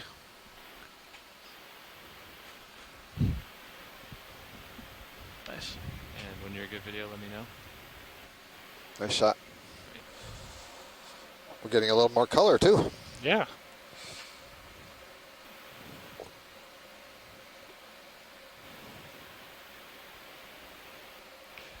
So Nav, I'm thinking our next move might want to be a little more north. I'm going to be coming something something like 295, I think. Be a little better with You got it, 295.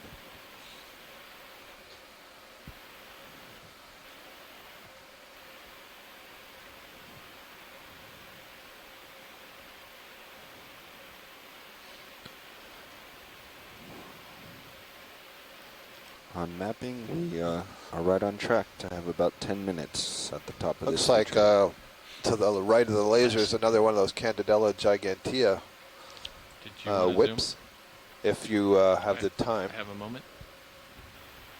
Yeah, we can just verify that that's what it is. I'm going based on how straight the stalk is and the relative closeness and the thickness of the polyps. Just an impression, but... Copy, Bridge. Thank you. Yeah, he looks pretty Yes, far indeed. out there. Co-pilot. Ready Candidella. for another? Yeah. Probably gigantea. I can't tell if Bridge, right on the ROV top nav. is there... No, it's just more polyps. Okay. Yeah, that's good, ship pilot. move for you. 30 meters at 295 on that one, I didn't get a good toe degrees, hold. 0.2. But that's all you needed? Yes, thank you, pilot. Okay. Well, come on Good out. copy. Video. Thank you, Bridge. Coming up.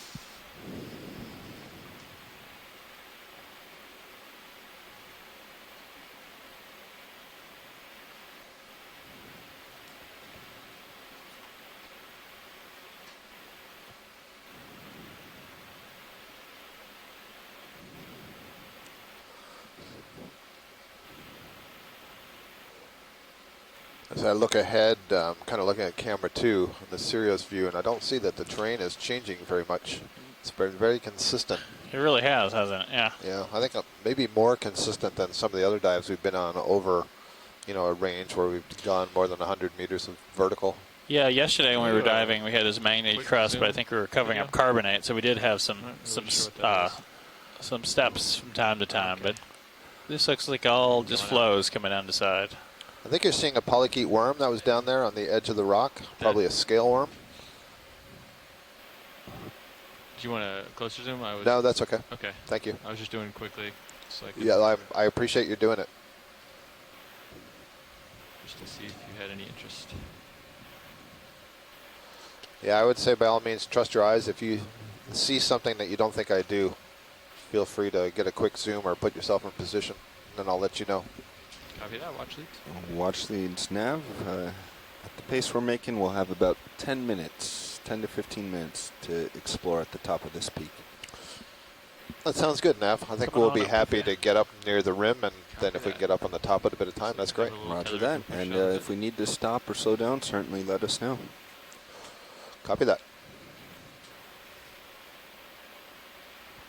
Looks like another sea cucumber here, so they're not infrequent. I wouldn't say they're particularly abundant. There are some places you go, if we're on like the flat abyssal plain, you'll see hundreds of these things, not all together. But right. I mean, well, this is, we haven't seen anything quite like that here. Yep. Yeah. It's another one of these tubes at the base of the rock. It's sort of darker brown in color, beige. Actually, there's two of them. There's one in the foreground. There's one under the lasers. They're always at the base of the rock. Yeah. Yeah. I think when that move is done, if we can just put another one right in. If you weren't already doing it. Both of those looked empty. Very interesting. Did you want to see inside them? I have a little bit. Do you want to stick with the 295? I think so. If you have the time, but it's not that big a deal. They look like they're abandoned tubes to me. I can look right down on this one. Sure. Hey, co-pilot, for this next one, I'm thinking about just towing the bridge. Yeah, this one looks in better shape than the one that's up there. And this kind of looks like the one we zoomed in on earlier, but it's upright instead of lying horizontally. The sterns go up every time. I think that's smart. There it is. And it does appear empty to stop and go. Yeah, sure. Although, as I've discovered, some of these tubes can be, a meter long. They can retract a long distance. Now, the one we saw on the rock clearly wasn't that length. The tube we looked at all exposed before wasn't that length. But so I'm going to do 100 meters at 295. Just doesn't look like it's in there anymore. Thank you, pilot. That's good. That sounds good. Yeah. If we need to, maybe if we have a bit of time. I saw a variety of unbranched stalks coming up ahead on the right. Look at some of those. Let me know when they're near lasers because I'm. Oh, I see. You're just starting to see them now. Yep. Actually, the one on the far right we don't have to worry about. That's a crinoid that's had the head cut off. But the one in the center here, just by the lasers now. Also another one of those stalk bolosoma sponges there. Looks like it's going to be another Candidella gigantea. So I don't know if we passed a certain depth range or a certain temperature, but suddenly these are becoming a little more common. There's another one of those acorn worms. Got its head all extended over the surface and feeding. The temperature hasn't changed all that much. It was about 2.1 or so at the bottom, and now it's about 2.3 Celsius. So just hold that, pilot, so you can see that is indeed another one of these primnoid unbranched whips. But then behind it, no video. Hold yeah, there. no, don't. Yeah, hold out. To zoom back out. Come back a little bit. You see the that coiled material. So that's fecal material. And then if we pan over to the right and back a bit, you're going to see the acorn worm, which produced that, the Entropneus worm. You see, it's got this really interesting purple head to it. You can see its body is kind of flat, but it's raised up in the middle where you see that golden white. That's actually sediment packed into its gut, and you can see it leaving that trace. So it's, it's been spending quite a lot of time in this area, moving over the bottom and feeding on the organic particles in the sediment. In shallow water, there's a lot of these, and they're actually a little bit more robust. This thing looks like it could fall apart in your hands. They do burrows. They burrow. You can move on. Okay. Thank you. Beautiful color. Watch lead now. Yeah. Is there any guess as to why the why the S turn and not more of a straight line? Or Yeah. So I think you see different patterns and different kinds of deposit feeders, but the way I interpret it is just, kind of meandering around like a cow looking for, the freshest deposits of organics on the sediment. The last couple all seem to have done this S pattern back and forth. I agree with you, and I think that's reflective of this particular species. We've seen this now, 4 times at least today. Yeah. So I think all these traces you're seeing go back to that species. Here's another one coming up ahead. Okay. So in fact, believe it or not, you can use the appearance of the fecal trace to help identify what the animal was, even if you don't see it, because they can be that consistent. But that's a really good example of what Bobby's talking about right there. Yeah. Look at how windy that is. What I would say is it allows you to cover a certain swath of the bottom by going back and forth, mowing across it, Bridge, instead of just staying in one line. Roger that. Thanks. Watch lead. Pilot 295 is our new heading. 295. Anybody on just about shore there right offer any opinions on that? Ready for that long move? Yeah. I think so. Bridge, ROV nav. Yeah, ship move, please. Seeing plenty more of these crinoids as we pass over the 295 bottom. degrees at 0.2. Another stock sponge. Good copy, Bridge.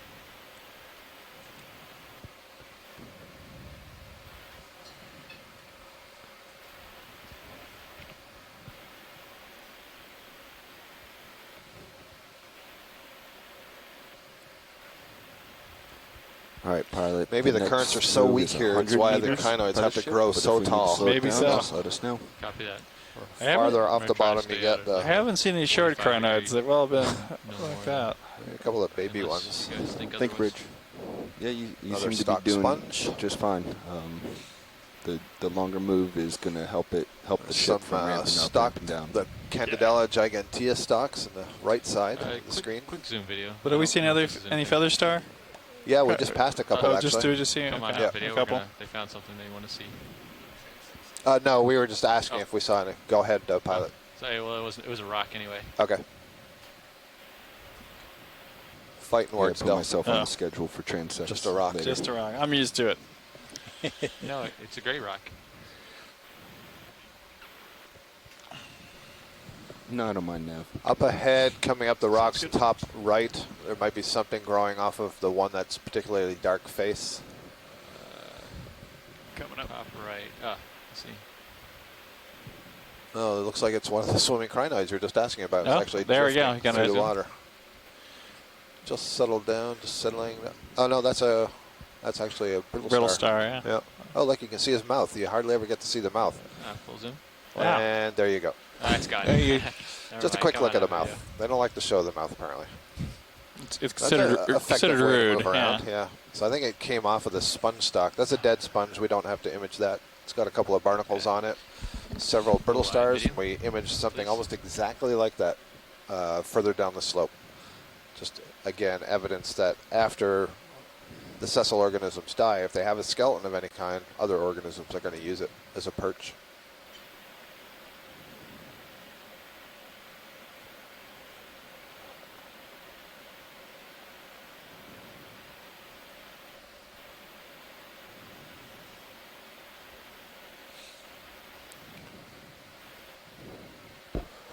So the interesting question will be as we get towards the rim here, and I'm going to say the heading on that last move was 295, correct?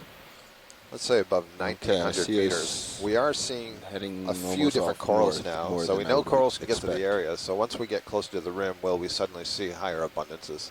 Yeah. Very interesting to see. They're in the area, which means their larvae is in the area, which means there is the capability to produce a much bigger population. Yeah, look. Sorry. Yeah, correct. Yeah, it looks like it's coming around now. I was just worried there for a second and made a jump a little bit bigger than usual. Thanks, Bridge. There's one of the swimming crinoids right there. Oh, okay, yeah. Down lower left. Worthy of a zoom or watch leads? No zoom for No me. zoom. Let me turn you up here. I can hardly hear you. All right, maybe it'll help if I speak into here as well. It's all right. I can't hear you. That's okay.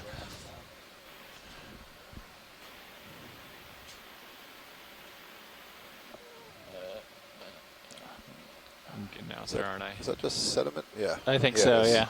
I will come back.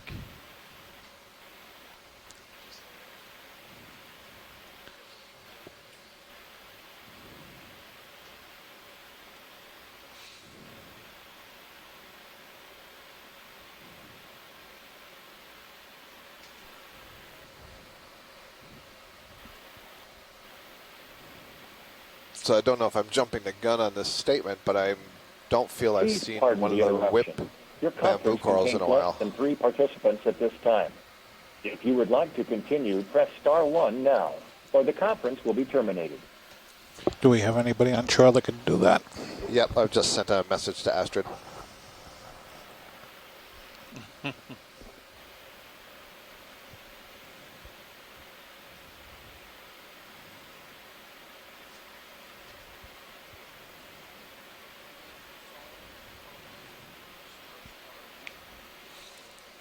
Phone. Mm-hmm.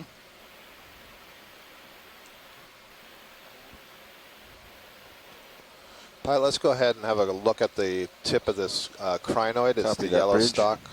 And I want to look at the end of Please it where pardon the feathers are. interruption. Your conference contains less than 3 participants at this time. If you would like to continue, press star 1 now, or the conference will be terminated. Okay. Come on in, video.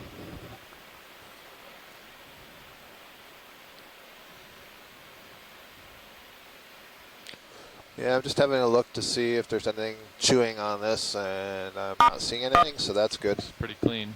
I think that was a You star have one. activated the participant help menu. Uh-oh. Press star 0 for technical assistance.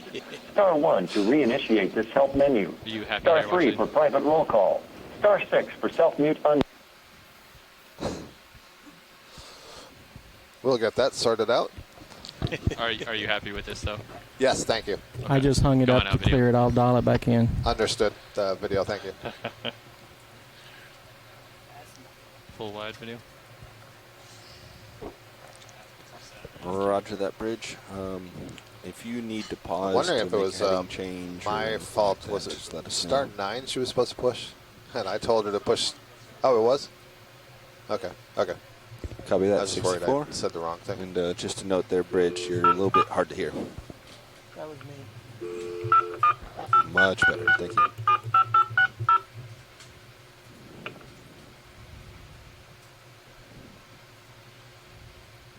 Welcome to conference call. Your passcode has been confirmed. If you Quick need technical zoom video. assistance during I your think it's call, probably press just a star crack. 0. It After is. the tone, please state your name. If we look to our right, though, pilot, Come on out, video. you see the sea star hanging out there in the water column. It's sitting on a stalk of some kind. I think there's an anemone on it Conference as well. calls reconnected. Do I have a moment? Copy that video. I'm sorry, we did not get your name. After the tone, please state your name.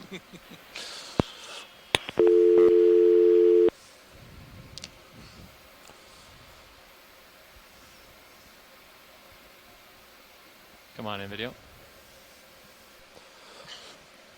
So this is a stalk. I'm not sure if it's a sponge stalk, probably, but you see that there is one of the Brisingid asteroids at the top. So these are the sea stars that are modified for feeding in a water column. But then we have a new kind of anemone just below it. And that is a Hormathiid anemone, probably the family Hormathiidae. And we've seen some what we call Venus flytrap anemones. That Okay, looks like come it out, may video. be one. That's good, pilot. Reset. Thank you. Oh, okay. I can get a better shot if you need it. I don't think we need it. Okay. Thanks. Not. It's not something particularly unusual.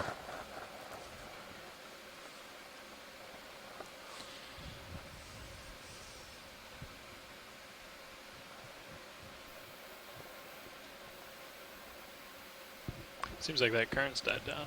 Okay, for real this time, we I are feel now like it has. reconnected to the conference call. Understood. So, not sending one way or Astrid, the I know that you are on the phone. You should be able to hear us again by the phone. Is this a fish in the water It column, or is this? is, No, that's I just mucus. think, is it? Yeah. Quick zoom video. I think back there, I'm looking at this stuff. Yeah, there's. It's mucus. Oh, what is that? This is mucus, huh? Yep. Coming out video. Mucus, and then there was a crinoid in the distance behind it. Yep. Pilots be advised, last talk to the bridge, you had about 60 meters left in the move, and you're starting to get a little bit of layback. Not too much, though. Copy that. Understood. So it'll take longer to settle once we stop then. Exactly. And we have passed the 2,000 meter contour, so that's great. We're at 1,192 meters. 1992, that's the year I graduated from Scripps. Watch lead. Nav, about 1 hour remaining on bottom. I thought it was 340. Isn't 340 the off bottom? The last time you gave us 340, yeah. Stand by one.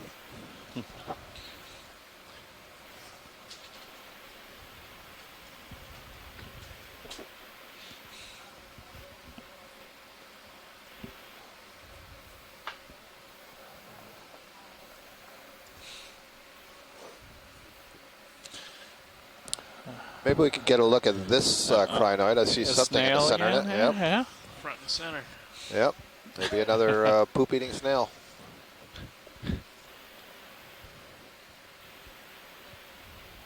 Got some time, pilot? Okay. I just want to try to get. It's got to be what it is. Look at the size of that. Getting too close. Okay. Well, second video. Can you take my rotator as well? Taking your rotator.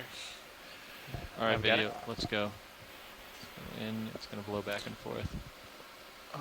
I can come on up. Sure enough. Wow. That's exactly what it is. So it's a snail, and you can see it's very long. Proboscis is extended. You see it's two little antennae flanking the proboscis. So the proboscis is an extension from the mouth.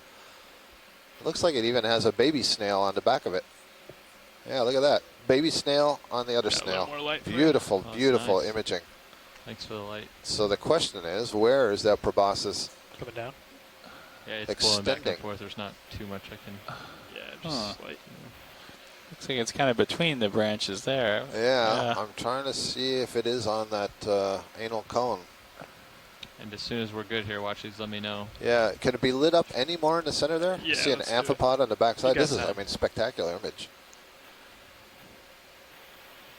Oh, I've never seen this before. So this crinoid is actually like squeezing its mouth or the oral disc closed, so you can't actually see the mouth of the anal cone. See, it kind of folded up. Yeah. Yeah. So I think proboscis it's like, in there and it's not happy. Exactly. Huh? It's like, get that thing away from me. There you go. Wow, that's cool. Nice shot. It's actually missing one arm. Only a little bit of the arm is growing off, the fifth arm. That's fine. I'll just do small changes. And hey, this thing is laying eggs. Those are eggs of that snail. That is a snail laying eggs on that crinoid. That's cool. Coming up, holding. Unless that other little one just hatched from it. Maybe that's like a little I wasn't male gonna try to fertilizing a follow him either. female, That's and all right. he's fertilizing getting a the better eggs shot. as she's laying them. This is just all kinds of cool. Ah. I'm making I'm it not all doing up, but a lot of changes. it's cool No, nonetheless. it's not even, Small tilts. And there's another isopod just below. If you tilt down just a bit, there's an arcturid isopod. Coming down. It's got his body stuck off and the antennae stuck out in the water column there. Oh, good stuff. Good stuff. Holding. Asako Matsumoto, really good question, is asking in the chat room, why is this phenomenon only observed on this dive? And that's because anytime Dell and I say something is rare, that's right. Nature is looking to prove us a liar. But that's the beauty of this exploration. We find these things that we haven't seen before, and then we see them a few more times, and we realize the problem is that we don't get into the deep sea enough to see what are the behaviors, what's going on. Oh, what's on the arms there? Oh, I see. No, that's just the cirri of the crinoid has tilted its arms. So we're seeing the underside. 30 more seconds. Watch lead. Sorry to. Yeah, no, that's good. That's I great. mean, Yeah. that's fantastic. Okay. So That's the highlight video. When you are golden, I will hold here. That's wide. Camera's back. Let's come on up. I need to move. Come straight up. Straight up. Push out when you can. Okay, pushing out. You have your camera back. Great. There's another one of those guys too. What?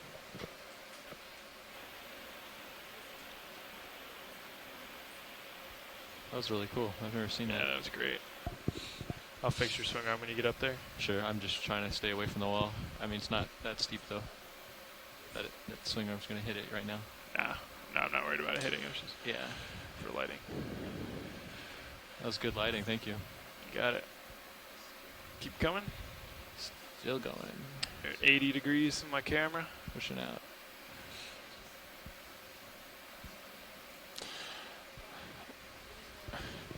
You know, in geology, there's a concept of uniformitarianism. The present is the key to the past. But Chris Maud called in earlier and said that they'd seen this behavior in the fossil record. Now we're seeing it in the modern record. So the reverse of that. But all right. Video.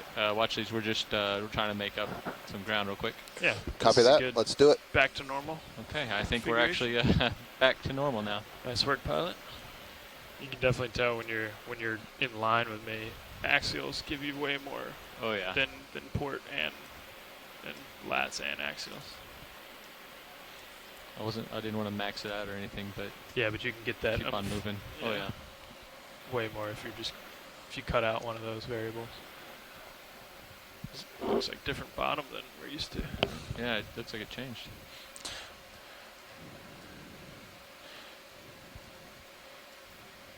Your lights are back. You've got camera. Looking good.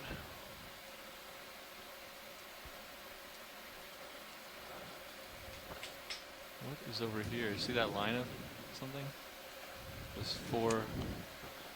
Oh yeah, on the ridge there. Yeah, I don't know what that is. I got a second. I can go over there. Yeah, you've got time. Watch the Might be nothing. nav. Do you want to do a quick zoom? I apologize. I did it again. You were correct. 2 hours on bottom, not that 1 hour.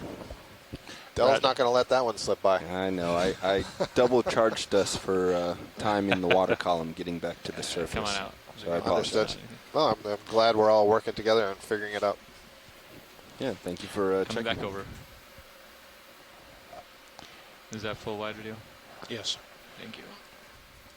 yeah, we saw that morphology here. The surface has changed a little bit. It really looks a lot like a volcanic landscape again. We got these little flow channels here, perhaps developed. But yeah, a little bit of a change. Some great feeding to some deposits there. Another one of those tube anemone structures, and then here's one of our acorn worms again up there doing his business. Sorry, I was making observations. Oh, yeah, look at that. Nice spirals in there. there Oh, he yeah, is. there's one right there. And yeah, another one. Yep, cool. That's kind of neat. They all have their own little bathtub of sediment here. Roger that. Thank you. Coming up and forward. Do we have time to go back just a little bit? Where are we? It's off screen, center. And what it looked like I saw was a black brittle star. It would be right in the center of the screen, off screen, on the rock. Down you would have to go down. Sorry, you would have to back up or go down. I have just a moment.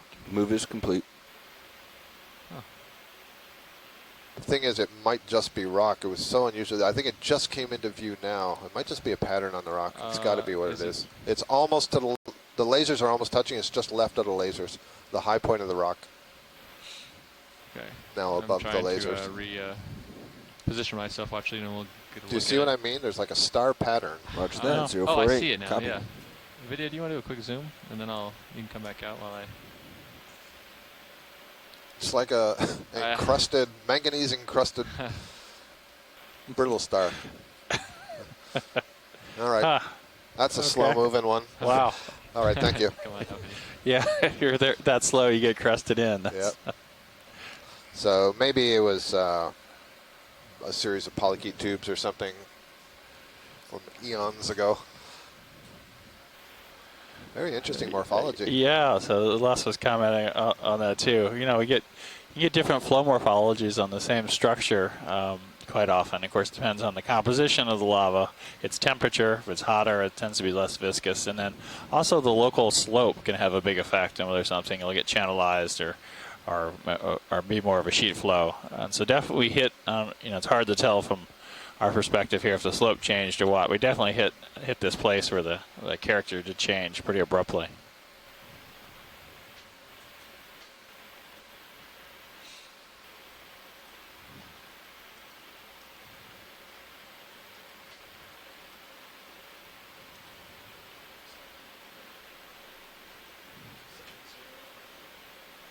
Copy that. I'm pushing forward.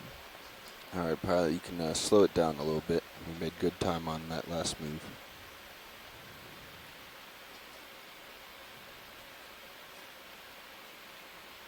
Copy that, Bridge. Yeah, you can do a little more back and forth now, pilot. Okay.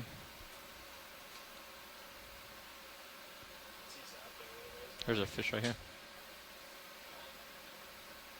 Come on in, video. Oh, there's another. Oh, you see the fish? Good. Looks like another halosaur. Yep, that's another halosaur.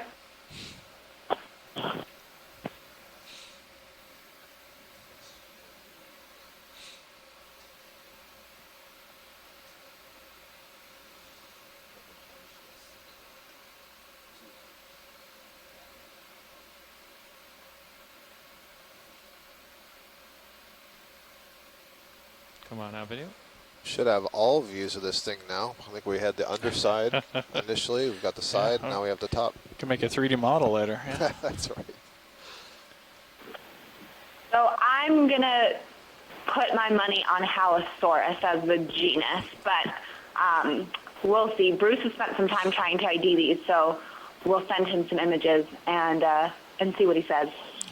Halosaurus. We will not argue with you. Halosaurus. Yep.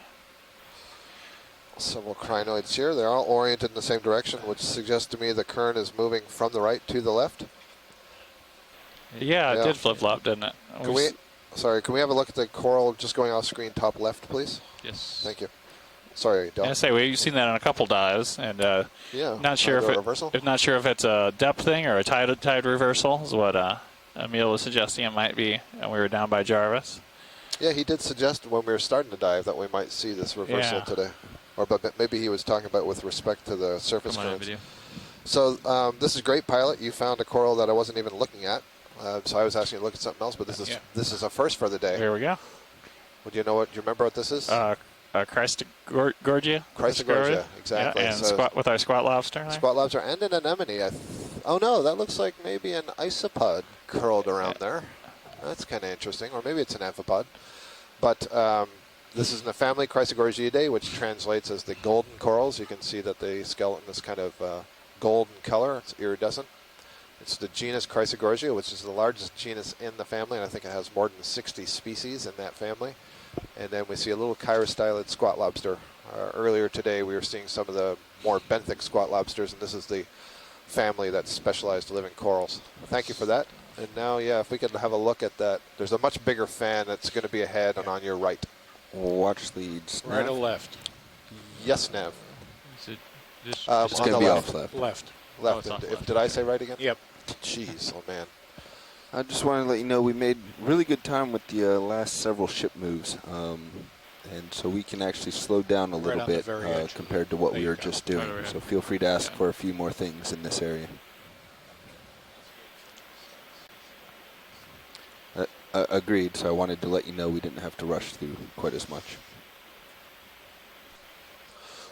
Looks like we've said several times, or I've described several times, that we see these bubblegum corals are overgrown by zoanthids, and I've never seen one completely overgrown. I wonder if this is going to be that time. You forced this one to become completely overgrown by saying that. Now that I'm seeing some just barely white tips sticking at the end, so this might be a white morph bubblegum coral. Les Watling's asking the question, what does right to left mean in terms of direction? That's coming from the northeast and going to the southwest. And Les also makes this observation, a 1-3L branch pattern. And so the Chrysogorgias, the really interesting thing is they're very geometric.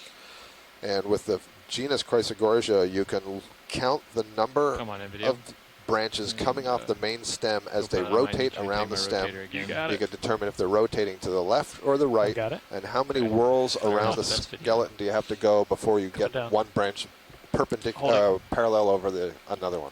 Is that parallel or that would be perpendicular? This would be parallel. They're on top of each other like that. So this is a third of the turn, you get that. Is that what that means? I think it might mean you have to go 3 times. Oh, 3 times. Okay. All right, so what we're looking at here, the white that you're looking at is the octocoral. The Paragorgia, what is called the bubblegum coral. It's an octocoral. That's what's built this whole structure, the fan. The yellow that you're seeing is basically a parasitic organism, a zoanthid, in the subclass Hexacoralia. The white stuff is in the subclass Octocoralia, so they're fairly distant. And the yellow stuff is overgrowing, essentially parasitizing. Both of them are making their life in the same way, in that they want to get up into the water column, extend their tentacles, and feed. The white one, all the polyps are retracted right now, so you don't see them feeding. And then what's on top of the colony is a brittle star, astroschumatid brittle star, very common in these bubblegum corals. Thank you. Beautiful view. So video, if you want to do a framing shot or anything, just I can hang out for a second. Going up. Holding. That's good. Thank you. Nav, watch lead. Yeah, go ahead. Camera back. So a bit of turnaround here. We have a question from scientists on shore wondering if we know what the tide schedule is for Kingman in this area. We're thinking about this reversal of the current. Yeah, I can look around, but my guess is we probably don't have anything specific to Kingman, but I'll see what I can find. Thank you.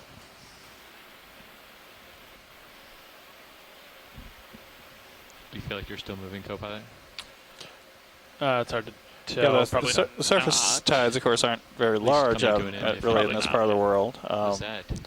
And I'm not I wish Emil is still in line here. I'm not clear if they would be completely in phase or out of phase with those surface tides, these bottom currents. But it'd be you see this brown thing? Yeah. Any interest? Yeah. Okay. Yeah. I don't know if that's just kelp that's drifted from somewhere, if that's another sea cucumber, or a sponge. And I'll stop at three different phyla until we zoom in. That seems safe. Yeah. Looks like it's encrusting on the rock, so probably a sponge or a tunicate. Ooh. What is that? I'd say that's a sponge. I'd say that's a demo sponge, some kind. Oops. And you can see that it looks like there's almost little channels and some circles there. I believe those would be the outcurrent oscula. Okay. There we go, video. It's a little better. That's what I'm going to suggest.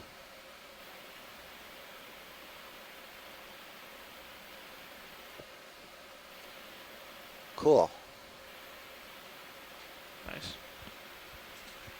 I don't recognize that morphology. No, I think it's a new one. Yep. Definitely a demo sponge.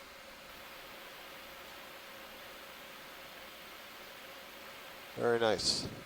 So there's lots of very small openings that it brings the water in through, and the openings that you're seeing, those are not the small openings. They're so small you probably can't see them without a microscope. Those are the out there. Those are some of the outs, and then they funnel together into those larger holes. So the really larger cool. holes are the final X-current flow. Thank you, pilot. That's good. So Les Watling was explaining that 1-3L means one turn to the left brings the third branch parallel with the starting branch. So you're counting the number of branches as they come out. And then Astrid is saying at Palmyra, the low tide was about 3 hours ago. How similar are the tides at Kingman and Palmyra? I'd imagine quite similar. Probably no more than maybe an hour or so out of phase, or not even that. I don't think our surface current has changed right now. Yeah. So, I don't know if that's a data point that people want or not. Co-pilot was just saying, looks like the surface currents are about the same. Is that correct? Nav would know better than me, yeah. Yeah, those, of course, might be more wind-driven. Co-pilot is correct. We've seen about 4/10 of a knot bearing from the northeast. Sure. Do you want to see the nodes on the bottom or top, or just the whole thing? Okay. I'm virtually certain that this is going to be a different bamboo coral than we've been seeing. The polyps look a lot skinnier, and this might be the long bones one. Oh, right, finally. Yep. A live version.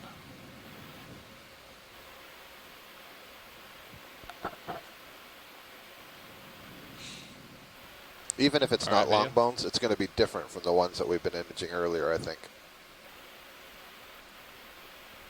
So we have two really close, Yeah. and then it gets really long. So let's look at the one after that, so we can start moving to the left. Does it have to do with it? Yeah.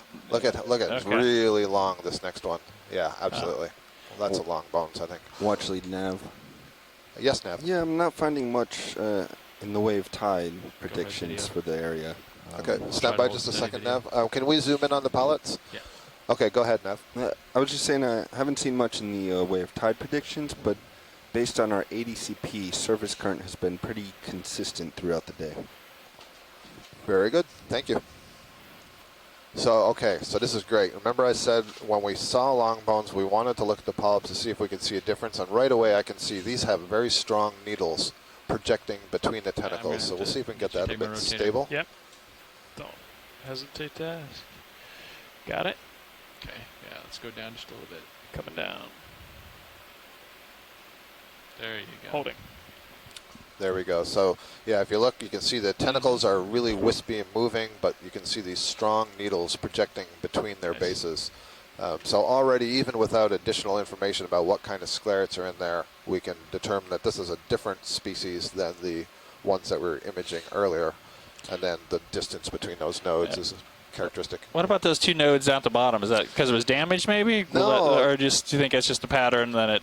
That is the pattern. I've seen that repeatedly, and we'll see what Les Watling has to say. Yeah, he's also saying long bones maybe. So Les, absolutely. I will type that. Thank you, pilot. We can image to the top and then go as you and video are happy to. Yep, come on up. Oh, okay. In video, you can, if you want to see the top, we'll rotate up. You can. Holding. There's an associate up there. But I'll try to get us. Les Watling has a student, Abby Lapointe, who's been doing her thesis on different bamboo corals, and so she's got a name ready for this once it's published. Thank you, co-pilot. That's essentially a translation of long bones. Okay. I will rotate over. And this one has a squat lobster sitting in its branches. So that would be a chirostylid.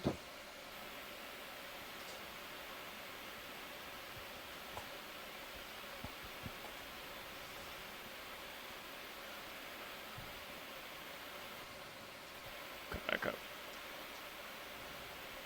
Hold it. All right.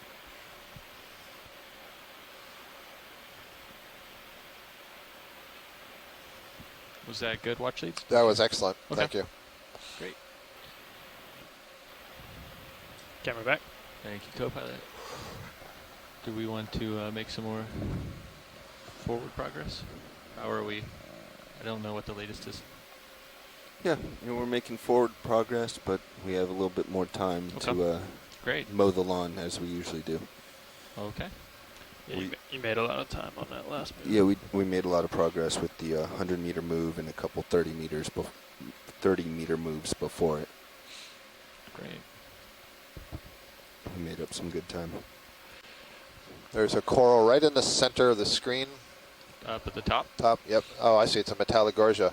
It's got this thin stalk that's coming up, and then the head of the coral is tilted over to the left. And this is the one that's going to have the Ophiocreus anemone. Okay. Excuse me, not anemone, the brittle brittle star. star. Yep, in the center of its branches. This is what we would call a full adult form.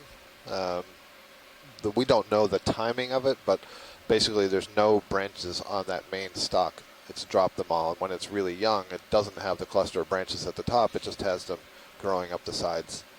But it always has the brittle star.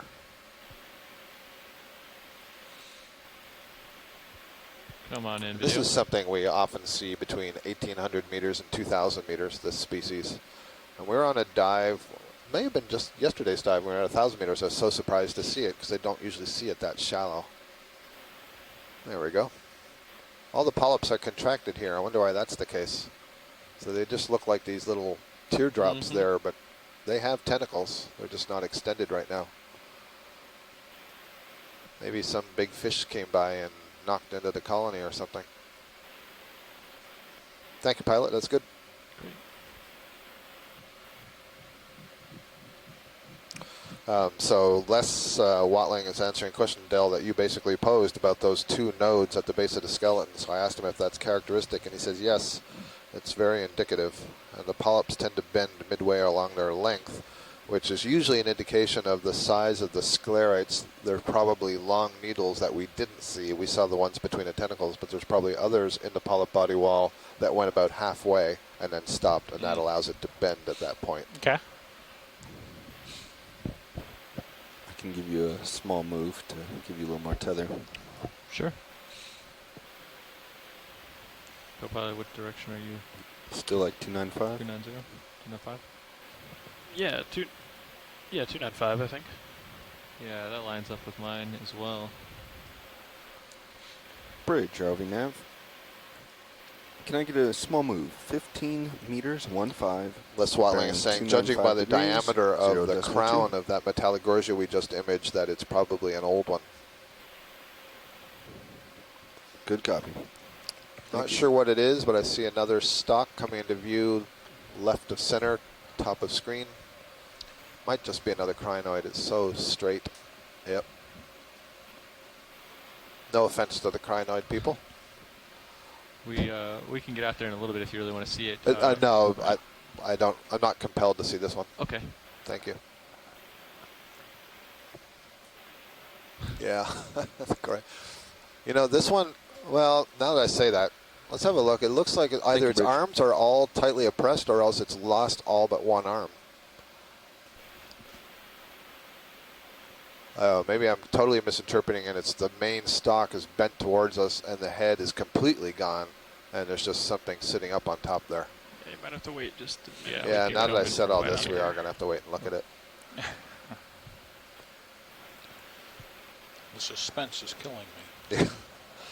We can do a zoom from here while we wait to get some. Astrid has been calling this the giraffe crinoid.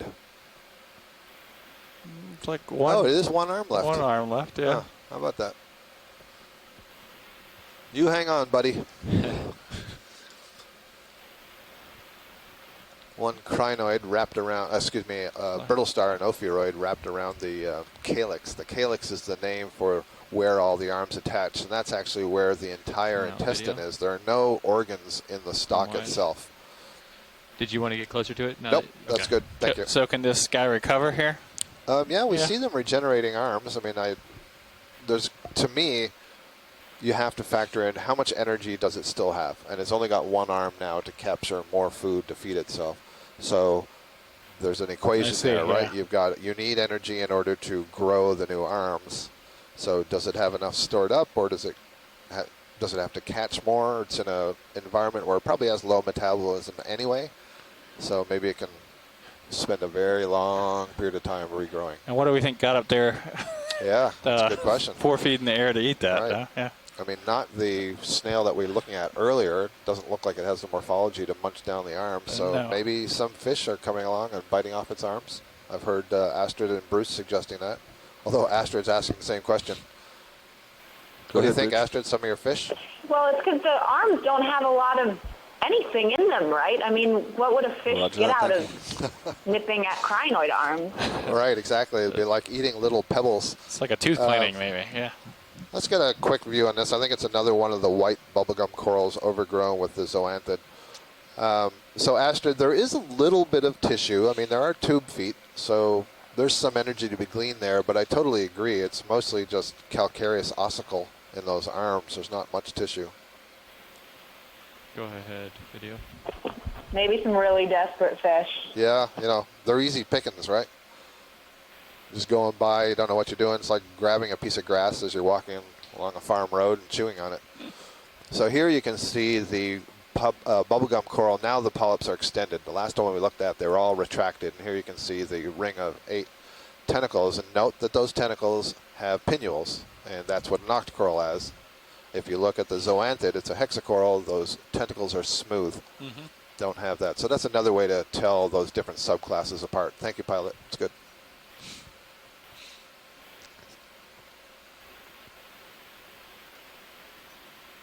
And video when you're ready. And it's interesting because we didn't see zoanthids on any of the bamboo corals, the Chrysogorgia coral, the Metallogorgia coral, right? No. seems to have a preference for the bubblegum coral. And the question is that because the zoanthid has a preference for that coral, or because the coral lacks the defenses to fight back against the settling larva of the zoanthid? I also suspect that what happens is you only need one single larva of a zoanthid to settle, and then they asexually reproduce and produce all those other ones. So that once one is there, it's what's It's all extending over, out. Yeah, it's extending out over the colony. You don't need subsequent recruitment from separate larvae.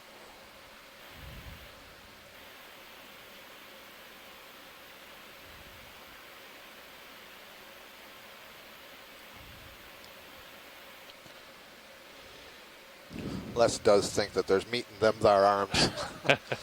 I mean, there's got to be a little bit of muscle to adjust the position of the arms. It's kind of like eating celery, maybe. Yeah, you expend almost as much Roughage. energy as you get out of it, right? Yeah. Another 15. No offense to celery. Yeah. No offense to celery. Can you repeat the move, please? Good copy.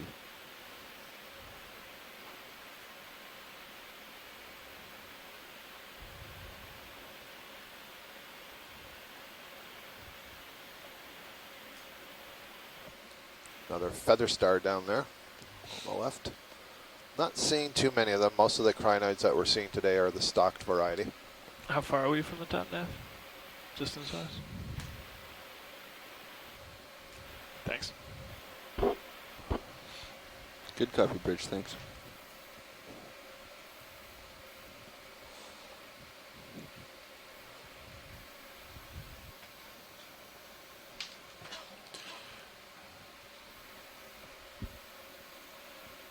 Get a little over there.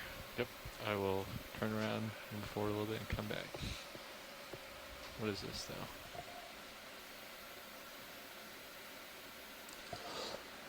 If you have the time on the upper left, just going out of frame, or if you're going to see something, that's fine. Yeah, let's check out I what didn't that know what is. this was. Yeah, I don't either. Let's see. Maybe a sea We've cucumber. got Go ahead, video. Hour to get to the top, and about hour 15 left on bottom. Oh, nice. That is a sea cucumber, believe it or not. You can see its tube feet extending and holding it to the surface. It's just totally covered in sediments. Oh. But you can see the extended tube feet. Just kind of gripping the surface. I'll come back here right after this. Must be being blown by the thruster. It's like, no, will not go. So I'm guessing what's going on there is it's got a bunch of these tube feet on the upper surface, and it's hanging on to sediments and shells and organics, and I don't know, maybe fish like to eat them, and that's a good disguise or something. And watch, you had something else here before I needed to move? Yeah, I don't remember what it was. It was a sponge. There was a small, very, very small stock sponge, but that's okay. That was more interesting. Okay. It looks like there's one right above the laser. My apologies to sponges and Chris Kelly, who's going to listen to this video later. I didn't mean that the sponge wasn't interesting. Oh, there it is. It's the one. What I noted is it's a very, very early growth stage of these, what I think is either Caulophacus or Bolosoma sponges. Chris is not here to correct me today, so it probably doesn't matter what I call them, but I like to try to be accurate, so let me see if I can find out. Thanks, Bridge. So possibilities include some kind of Bolosoma. Hold for this.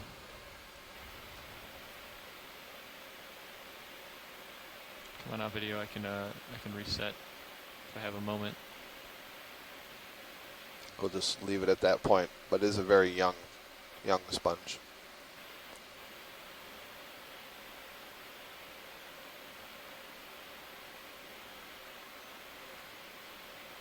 Okay. No, I need. Probably getting. I'm getting a little behind too. Watch leads. Okay. Are we okay to move? Oh, absolutely. Yep. Yep. I'm gonna turn my head back to the move here. Copy that. I'm lateraling over to you. Yeah, I would just turn, push Okay. out. You know, get a little, make up ground a little quicker that way. generally.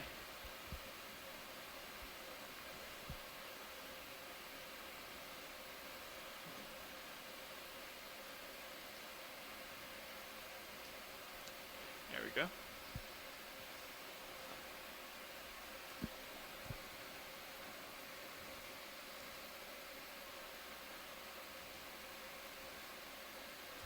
That's a lot better.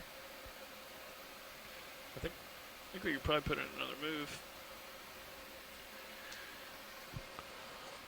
We're just passing 1,930 meters depth, Yeah. climbing this feature. There's a pro isocrinus, that crinoid that was on the right, the red one. It's the first time we've seen it today. We do see it not uncommonly, so I'll bet we'll see more. It's pretty easy to identify by its color and the fact that it's stocked. I was hoping there'd be something in there.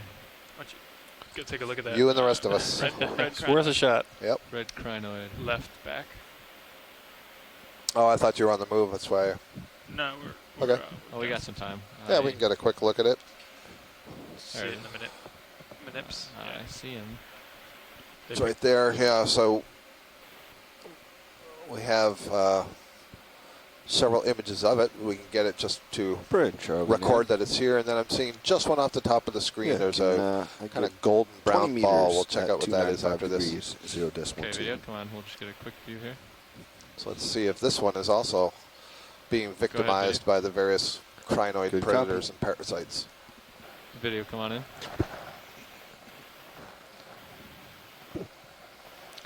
I can see a pair of amphipods on its lower stalk, but I'm not seeing anything up here. This is not quite as a deep red as I was thinking. You can see some these little branchlets that are coming out on the stalk below the main calyx. These are called cirri. And some of these stalk crinoids have a lot of these Thank you, cirri, Rich. and Chris Ma was noting earlier today Coming that out those stalk crinoids can actually be Like mobile this to is the some brown thing extent, before. but those seem to Oh, end there we there. Yeah, there's those. I think Les Watling will be able to help me with this. Maybe are these stegocephalid amphipods, but we've seen amphipods like this on, I believe they were umbellula stalks. Come on in, They always seem to occur in pairs, which makes me think they're a male and a female. So amphipods are the beautiful, beautiful images there. You can see they hang on with the back legs. They're really well adapted for grasping, and then they're using their front legs, presumably to grab things out of the water column. This is spectacular. We've seen many, many amphipods. There's also great diversity of amphipod species. If you've heard of, I think they call them scuds or beach fleas. And Yeah. You see these things hopping around in kelp that's washed up on shore. Those are also kind of amphipod. But most amphipods are marine or freshwater. Okay, video, whenever you're ready. Nice shot. And watch it, we can take a look right behind it, you said? I believe I saw it. Yeah, and I've already forgotten what I asked There was you a about. brown Oh, shape. yeah. So it's going to be upper left, off Let's screen. see. Bingo, just came There into it view. is, okay. Try to move a little bit.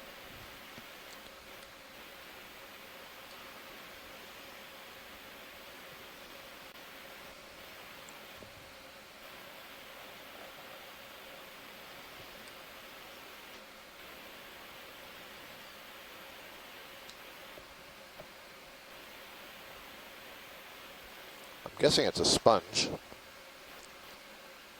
but pretty different sponge from what we've seen. Yeah. Question is it alive or not? Come on in, video. At first I wasn't sure if it would be something like a hermit crab, but it hasn't moved at all. Ah, it's Oh. neither of those. Nice. An urchin, huh? It is an urchin, but I think it's an irregular urchin. So I'm not sure what it's doing out here on a rock.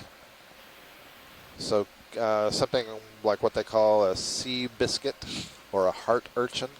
I think that's what we're looking at. And usually, in my experience anyway, these are burrowing forms. You notice that the spines are much, much shorter. Yeah, I wouldn't think it would have a lot of defense here. Right. Yeah. And they're related to the sand dollars. You often see sand dollars washed up on shore a lot flatter. But I think that's what we're looking at. Sometimes called sea potatoes. That might be a different group, so maybe this looks like a potato to me. Thank you, pilot. We can move on. Great. Pilot, at the bottom of the rock coming down about 4 o'clock from there. Got a little bit of the cast on the lower side of it. Am I looking over on the right side here? Yeah. Just, yeah, right in there. Go ahead. Just a quick zoom. So the surface of the rock looks to me, it's just like this botryoidal texture of the manganese. I'm not sure there's anything on there. Yeah, I didn't know if there was a little bit of a cast in there like you were looking at before. Yeah, like one of those tubes? Yeah. Yeah. Right there. Yeah, I can't tell. I can't tell exactly what I'm looking at there. I mean, I see the tube. I can't identify it. Right. I'm not sure if it's one of those tube anemones or something completely different. It's definitely a tube that's been constructed by an animal. Looks like it had sediment grains in it.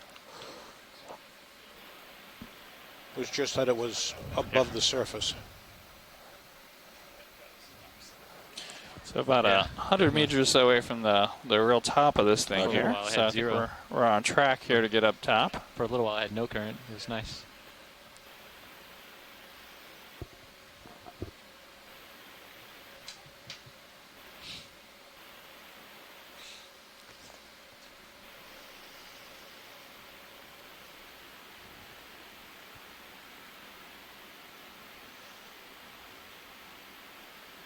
So maybe another of these casts we just looked at that's in this little cavity on the left. Did you want to zoom on If it? you can, if you got the time. I can't tell if it's a tube or if it's something other than a tube. Hold on, video. Let me get stable real quick. Those are the two possibilities. Thank you. Okay, go ahead. It is or it isn't. Sponge stock or coral stock. With a brittle star around it there, yeah. All right. Thanks, pilot. Great.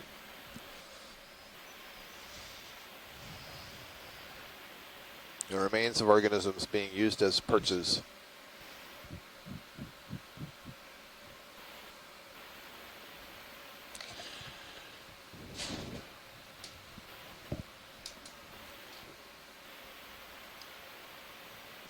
That's better. I was wearing the wrong glasses.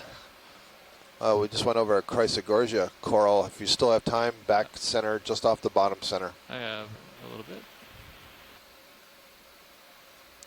Just came into view, and it's to the right of the lasers now, just a little bit ahead of the lasers on a ledge, about halfway between the lasers and the edge of the screen.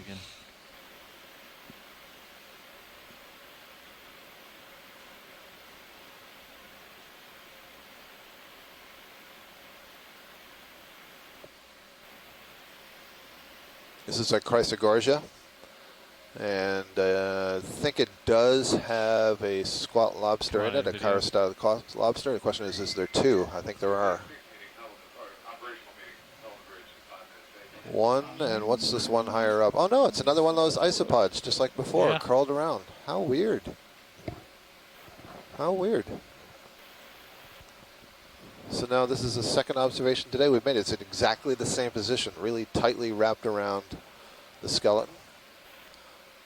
And then you've got the chirostylid squat lobster down below. And this polyp, let's see, the polyps on this guy. So you can see on some of these, they kind of look like saddlebags is what we described them. They have so many eggs packed into the base of the polyp that they kind of droop a little bit over the skeleton. Great. Good view. Okay.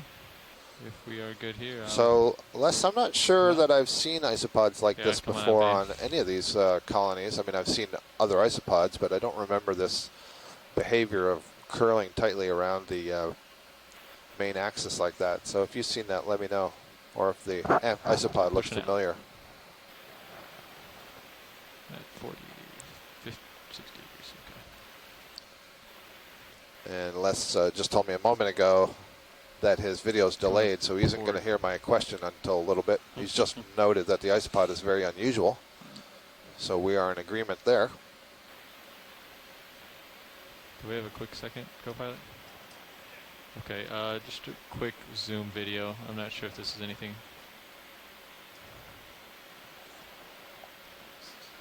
Yeah.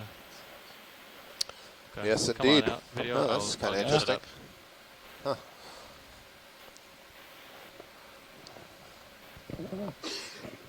Okay, now we can go back in.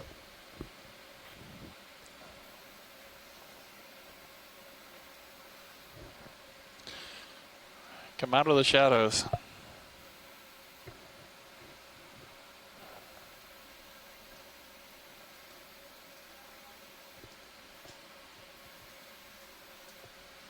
Wow. Oh, so this is one of the slime stars, I think. Now you can back up, see the that would allow your transparent co-pilot to bring your swing second arms in layer of and light you up. epidermis, basically. I think that's what we're looking at. He's going to try, but yeah, it might be too far in. It's definitely a sea star. He's moving along on his tube feet. You can right see him underneath kind of that rock. gliding a bit, I think, or is he just maybe moving back and forth in the ROV thruster? Definitely different look than the other slime stars. Absolutely. Yeah. And I think it's because the tissue is so transparent. That's why it looks different. So you can, I mean, you can clearly see 5 arms, and it seems overlaid by this sort of bag. Yeah, I can see if we colored that in, yeah, it would have the same morphology. Then you wouldn't see those arms anymore. So I think it is a pterastid of some kind. Has it been for a little bit? It has been for a little bit. Oh, then I could. You could back up. Just watch your swing arms now. Oh, there. Oh, look. The osculum opened. Oh. See that? Remember I was telling you, it's a little Yeah. like chimney thing, and then it kind of can release some mucus. And, I don't know if that's also a way of bringing water in to do some gas exchange. I wouldn't Go think ahead, so, Rich. but it's possible. Oh, cool. Glad we were there to see that. Well, actually, it's my co-pilot's been trying to Roger get that. some light in there. I can move Has back. Dive Super been there? I think this is a pretty good view. I mean, I'm I'll seeing see all the if I can characters I find think him we too need to to come see. up. I can see the spines, Thanks for I can trying. see the oscula, I can see the I think tube you made feet, it look good. Yeah. see the arms curled up at the tips. So let me do a quick look here at, let's see. So you can move now. I think they're... I think I closed that page. Yeah, your co-pilot's bringing your uppers in. That should help. There we go. Let me see. Let me see what I can It do. helps a little. I'm gonna come out just a bit. Video. And you just There's slide nothing down. quite like this Just a on little the bit. Terrasted page, but I feel A like little better. maybe we saw this in 2016, and I I wonder don't think if, you changed much. I don't think so. It's like the light got there. wonder if it's possible those photos just haven't been posted yet. Come out slightly. Video. This year? Okay. Thank you. That same coloration and everything? Great. Hmm. So Annie White, our videographer, is telling me There you that go. on one of the earlier expeditions in 2017, we saw that morphology as well. So we're just passing 1,900 meters here. Temperature is still about 2.3 degrees Come on, Celsius, and oxygen is down to just at about 3 milligrams per Co-pilot, liter. if you So bring your port starting to arm drop a little up bit. now, that might help a little. Yeah, you know. Oh, that's great. That's Max soon. Copy video. Very thank impressive you. little guy. Good eye on this, guys. There we go. Open up the osculum again. All right. It's nice. I mean, it's a really nice view because you can clearly see it's got the 5 arms. It kind of looks like a normal 5-arm sea star that's been overlaid with this other layer of tissue, maybe being kind of held up by all those spines that you're seeing through the tissue. And then once in a while that osculum opens. Cool. So when you and video are happy, we are happy. Great. Video when you're happy, I'm happy. So many happy people in this control room. So happy. Warms my heart. Slime star. This might be as good a place as any. All right, guys, I think it's time to swap out because I need you to hop here and pilot take over for you. Okay. Do I have time? Sorry. You're going to take over pilot right now, right? I have to head to a meeting. Okay. So I think Josh is going to take over for you. You can just leave him right on bottom here. Okay.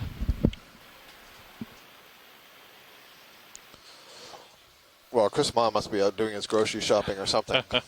Otherwise, he would definitely have called in. Definitely yeah. have called in there.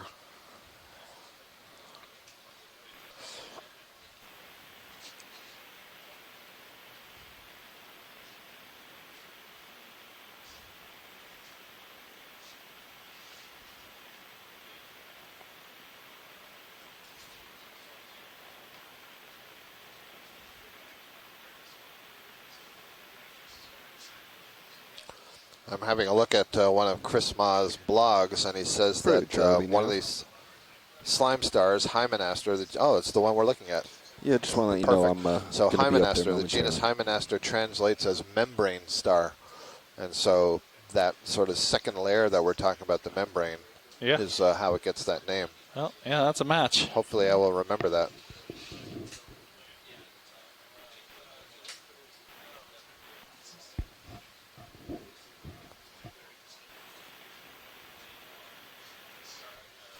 Is that enchiladas? That's some kind of animal on his blog there. That is what a slime star looks like when you get it up on the deck. It's. I thought he was mixing stars and food on his blog. I didn't know. So. Kind of looks like a jelly roll or something. Chris writes there, and he wrote this in 2016. There's nothing known about the biology of these animals. What do they eat? What is the slime for? What is the gelatin-like body and adaptation for? Where do they live? Are they separated by depth? How have they evolved? All the observations come from the Okeanos Explorer program. So how about that? All right.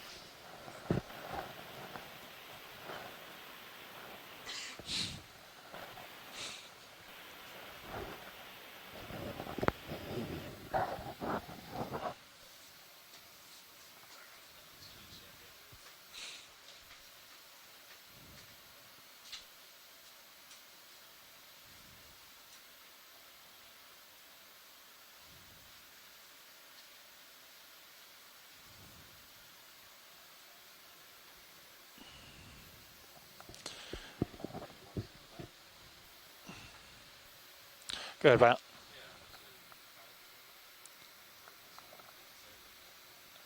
All right. Yeah, we're just trying to head up to the peak here, so we'll try to make a little more ground, and we'll stop if we see something interesting.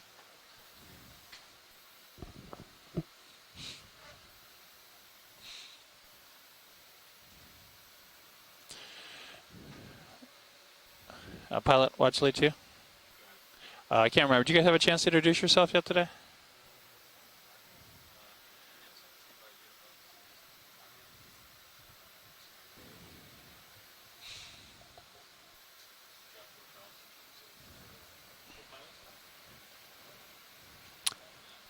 And on nav, just moved from co-pilot, Chris Ritter. Will be Andy Lister in a minute. Down in the corner, Bob not on video. And back in the back row, clipping and editing, is Annie White. All right. Thanks, guys. We're all part of the Global Foundation for Ocean Exploration.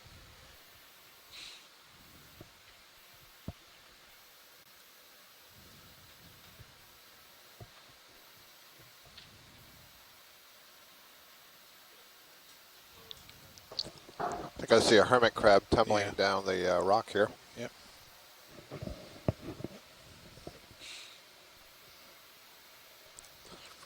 That's a different kind of tumbling snail, where it's not really a snail, it's just a snail shell with a hermit crab in it. So that's a fairly typical looking pegurid hermit crab.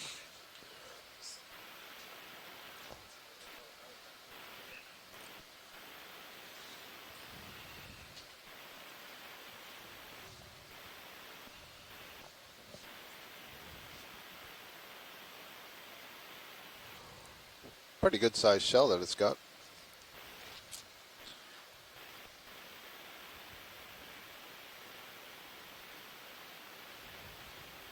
Yeah.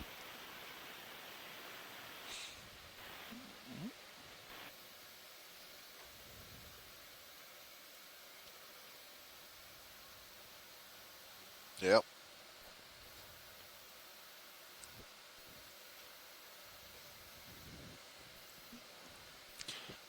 One much bigger claw there, huh? Yeah. We can let him go. Thank you.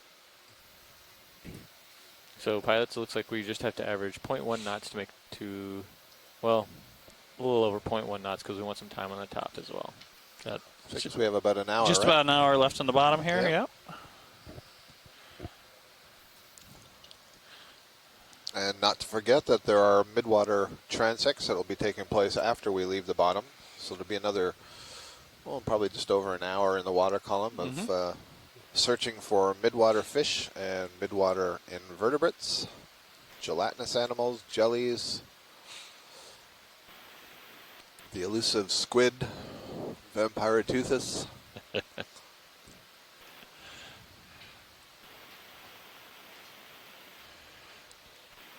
Who knows when a shark would swim by? We all would love to see a marine mammal swim by. How deep do marine mammals go? Well, I'm pretty sure that sperm whales can get down to 1,000 meters. Wow. I really wish I hadn't said that live, but I'm going to check it now. Well, you qualified it. Thank pretty you. sure. Good, good call. I think some of the beak whales are pretty deep divers too, yeah. And the beak whales, I know, at least in the Gulf of Mexico, I think they congregate around the heads of canyons, you know, just off the shelf, and they dive down near the canyons.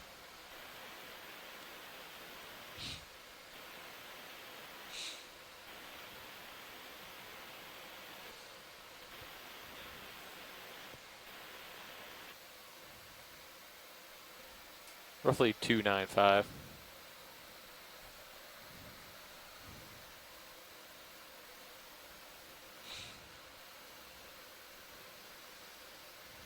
Sounds good to me.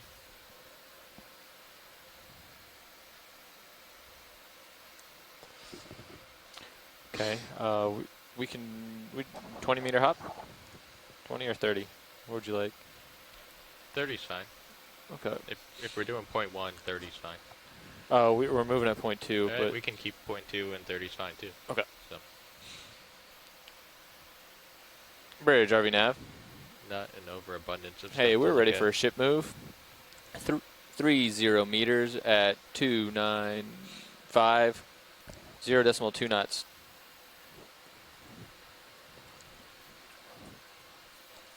So That's correct. I'm reading this from Wikipedia, but it is cited. I have to check the citation, but it does say sperm whales usually dive between 300 and 800 meters and sometimes 1 to 2 kilometers. That suggests 2,000 meters.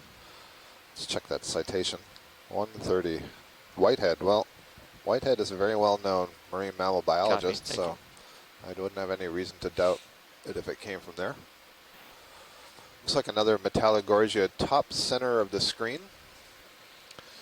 We don't need to do too much of a close-up, but just to verify that that's what we're looking at. I can see the white holdfast just coming off of one little rock and a patch of sediment. Here. I'm gonna come down. And then a long, Don't be it's alarmed. typically if like the a load meter goes up. long, that stem. And then you've got the great big head. So this would be, I think, the second colony that we've seen today. Les was noting that the width of the head, the diameter of the head says something about its age. It was very old. And so it's kind of interesting. I haven't seen any of the, quotes, younger colonies or the colonies with the branches coming out the stem. Definitely similar size here, yeah. Yep. And I can see almost all the polyps are withdrawn, the tentacles, except on the very lower right side, I see maybe 5 polyps with their tentacles extended. Looks like the current's picking up a And little it has bit its from your characteristic Ophiocreus oedipus. That's the name for that brittle star that lives in the center of its branches. Always the same species of brittle star, always only one of them. So goodness knows how these brittle stars reproduce, because, you know, there's just the one.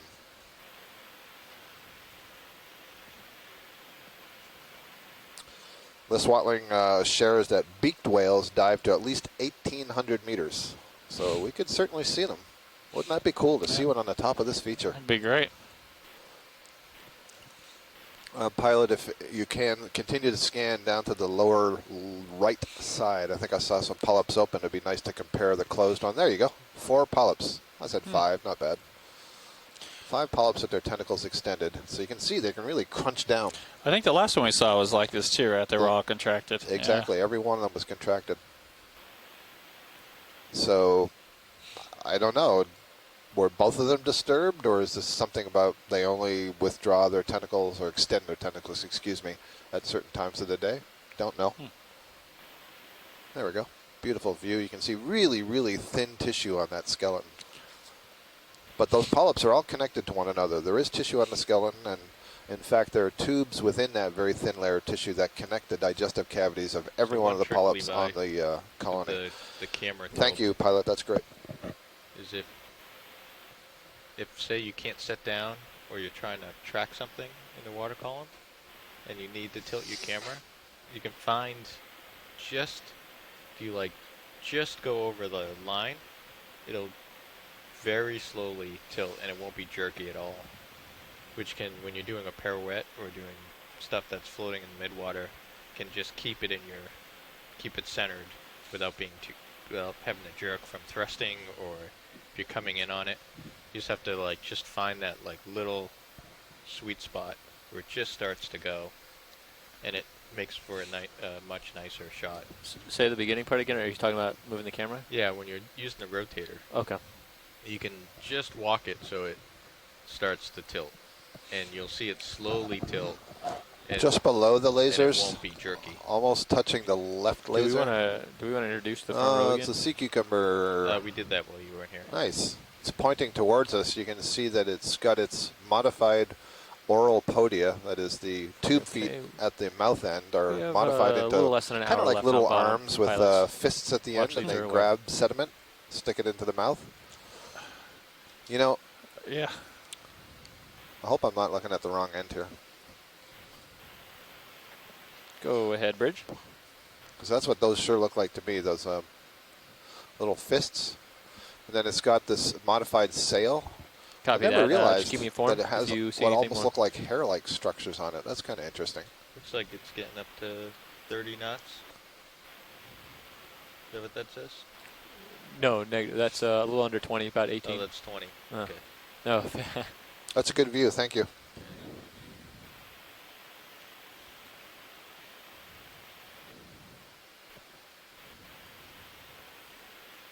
So if you get a chance, it might be something to practice. So it's another deposit feeder. One of the things about what we were just looking at there, you can see those modified tube feed, and instead of just using their mouth to ingest the sediments, they use those modified tube feed to pick up sediments and then put them into their mouth. So it's kind of like eating with your hands.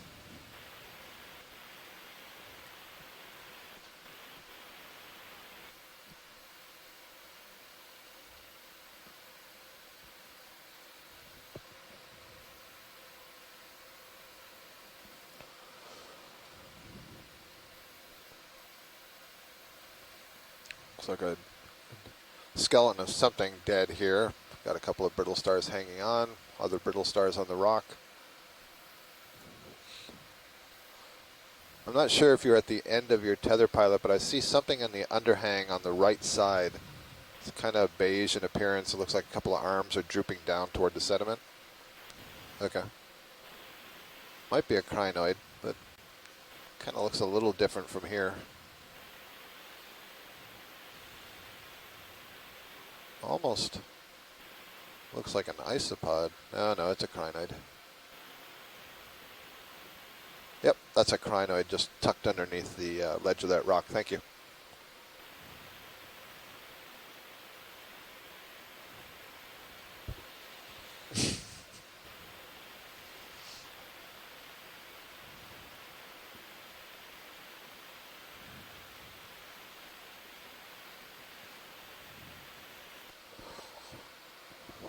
Not to put any pressure, but there was an observation here from shore that the ROV Hercules saw a sperm whale on their ascent at 600 meters in the Gulf of Mexico.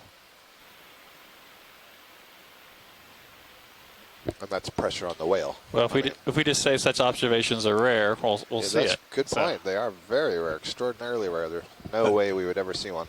That was 3 years ago. Or my name's not Scott France. That was 3 years ago, Scott. There you go. It's pretty rare. Oh, remember we tried to scoop one of these up?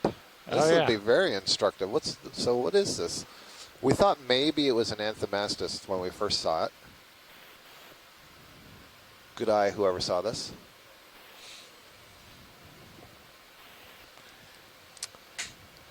Huh.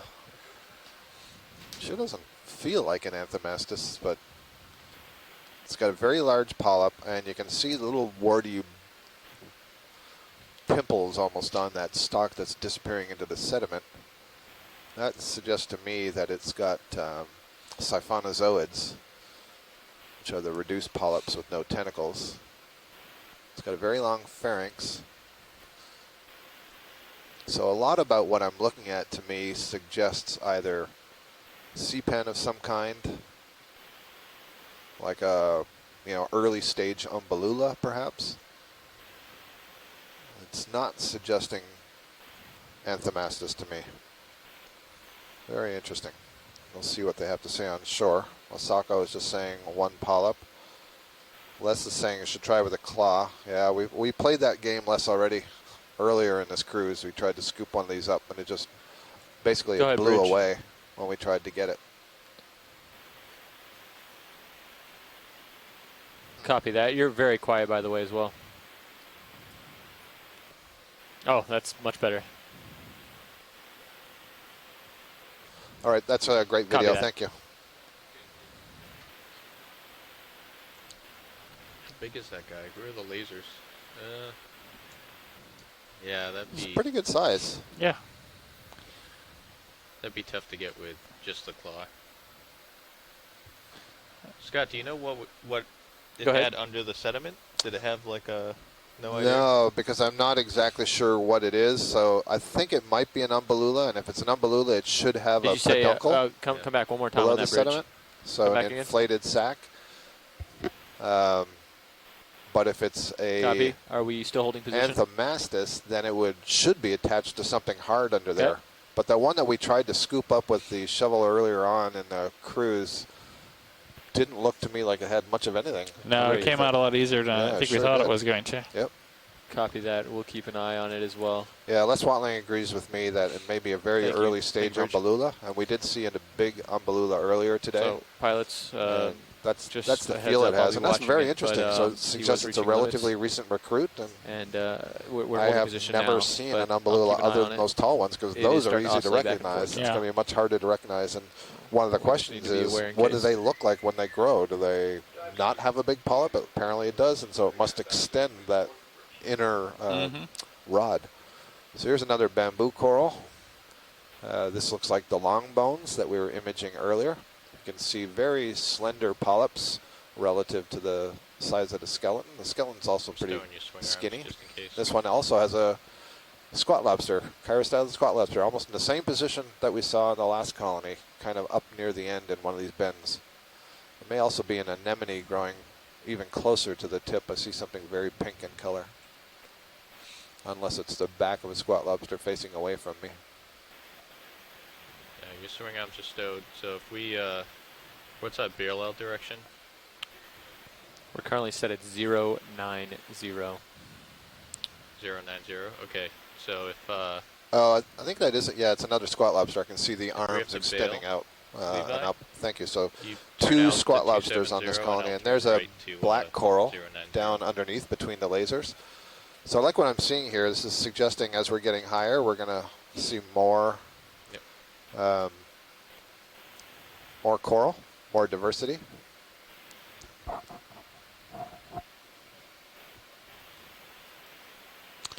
Yeah, just double check that.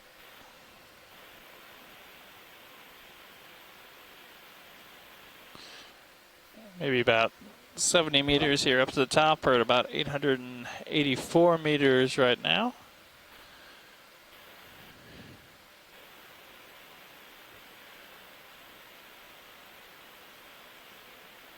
Yeah.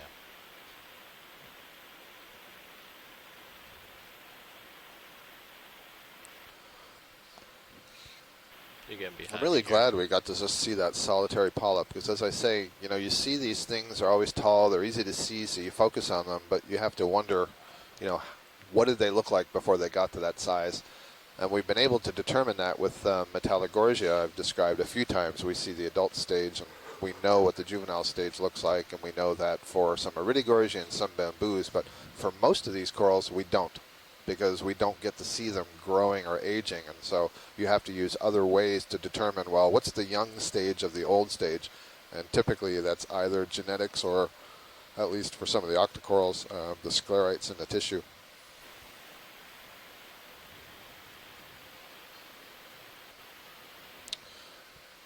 And yeah, this is interesting. So now this is at least the third, maybe fourth of these that we've seen, and they've all been quite small, suggesting relatively recent recruitment of these particular sponges in this area. Thank you, pilot. Can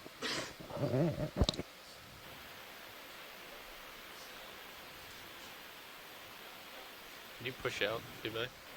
What was that?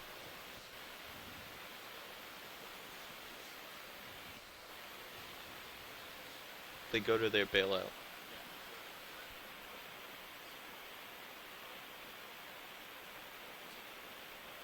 We discuss it with them, but probably have not. Just get, their idea is just get moving in that direction. That's priority. Let's get a quick zoom on this And white then stalk just above the lasers. Once they're moving, we can say, 0.3 knots, 0.5. So our old friend here. Yeah. Well, you can see like the two Yeah. really closely spaced nodes, and then along after that. But one thing that's interesting here is the larva settled on the side of the rock, and then when it started growing, it curved upwards.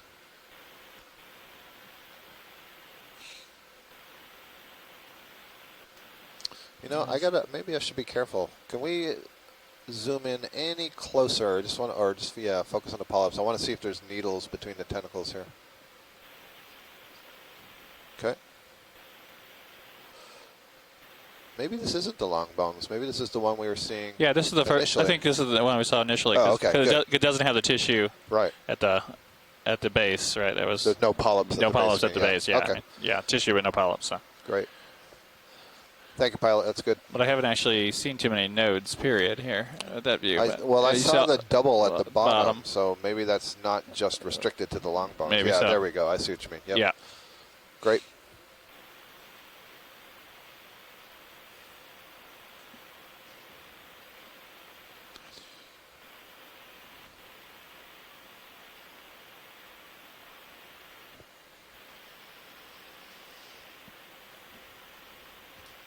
Okay, pilots, we're looking at about 0.13 knots average speed to get up there in time.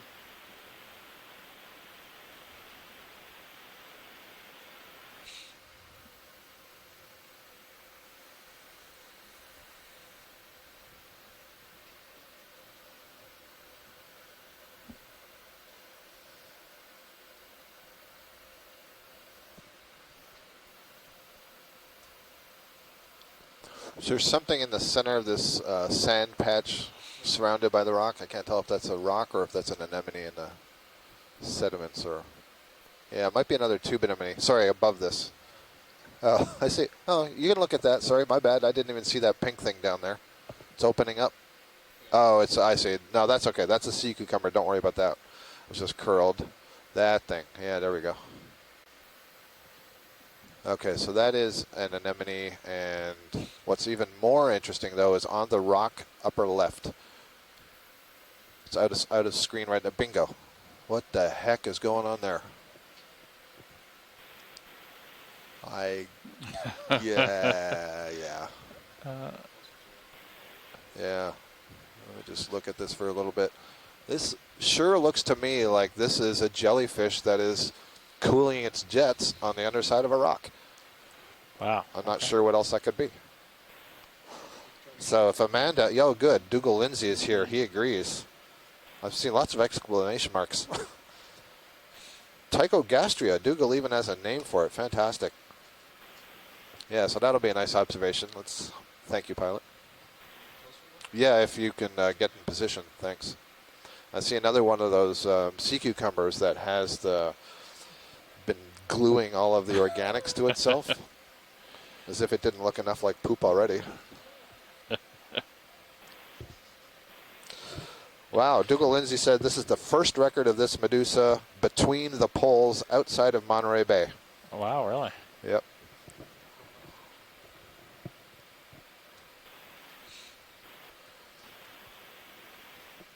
Very cool. Yeah, so, I've heard of upside down jellyfish in the Caribbean. Those are jellyfish that'll settle on the bottom. And I've seen small hydromedusa that feed on corals, and so they'll be landed on coral polyps, but I've never actually seen one kind of in this sort of position. How is he sort of attaching there? Yeah, oh, that's great. Well, it looks like he's using his tentacles to Yeah. grab onto the bottom, much like the rhodalid siphonophores do. Huh. The pinkish stuff that you're seeing is probably, I see, oh good, Amanda's here. I think it's probably gonadal tissue that's in the stomach, in the gastric cavity. So, folks, this is a wonderful commercial for the midwater dives that we're doing right after we leave bottom, and these are the sorts of organisms that you'll be seeing. So I'm on the line now, but I don't know how much help I can be because I've never seen a benthic jellyfish before. Yeah, isn't that great? I did. There was a paper out just this past week about clinging jellyfish. So these are jellyfish that I think live on like seagrass beds, and that's how they make their life. Is they have similarly long tentacles that kind of get caught up in the seagrass beds and hang out, and that was something new to me as well. And so what are they feeding on? Do they stay there the whole time, or can they release and move around and then cling again? That's a good question. I did not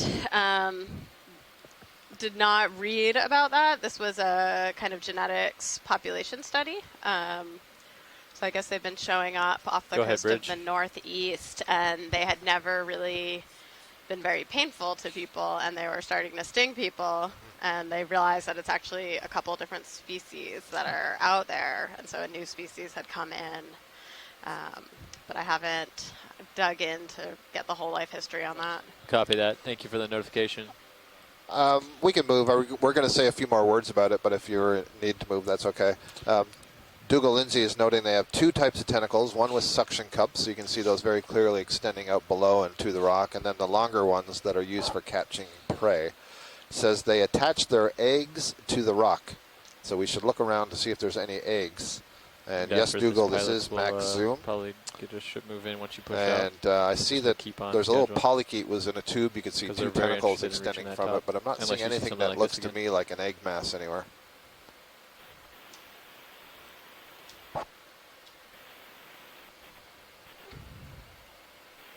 So Dougal also says, I asked him if they ever swim, and he says they can, but not very actively. This, normally they just sink when you put them in an aquarium. I need to So stop. that's Probably kind of need to interesting. get another ship So would moving.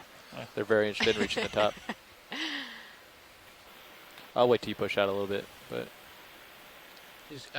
I think we're good. I think we're happy with that. Okay. Thank you, pilot. Get you one right now. Yeah, that was a great observation. You guys still good with 295? It's almost like our midwater transects are coming early. Well, We're just that's getting them it's a sitting on the promo. It's a seafloor. promo for what's coming up. That was the trailer. Yeah.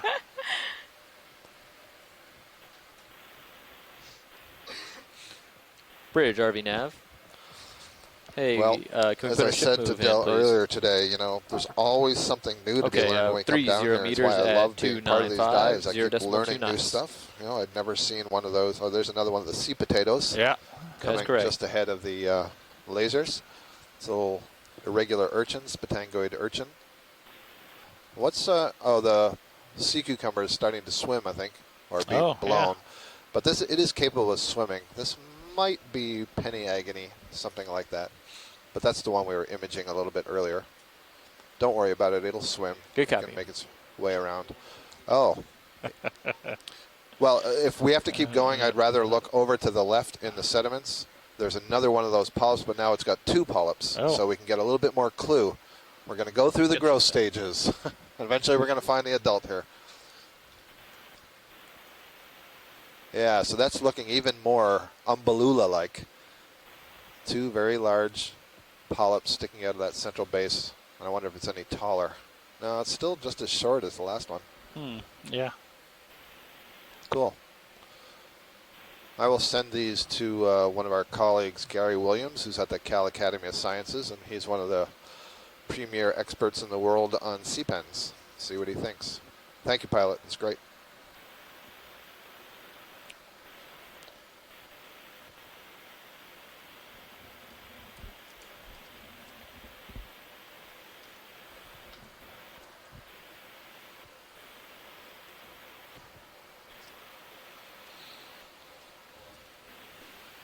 Just wanted a quick one with the laser.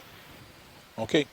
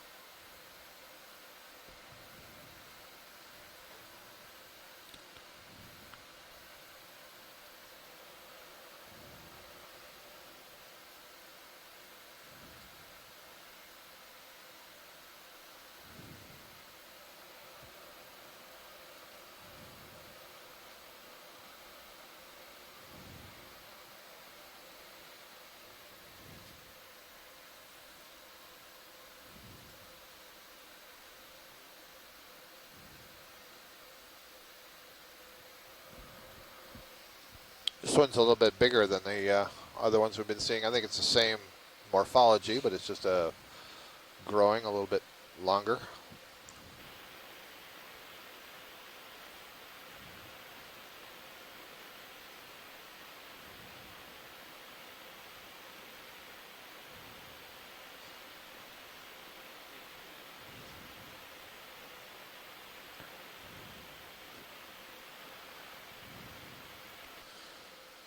This is a black coral, I think, with a whole bunch of barnacles. It must be a bryozoan. Yeah, so it's one of these star-like bryozoans, but there's a whole bunch of barnacles that have settled on the back side of it. So that's kind of interesting. These barnacles also want to get up off the bottom. They want access to the good current flow. There we go. Kind of interesting stalks. So I do believe they're lepatomorphs, like the goosenecks, and yet I'm not seeing the pink color to the stalk. Maybe it's just that it's white and a further reflection of the lack of color down here in many of the animals. There's also a golden colored amphipod on the lower part, upper part of the stalk just before it starts to branch out.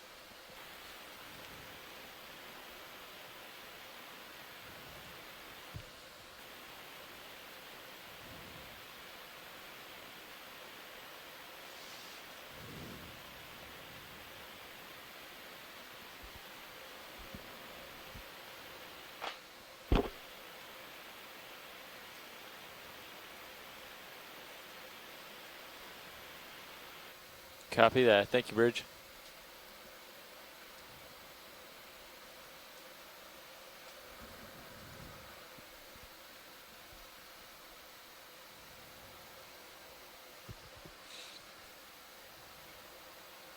Oh, looks like a Victor Gorgia, the first one of these today.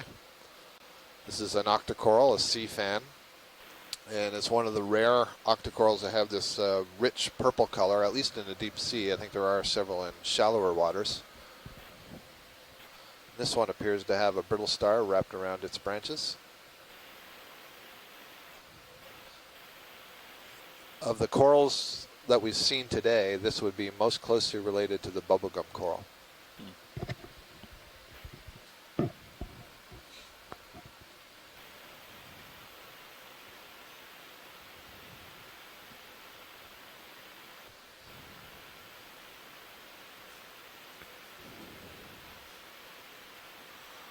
That's a copy. Yeah, really nice color. Looks like one of the polyps is kind of being bent over there by the arms of the brittle star.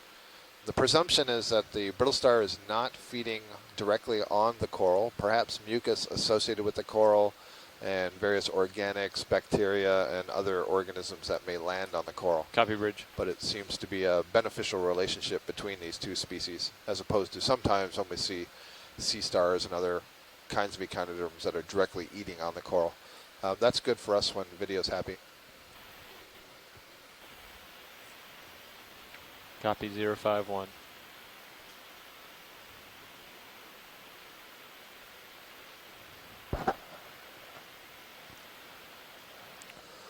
1,890 meters depth. Let's see if those are 10-meter intervals. 10, 20, Yep. 30, 40, 50, 60 meters. Just over 60 meters to the top of this feature. We have about half an hour left in our dive.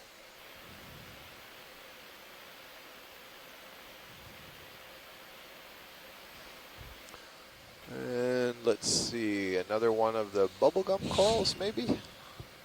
This might be something a little bit different. We better get a look at this one.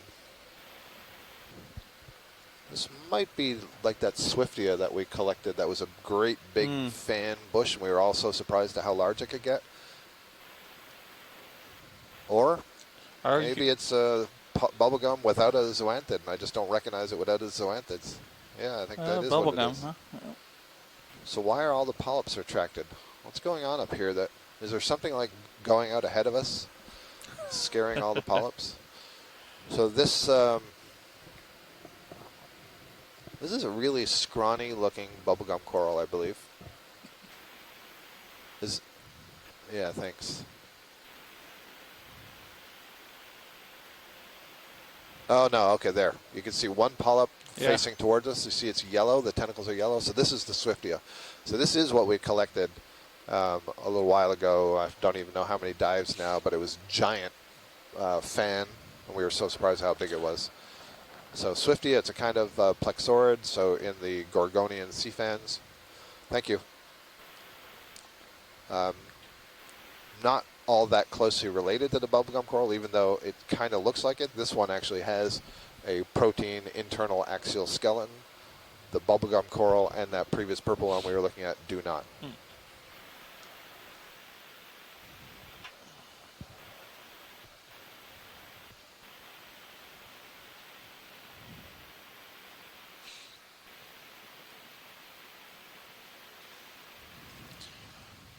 Yeah, as we've come up to the top here, it's really started to look more and more like a volcanic landscape. You can see some pillows and lots of little channels, some small tubes being formed. Interesting the way these brittle stars, like at the very bottom of the screen, they curl up their arms like that. And you notice they had these really long spines. I wonder if they curl them to try to capture things in there. You can't see me, but I'm curling my arms as I'm describing this. It helps me speak.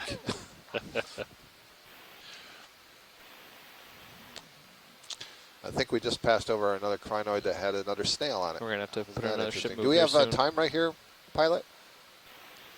You'd have to back up, so I don't know if that changes your opinion. It's below and on the left, yep. You said it's still Bridge, you said right it was there. still Yeah, oscillating? it just came in. I just want to see if it's also laying eggs. It's below the main branches. Yep, that's the one, yeah. And that's Copy the snail is there. I'm getting an eye for these snails now. There's some barnacles with their cirri extended. Yep, it's laying eggs. Wow. Wow, cool. So is there a little gastropod on this one? You can see that sort of yellowish structure on the back of the foot. That's the operculum, so that when it retracts into the shell, it can form kind of like a little door. So the question is it laying eggs, or is it laid the eggs and it's protecting them? You can see its proboscis is extended again. So if we can see down into between the arms, where is that proboscis going? Copy that. We're on to you, snail. Yeah. Copy 045. Oh, cool. Okay.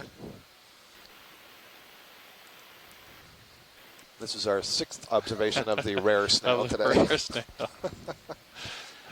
Great okay, view. they have to move. Yep, understood. And Annie thinks as we go out, the one that's on the right there may also have had a snail on it. Wow.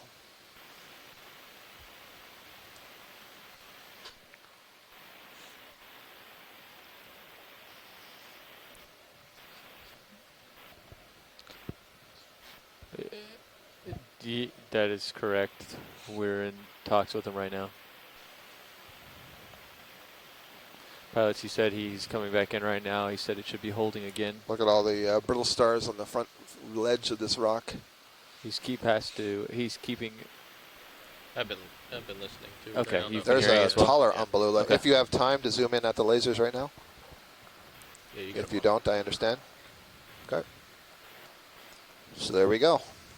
Another step up in the growth series. Now we have three polyps, and it's probably about 4 times the height, 5 times the height as the ones we were imaging earlier. And this is interesting. This is a different color than the one we saw earlier. This is much yellower. And I'm talking about the really Okay, big so one. we're within 5 meters. That's great, currently. Pilot. Thank you. We've been oscillating within 5 meters. And you can see the swollen base, the correct statement? peduncle that's stuck in the sediments. Okay. Okay, no, that's great. So how many polyps were on the big one? We're good, Pilot. What's that? How many polyps were on the big one? I don't remember, more than 5, I think. Okay. Yeah, that seems about right. But I don't think it was this species. Okay. Copy that. It was kind of a gray-blue color. I'm not used to seeing That ones rain that are squall's kind of going to hit yellow-gold us like dead that. on.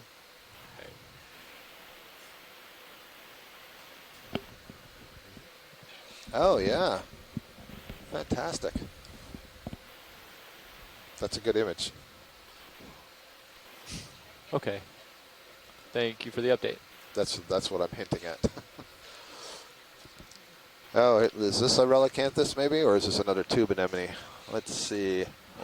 I think it's another tube anemone. See in the center there. And yep, you can see the much shorter tentacles. Nice lighting. So that is another Cereanthid. Yep. These are the ones that can build a tube out of these structures called tychocysts that they fire out of cells, bind up mucus, bind up sediments. The inside of the tube is really, really smooth. That's good, Pilot. Beautiful. This is a better view of the internal surface than what we thought, or than what we saw earlier, sorry.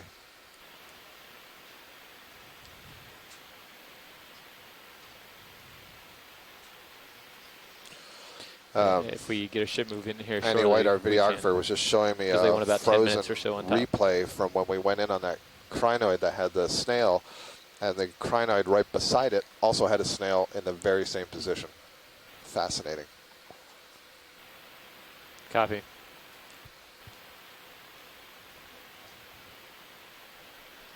And it looks like a bubblegum coral, maybe overgrown with zoanthids. I'm seeing white and yellow, and the brittle star in the center of its branches. And there's one of the Sacocalus glass sponges again. We don't have to zoom in on that colony there, Pilot. I recognize that. But the one in the upper left, that might be different. That looks more like a plexaurid or a paramerciid, maybe. Sponge looks a little bigger than some of the ones we've seen Yep. earlier, though. Yeah, very early on we saw one. You see it has those kind of pushed out lobes on the outer surface, and I called it a Sacocalix, so that's the second one Copy like that, we've Rich. seen.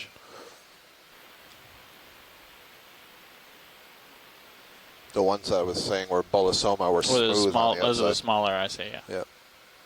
Yeah, so this looks like, it's definitely a plexaurid sea fan, possibly in the subfamily or the now defunct subfamily Plexauridae. There's an interesting, maybe a bubblegum coral growing just next to it, a really small one. You see it's pink and white, not very tall at all. Again, evidence of relatively recent recruitment. This one has not yet been parasitized. Poor guys. So it's a good view. Yeah, if we can come up just a little bit. Thank you. So this view, I have no reason to change my guess that this is a Paramerissia. Thank you, Pilot. Okay, about ready to get that ship moving? Sure. Okay. I think 300 actually is going to be better the way you're facing. Oh, it was facing. There's another, so here you can see the white tips to this fan. Yeah, so that's going to 300's be good. the white morph. Bubblegum coral, Bridge polyps RV retracted nav. because it looks so smooth. I know you're fighting that overgrown wind by right now. Are you ready zoanthids for a in the ship center. move?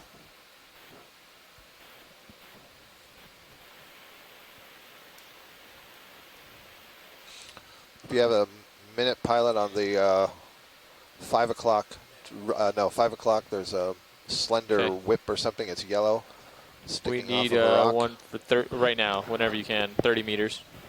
Yeah. Okay, so we're looking at 30 meters right at up the 300 lasers now. degrees, 0.2 knots. Looks like maybe 2 stalks coming out of one holdfast, perhaps.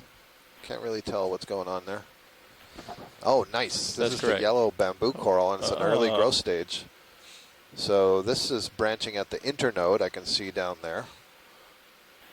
And I'm not used to seeing them this young, so I don't know exactly what to call it. If it's possible at all to get any tighter on any of the polyps, that would be great.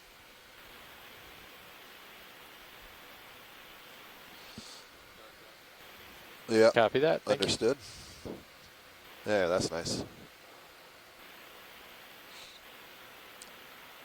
Not seeing needles.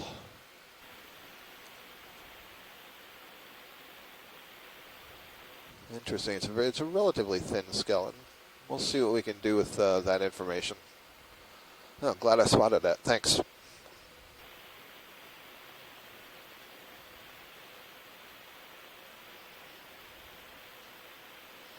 We're okay. He's got the ship move going in, but this is one of those sponges. See, it's got the little chimney kind of on top. What's that? And it may, if I recall what Chris is telling me, if we saw it from that other surface, it would be excavated there. He's fighting the winds right now. They're oscillating a lot. We have a squall coming through as well, so keeping an eye on it.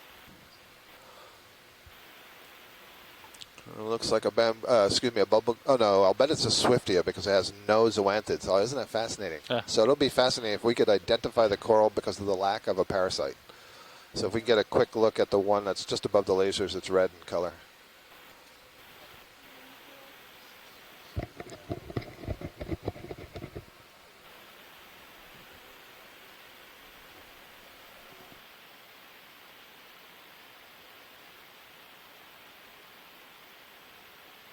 Yeah, you can see the ship is struggling to hold position because of that wind. Yeah, I'm gonna. What's the deviation? Standard deviation? I wouldn't go with this one. I would say between 5 and 7. Yeah, that's fine. This one's a bubblegum right coral. now it's okay. Yeah. So this is a bubblegum coral that has not yet had any zoanthids. And it would be get different. to it. And it has it all depends on a the terrain, mysid shrimp at the Well, very I'm not- lower I'm right, not- and it's I'm got this large concerned. I'm not astroschemated super worried. brittle star curled That's up where on you its should be arms. keeping an eye The on way it, I know it's a because if bubblegum if coral it is because of goes, the wads of we still have to get tissue off the that bottom. have Yeah. the polyps retracted in them, as opposed to the alternating form Once of we get to the single top, though. polyps. So each one of those kind of mounds could have 3 or 4 polyps extend from it. In fact, you can see on the left side here, there's a couple that are just have a bit of their tentacles sticking out. In fact, there's a worm crawling along on the upper surface of that branch, just above where the couple of tentacles are extended, excuse me. And that's good for me when video's happy. Video's good.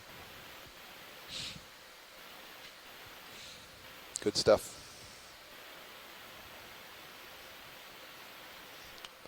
Another one of the Parameciid yellow fans that we were just imaged earlier.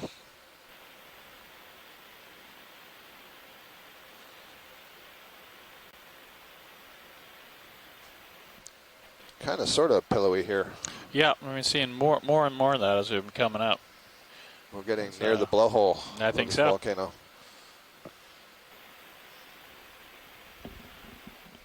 So we haven't talked about it in a while, but I guess we're pretty convinced that this is not some really sunken carbonate feature. This is something else. We were expecting to be deep enough that we would be below that carbonate platform here, and I think that's certainly borne out on what we've seen today from these structures.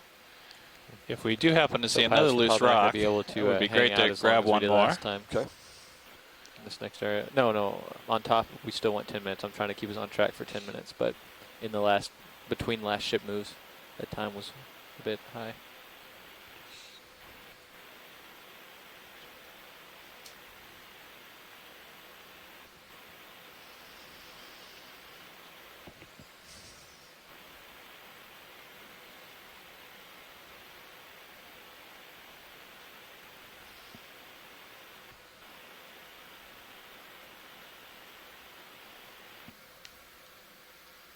Not sure if that's different. Yellow.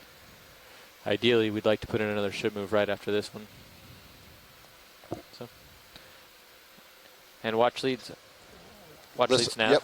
Hey, go ahead, Nav. Just double checking with you. We still want to spend about 10 minutes on top of this, right? At the peak? Okay. Yeah, we're kind of hoping that we're going to see a big abundance, so we'd at least like to get some imagery before leaving the bottom, the top. Great. We might have to start bottom. pushing forward a little bit quicker again. Understood. But we can get you there.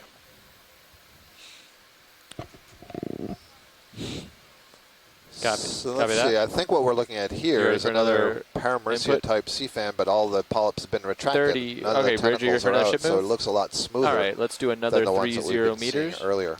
at 300 Always interesting to degrees. wonder what it is that 0.29. has disturbed the colony such that the polyps retract. I don't know that it requires all that much energy to remain extended, so I'm That's a good always copy. assuming that there's something that has bothered it somewhat.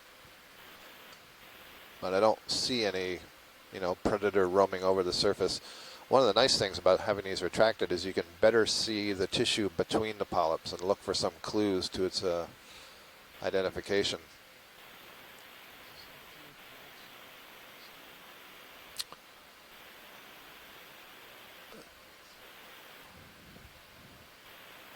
Yeah, so there's still tissue completely covering the skeleton here. It's this sort of lighter whitish yellow color. The skeleton itself would probably appear You have a fish brown. Or is that something in the water column? You see that in your manip? I'm not sure what that is. It's. You can see the mouth of the brittle star underneath there. Oh, yeah. And again, the presumption is it's not feeding directly on the coral. It's feeding on stuff that lands on the coral or maybe mucus that the coral is secreting. Thank you. There's a very large barnacle at the base there. I think that's what maybe video or somebody was trying to point out to me.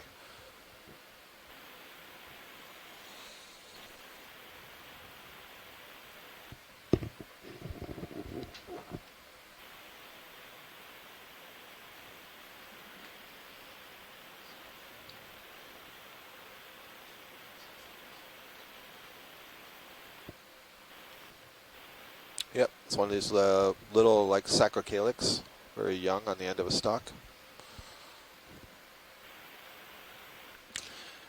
Just passing 1,850 meters.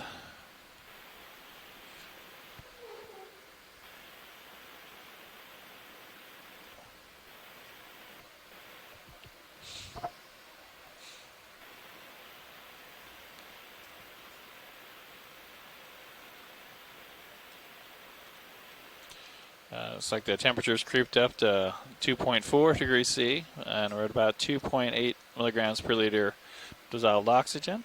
So definitely been dropping since we started the dive.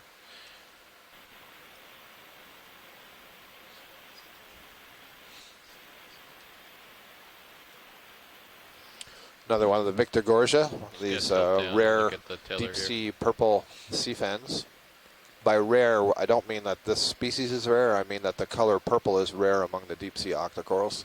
I only see it in this Victor Gorgia and in the ribbon-like stoloniferous forms. And can't quite tell what the brittle star is wrapped around. I think I see coral polyps, but it has the impression of a sponge, so don't know what's going on there.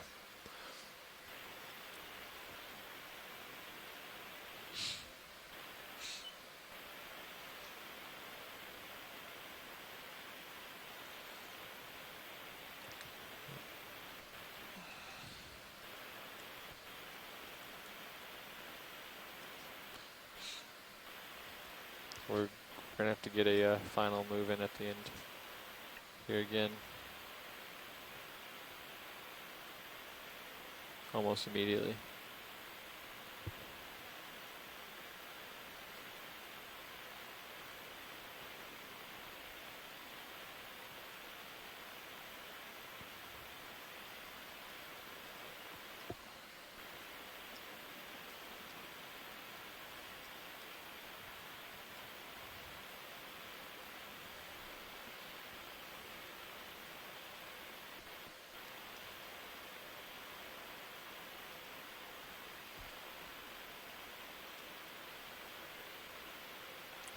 Is this a large sponge?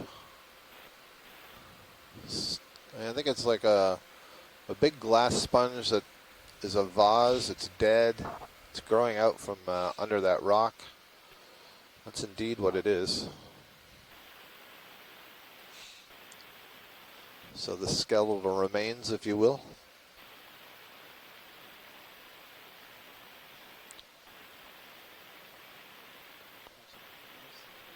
No, no, this is fine. It's dead. It just shows us that it's there. Thank you.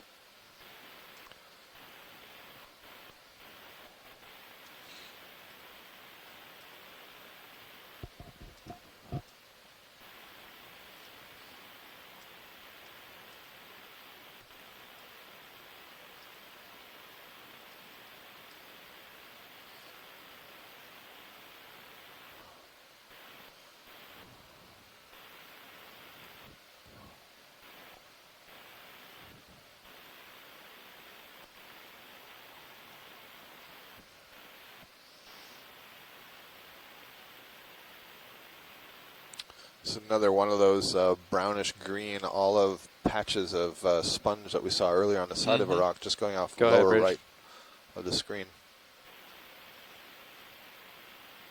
And I think maybe another one of the top individual right. recruit I umbellula in the didn't catch sediment that patch here. last Actually, part. to the Right-hand side going off. Copy that. Yep. Copy, thank you. yeah, so I think, what is this? All right, pilots, we This- are holding station. We oh, need this to put is a another move in flatworm, I think. quickly once we're Yeah, done this here. is a flatworm, platyhelminth. Look at that. You don't see these very often. Wow. Track it if you can.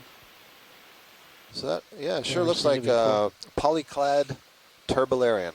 So polyclad refers to the branching of the gut, and that's what you're seeing through this tissue. So that's a flatworm. Cool. Nice. Can't follow it anymore.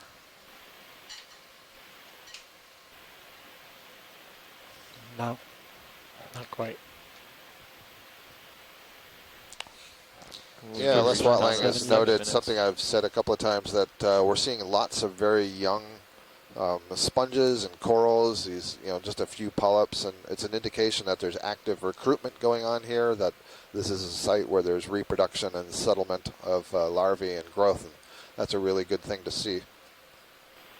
If you don't see any of the younger stages, and you only see the very old stuff, and knowing these could live for hundreds of years, you have to wonder, how well is the population doing? If there's no reproduction and recruitment, it can't sustain itself if any of the individuals are lost.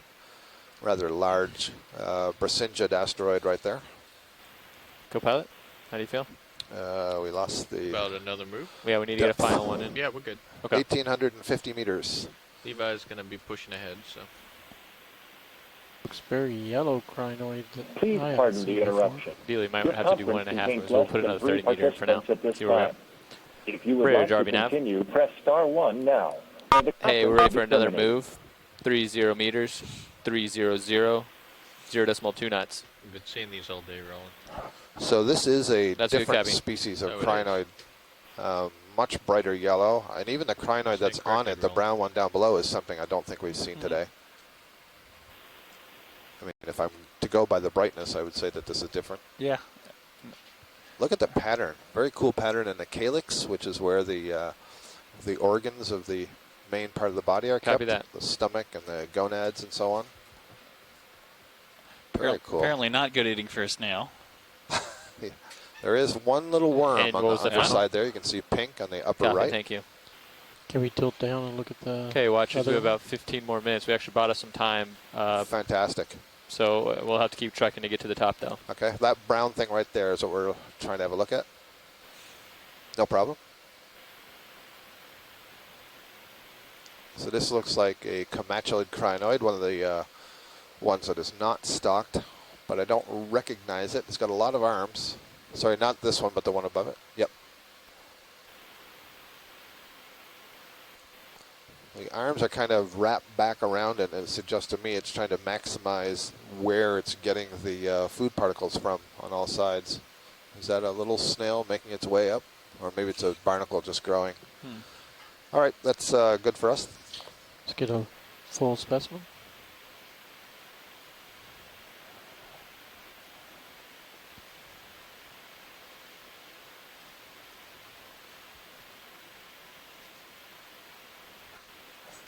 And if you can fly across the top and tilt as you go. Very striking, that very bright color down here.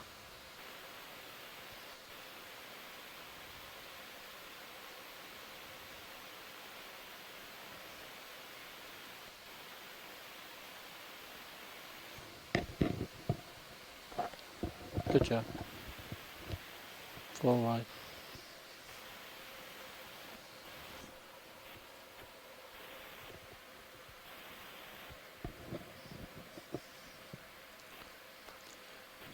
So I wonder if there will be more sediments as we get to the top here.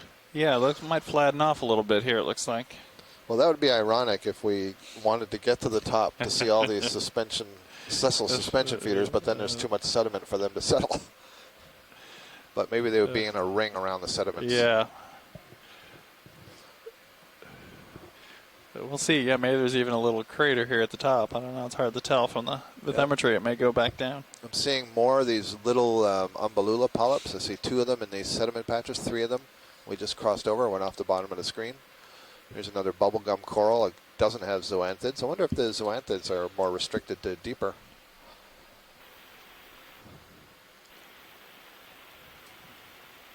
Come back forward a little bit too if you want.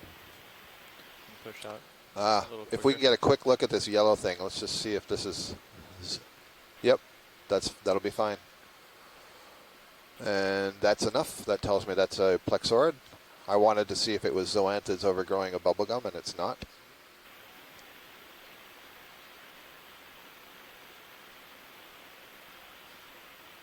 Tracks are good.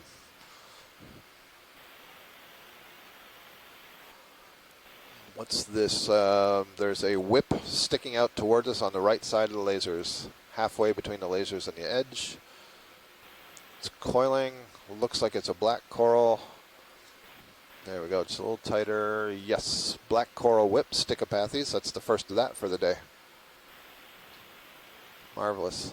See, the polyps are really jammed in there together. Each polyp has 6 tentacles, and you can't really separate them. So that's just telling you they're cheek by jowl, as my grandmother would say.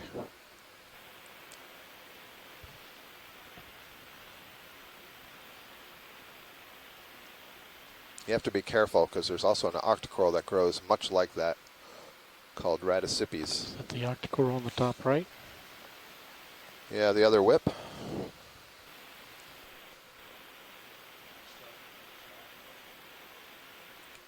This one looks a little bit fuzzier, so it might be different. That's the bamboo coral, so we've seen that several times. Yep, there's the chrysogorgia, the chirostylid squat lobster on it. Fantastic, thank you. So every one of those we've seen today has had at least one, that's sometimes 2 of those squat lobsters.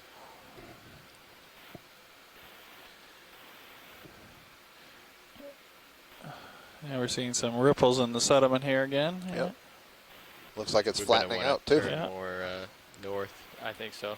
Yeah, our final move will have to be a little bit north. We're coming to the end of that last move anyway. Go ahead, Bridge.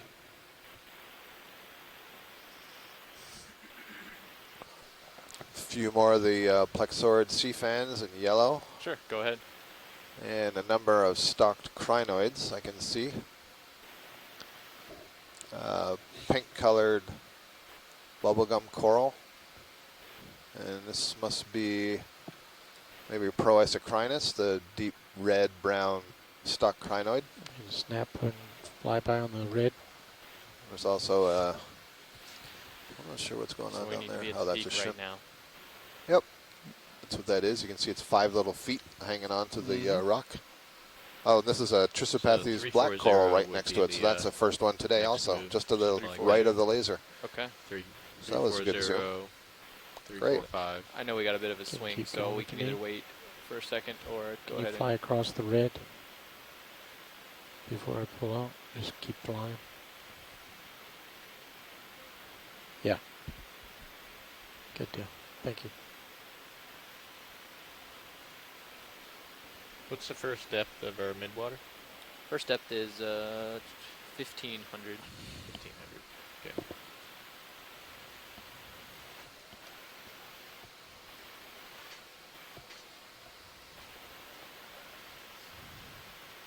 This may be another Stichopathes I see sticking out of the front face of this rock where the lasers are just passing over right now.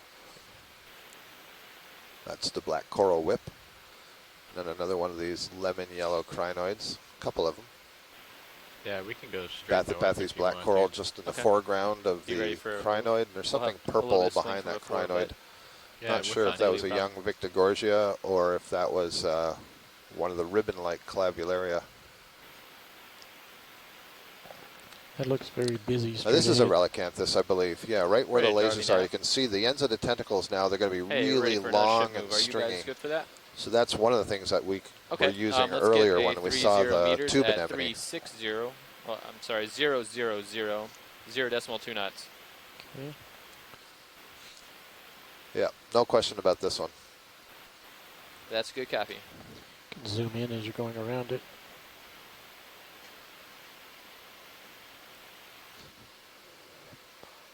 Not sure if there's a worm in there with the relicanthus. Yes, a scale worm. No, that's good. Okay, watch as we have Thank about you. 10 more minutes on bottom. Copy that. 10 minutes on bottom. And Just we're, like we're to go approaching, as you go and over the it. peak should be anywhere Keep around going. us right now. So, Can we look at the left there? You see the tentacle is coiled, like a telephone coil? I haven't seen that before. I wonder if it caught something and is trying to reel it in. Seems to continue to be There we go. coiling.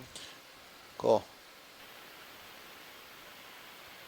Yeah, I don't see anything in the coil, but you'd expect that there's a bunch of stinging cells on those tentacles, so that's probably what would happen. Thank you, pilot.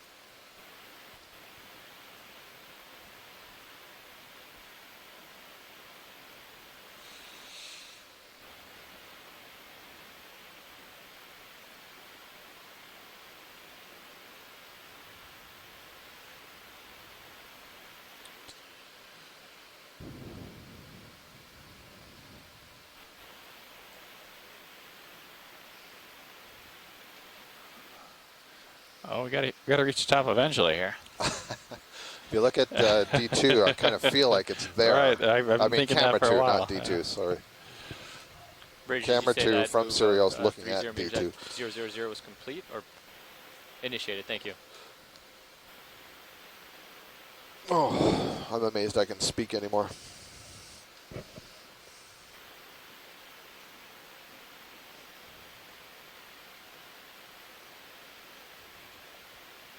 Go ahead, Bridge.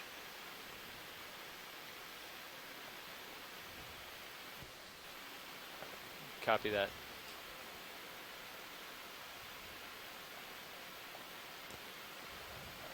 That branch on the right looks a little more busy than typical. Yep. I think it's another I see bubblegum the coral, peak is up my there. suspicion. Do the manip. You can see the polyps are extended, so it looks a little fuzzier instead of really smooth. But there you get a good sense of how many of those polyps can stick out of what we were describing as those wads earlier. So it's a nice comparison.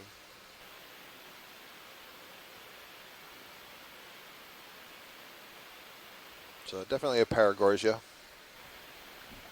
I'm clear if science is good.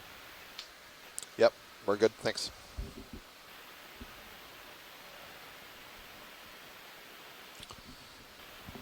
I don't know, Del. I don't know if I'm going to find my Shangri-La of sessile organisms up here. Yeah. There is a large fan, though, up ahead on the top. Right. Just up I can zoom in.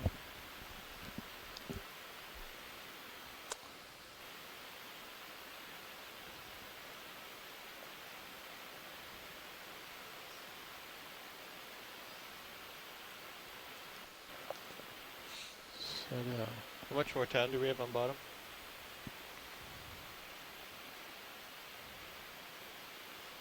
Sorry, co-pilot. We have about 9 minutes, but I'm going to double check and make sure that we don't have a couple extra minutes. somewhere. Interestingly, there's looks kind of, well, maybe it's a different species. I'll just wait. There's a little red Anthomastus coral down here in the lower right. We haven't seen one of those since very early in the dive. What? This isn't even an octocoral. This is a hydrozoan. This is Solandaria. It's Wow. got the top of the mountain, and it looks like it might have an octopus egg right in the center. And it's got a brittle star climbing over it. And what's that? That is a scale worm, I believe, the pink thing on the lower right. But you can notice the feel of the polyps is very different here. They're really skinny, they're really small, and there's a lot of tentacles. They're not pinnulated. They don't have those little side branches. So these are all hydrozoans. So when we go up in the water column, we're going to surely see lots of siphonophores. Speak, Scott. We're going to see lots of siphonophores. Those are also hydrozoans. Actually, is this a snail? We bought ourselves a couple minutes. So I don't now know what I'm looking at. Yeah, I'm not sure either. Anyway, the siphonophores are another kind of hydrozoan. They're all in the class Hydrozoa. So this is one of the very few large fan-like hydrozoans. I was just going to ask if this is a particularly large one. Yep. It's the species, not the individual that's particularly large? The species, correct. Yeah, I believe it's Solandaria. They don't usually form kind of woody skeletons like this, or protein-based skeletons like this. Usually they're living inside little tubes that they construct. Lower right. I don't think so. That's another Paramycia just in the front here. Got quite a tangle of ophiuroid arms, unless, I mean, there's nothing else to see. I don't think we've quite summited yet. No, we haven't? Okay, let's keep going on then. it. Yep. Interesting tracks. I want to plant my flag up here. So. Yeah. Yeah, I wasn't sure if that was something feeding on it or what's going on there. That is a small brittle star on either a amphipod mud tube. Might be, so that's two amphipods, one at the very tip and one part way up. And there are amphipods that build these mud tubes, but I don't know if that's what this is, or I think it is, because it doesn't look like it's anything else. So that's what I'm going to go with, I guess. What is a mud tube? It's a construction that the amphipods basically glue together to build a stick to get themselves off the surface, and they just use it as a perch. So they don't go inside it. It's too thin. Uh-huh. Are they the same amphipods that we see living on as commensals on other I don't think stock so. animals? Okay. Nope. I do not believe they are. I can show you the distance. So yeah, Les might know more about them. He says a nice one, amphipods on a stick. So Les, if you know the family or genus of the amphipods that usually do this, come on, corals, where are you? That is. Yep. You can push out a bit. So it's fascinating. I mean, there's no heavy accumulation of sediments up here. There's plenty of exposed hard substrate.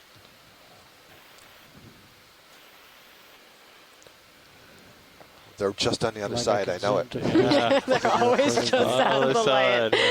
Just beyond that light. Les Watling says the genus Dulichia is the genus of, I thought it was lightning there for a second, is the genus of amphipods that builds the mud sticks in shallow water. Interesting. Yeah. I've never heard of that before. Well, Yep. Almost every other time we've come to the summit, we've had a big finale. But, Yep. Not today, maybe. Well, and I don't think there's any loose rocks here. Yeah, I don't think we got much chance of loose rock either. It looks pretty embedded.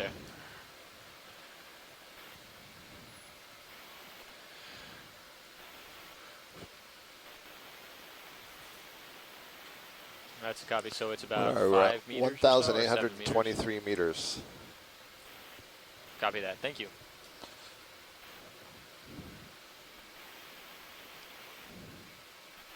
It's interesting, you know. So the corals were picking up there for a moment. There's a pink blob on the lower left. It's probably a sea cucumber. That sounds great. Thank you. Yep, that's what it is. We've seen this fella several times throughout the whole depth range that we've had today. So I don't think we need to spend time on him. Rather keep looking. Or her.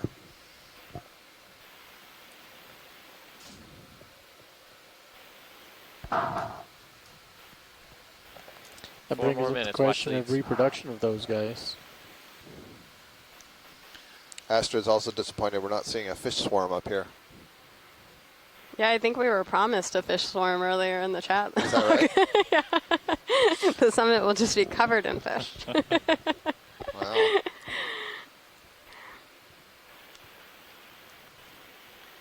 So don't be afraid in a situation like this to scoot along pretty quick, just to see what's out at the extremes, if you decide to. All right. Well, don't forget we have the exciting midwater to come here, folks, and we'll have a very special Mother's Day dive for everyone tomorrow. Off very top edge. I see something top edge. Yeah. Few See, Roland agrees with me. It's just over the horizon. Now, rotate left and see several We objects. just got a little farther. Yep. See what's of interest. It's the Vanguard. Say, look, we're over here. I find it fascinating because, I mean, we were encountering, sea fans and a diversity of corals on the approach to the summit. Yep. So I'm not sure why you wouldn't see them up here, or at least ringing the rim up here. Lift Maybe not right on the flattest part.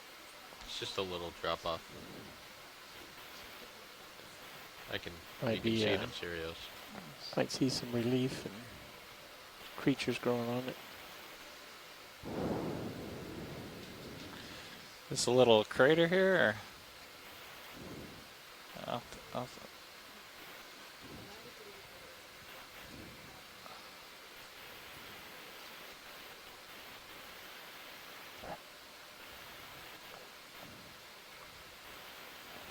Very bottom corner of it, right at the bottom of the screen itself, there's something growing off of it.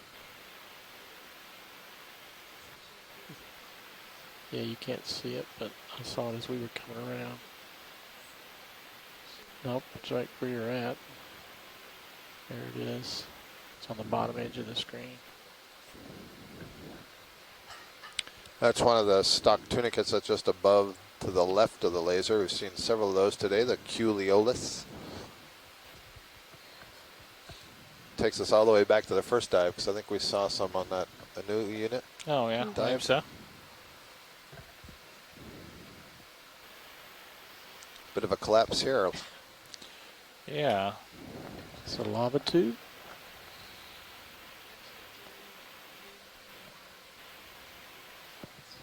Huh.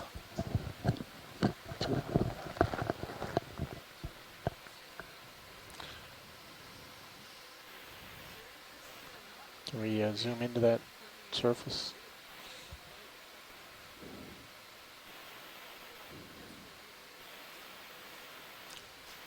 Yeah.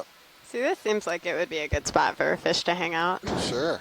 Fish and corals all along the edge Yeah. here.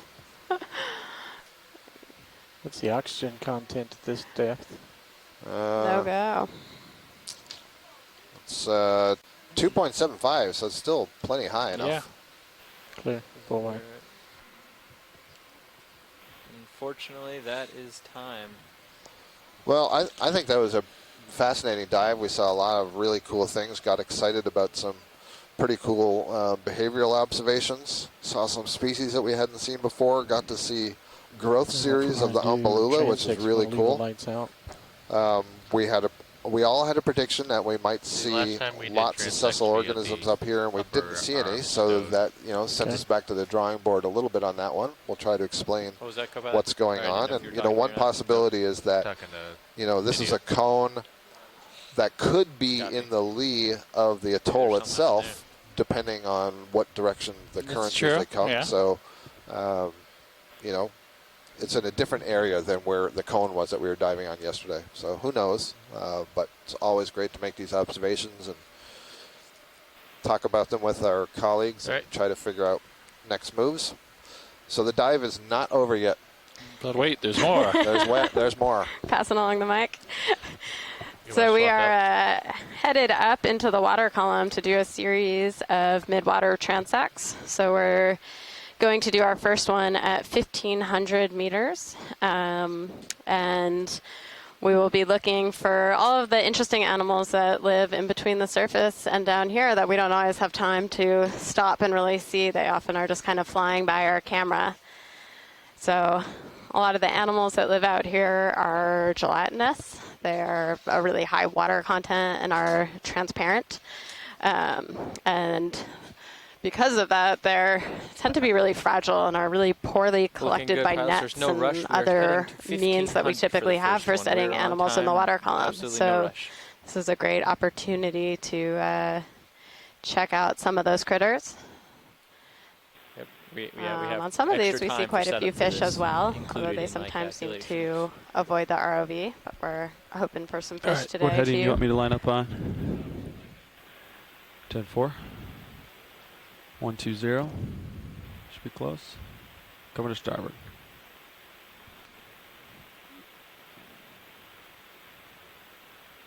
Delta 15.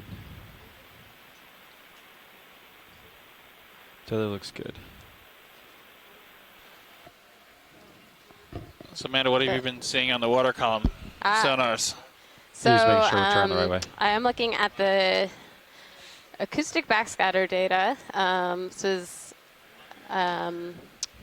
basically we send a ping of sound down into the water column, and everywhere with a different density than water, which is pretty much where there are animals with Video, are you trying to reach me? air bubbles, gas bladder that some fish have. The siphonophores have a gas bubble at the top of them. Crustaceans, the hard parts will reflect some of that sound back up to the ship. We get a really nice profile of the water column of what's in it. So what we're seeing now... We're going to get it up on camera 3 here in just a second. Roland's going to be so kind. Awesome. Is that better? So I'll wait to explain what's going on there till we get that up on camera 3. When you start coming up.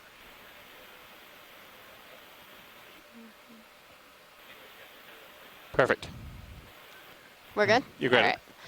So if anyone is looking at this on camera 3, really quickly, the vertical axis is depth. That bright red at the bottom is the seafloor, so right around 1,800 meters.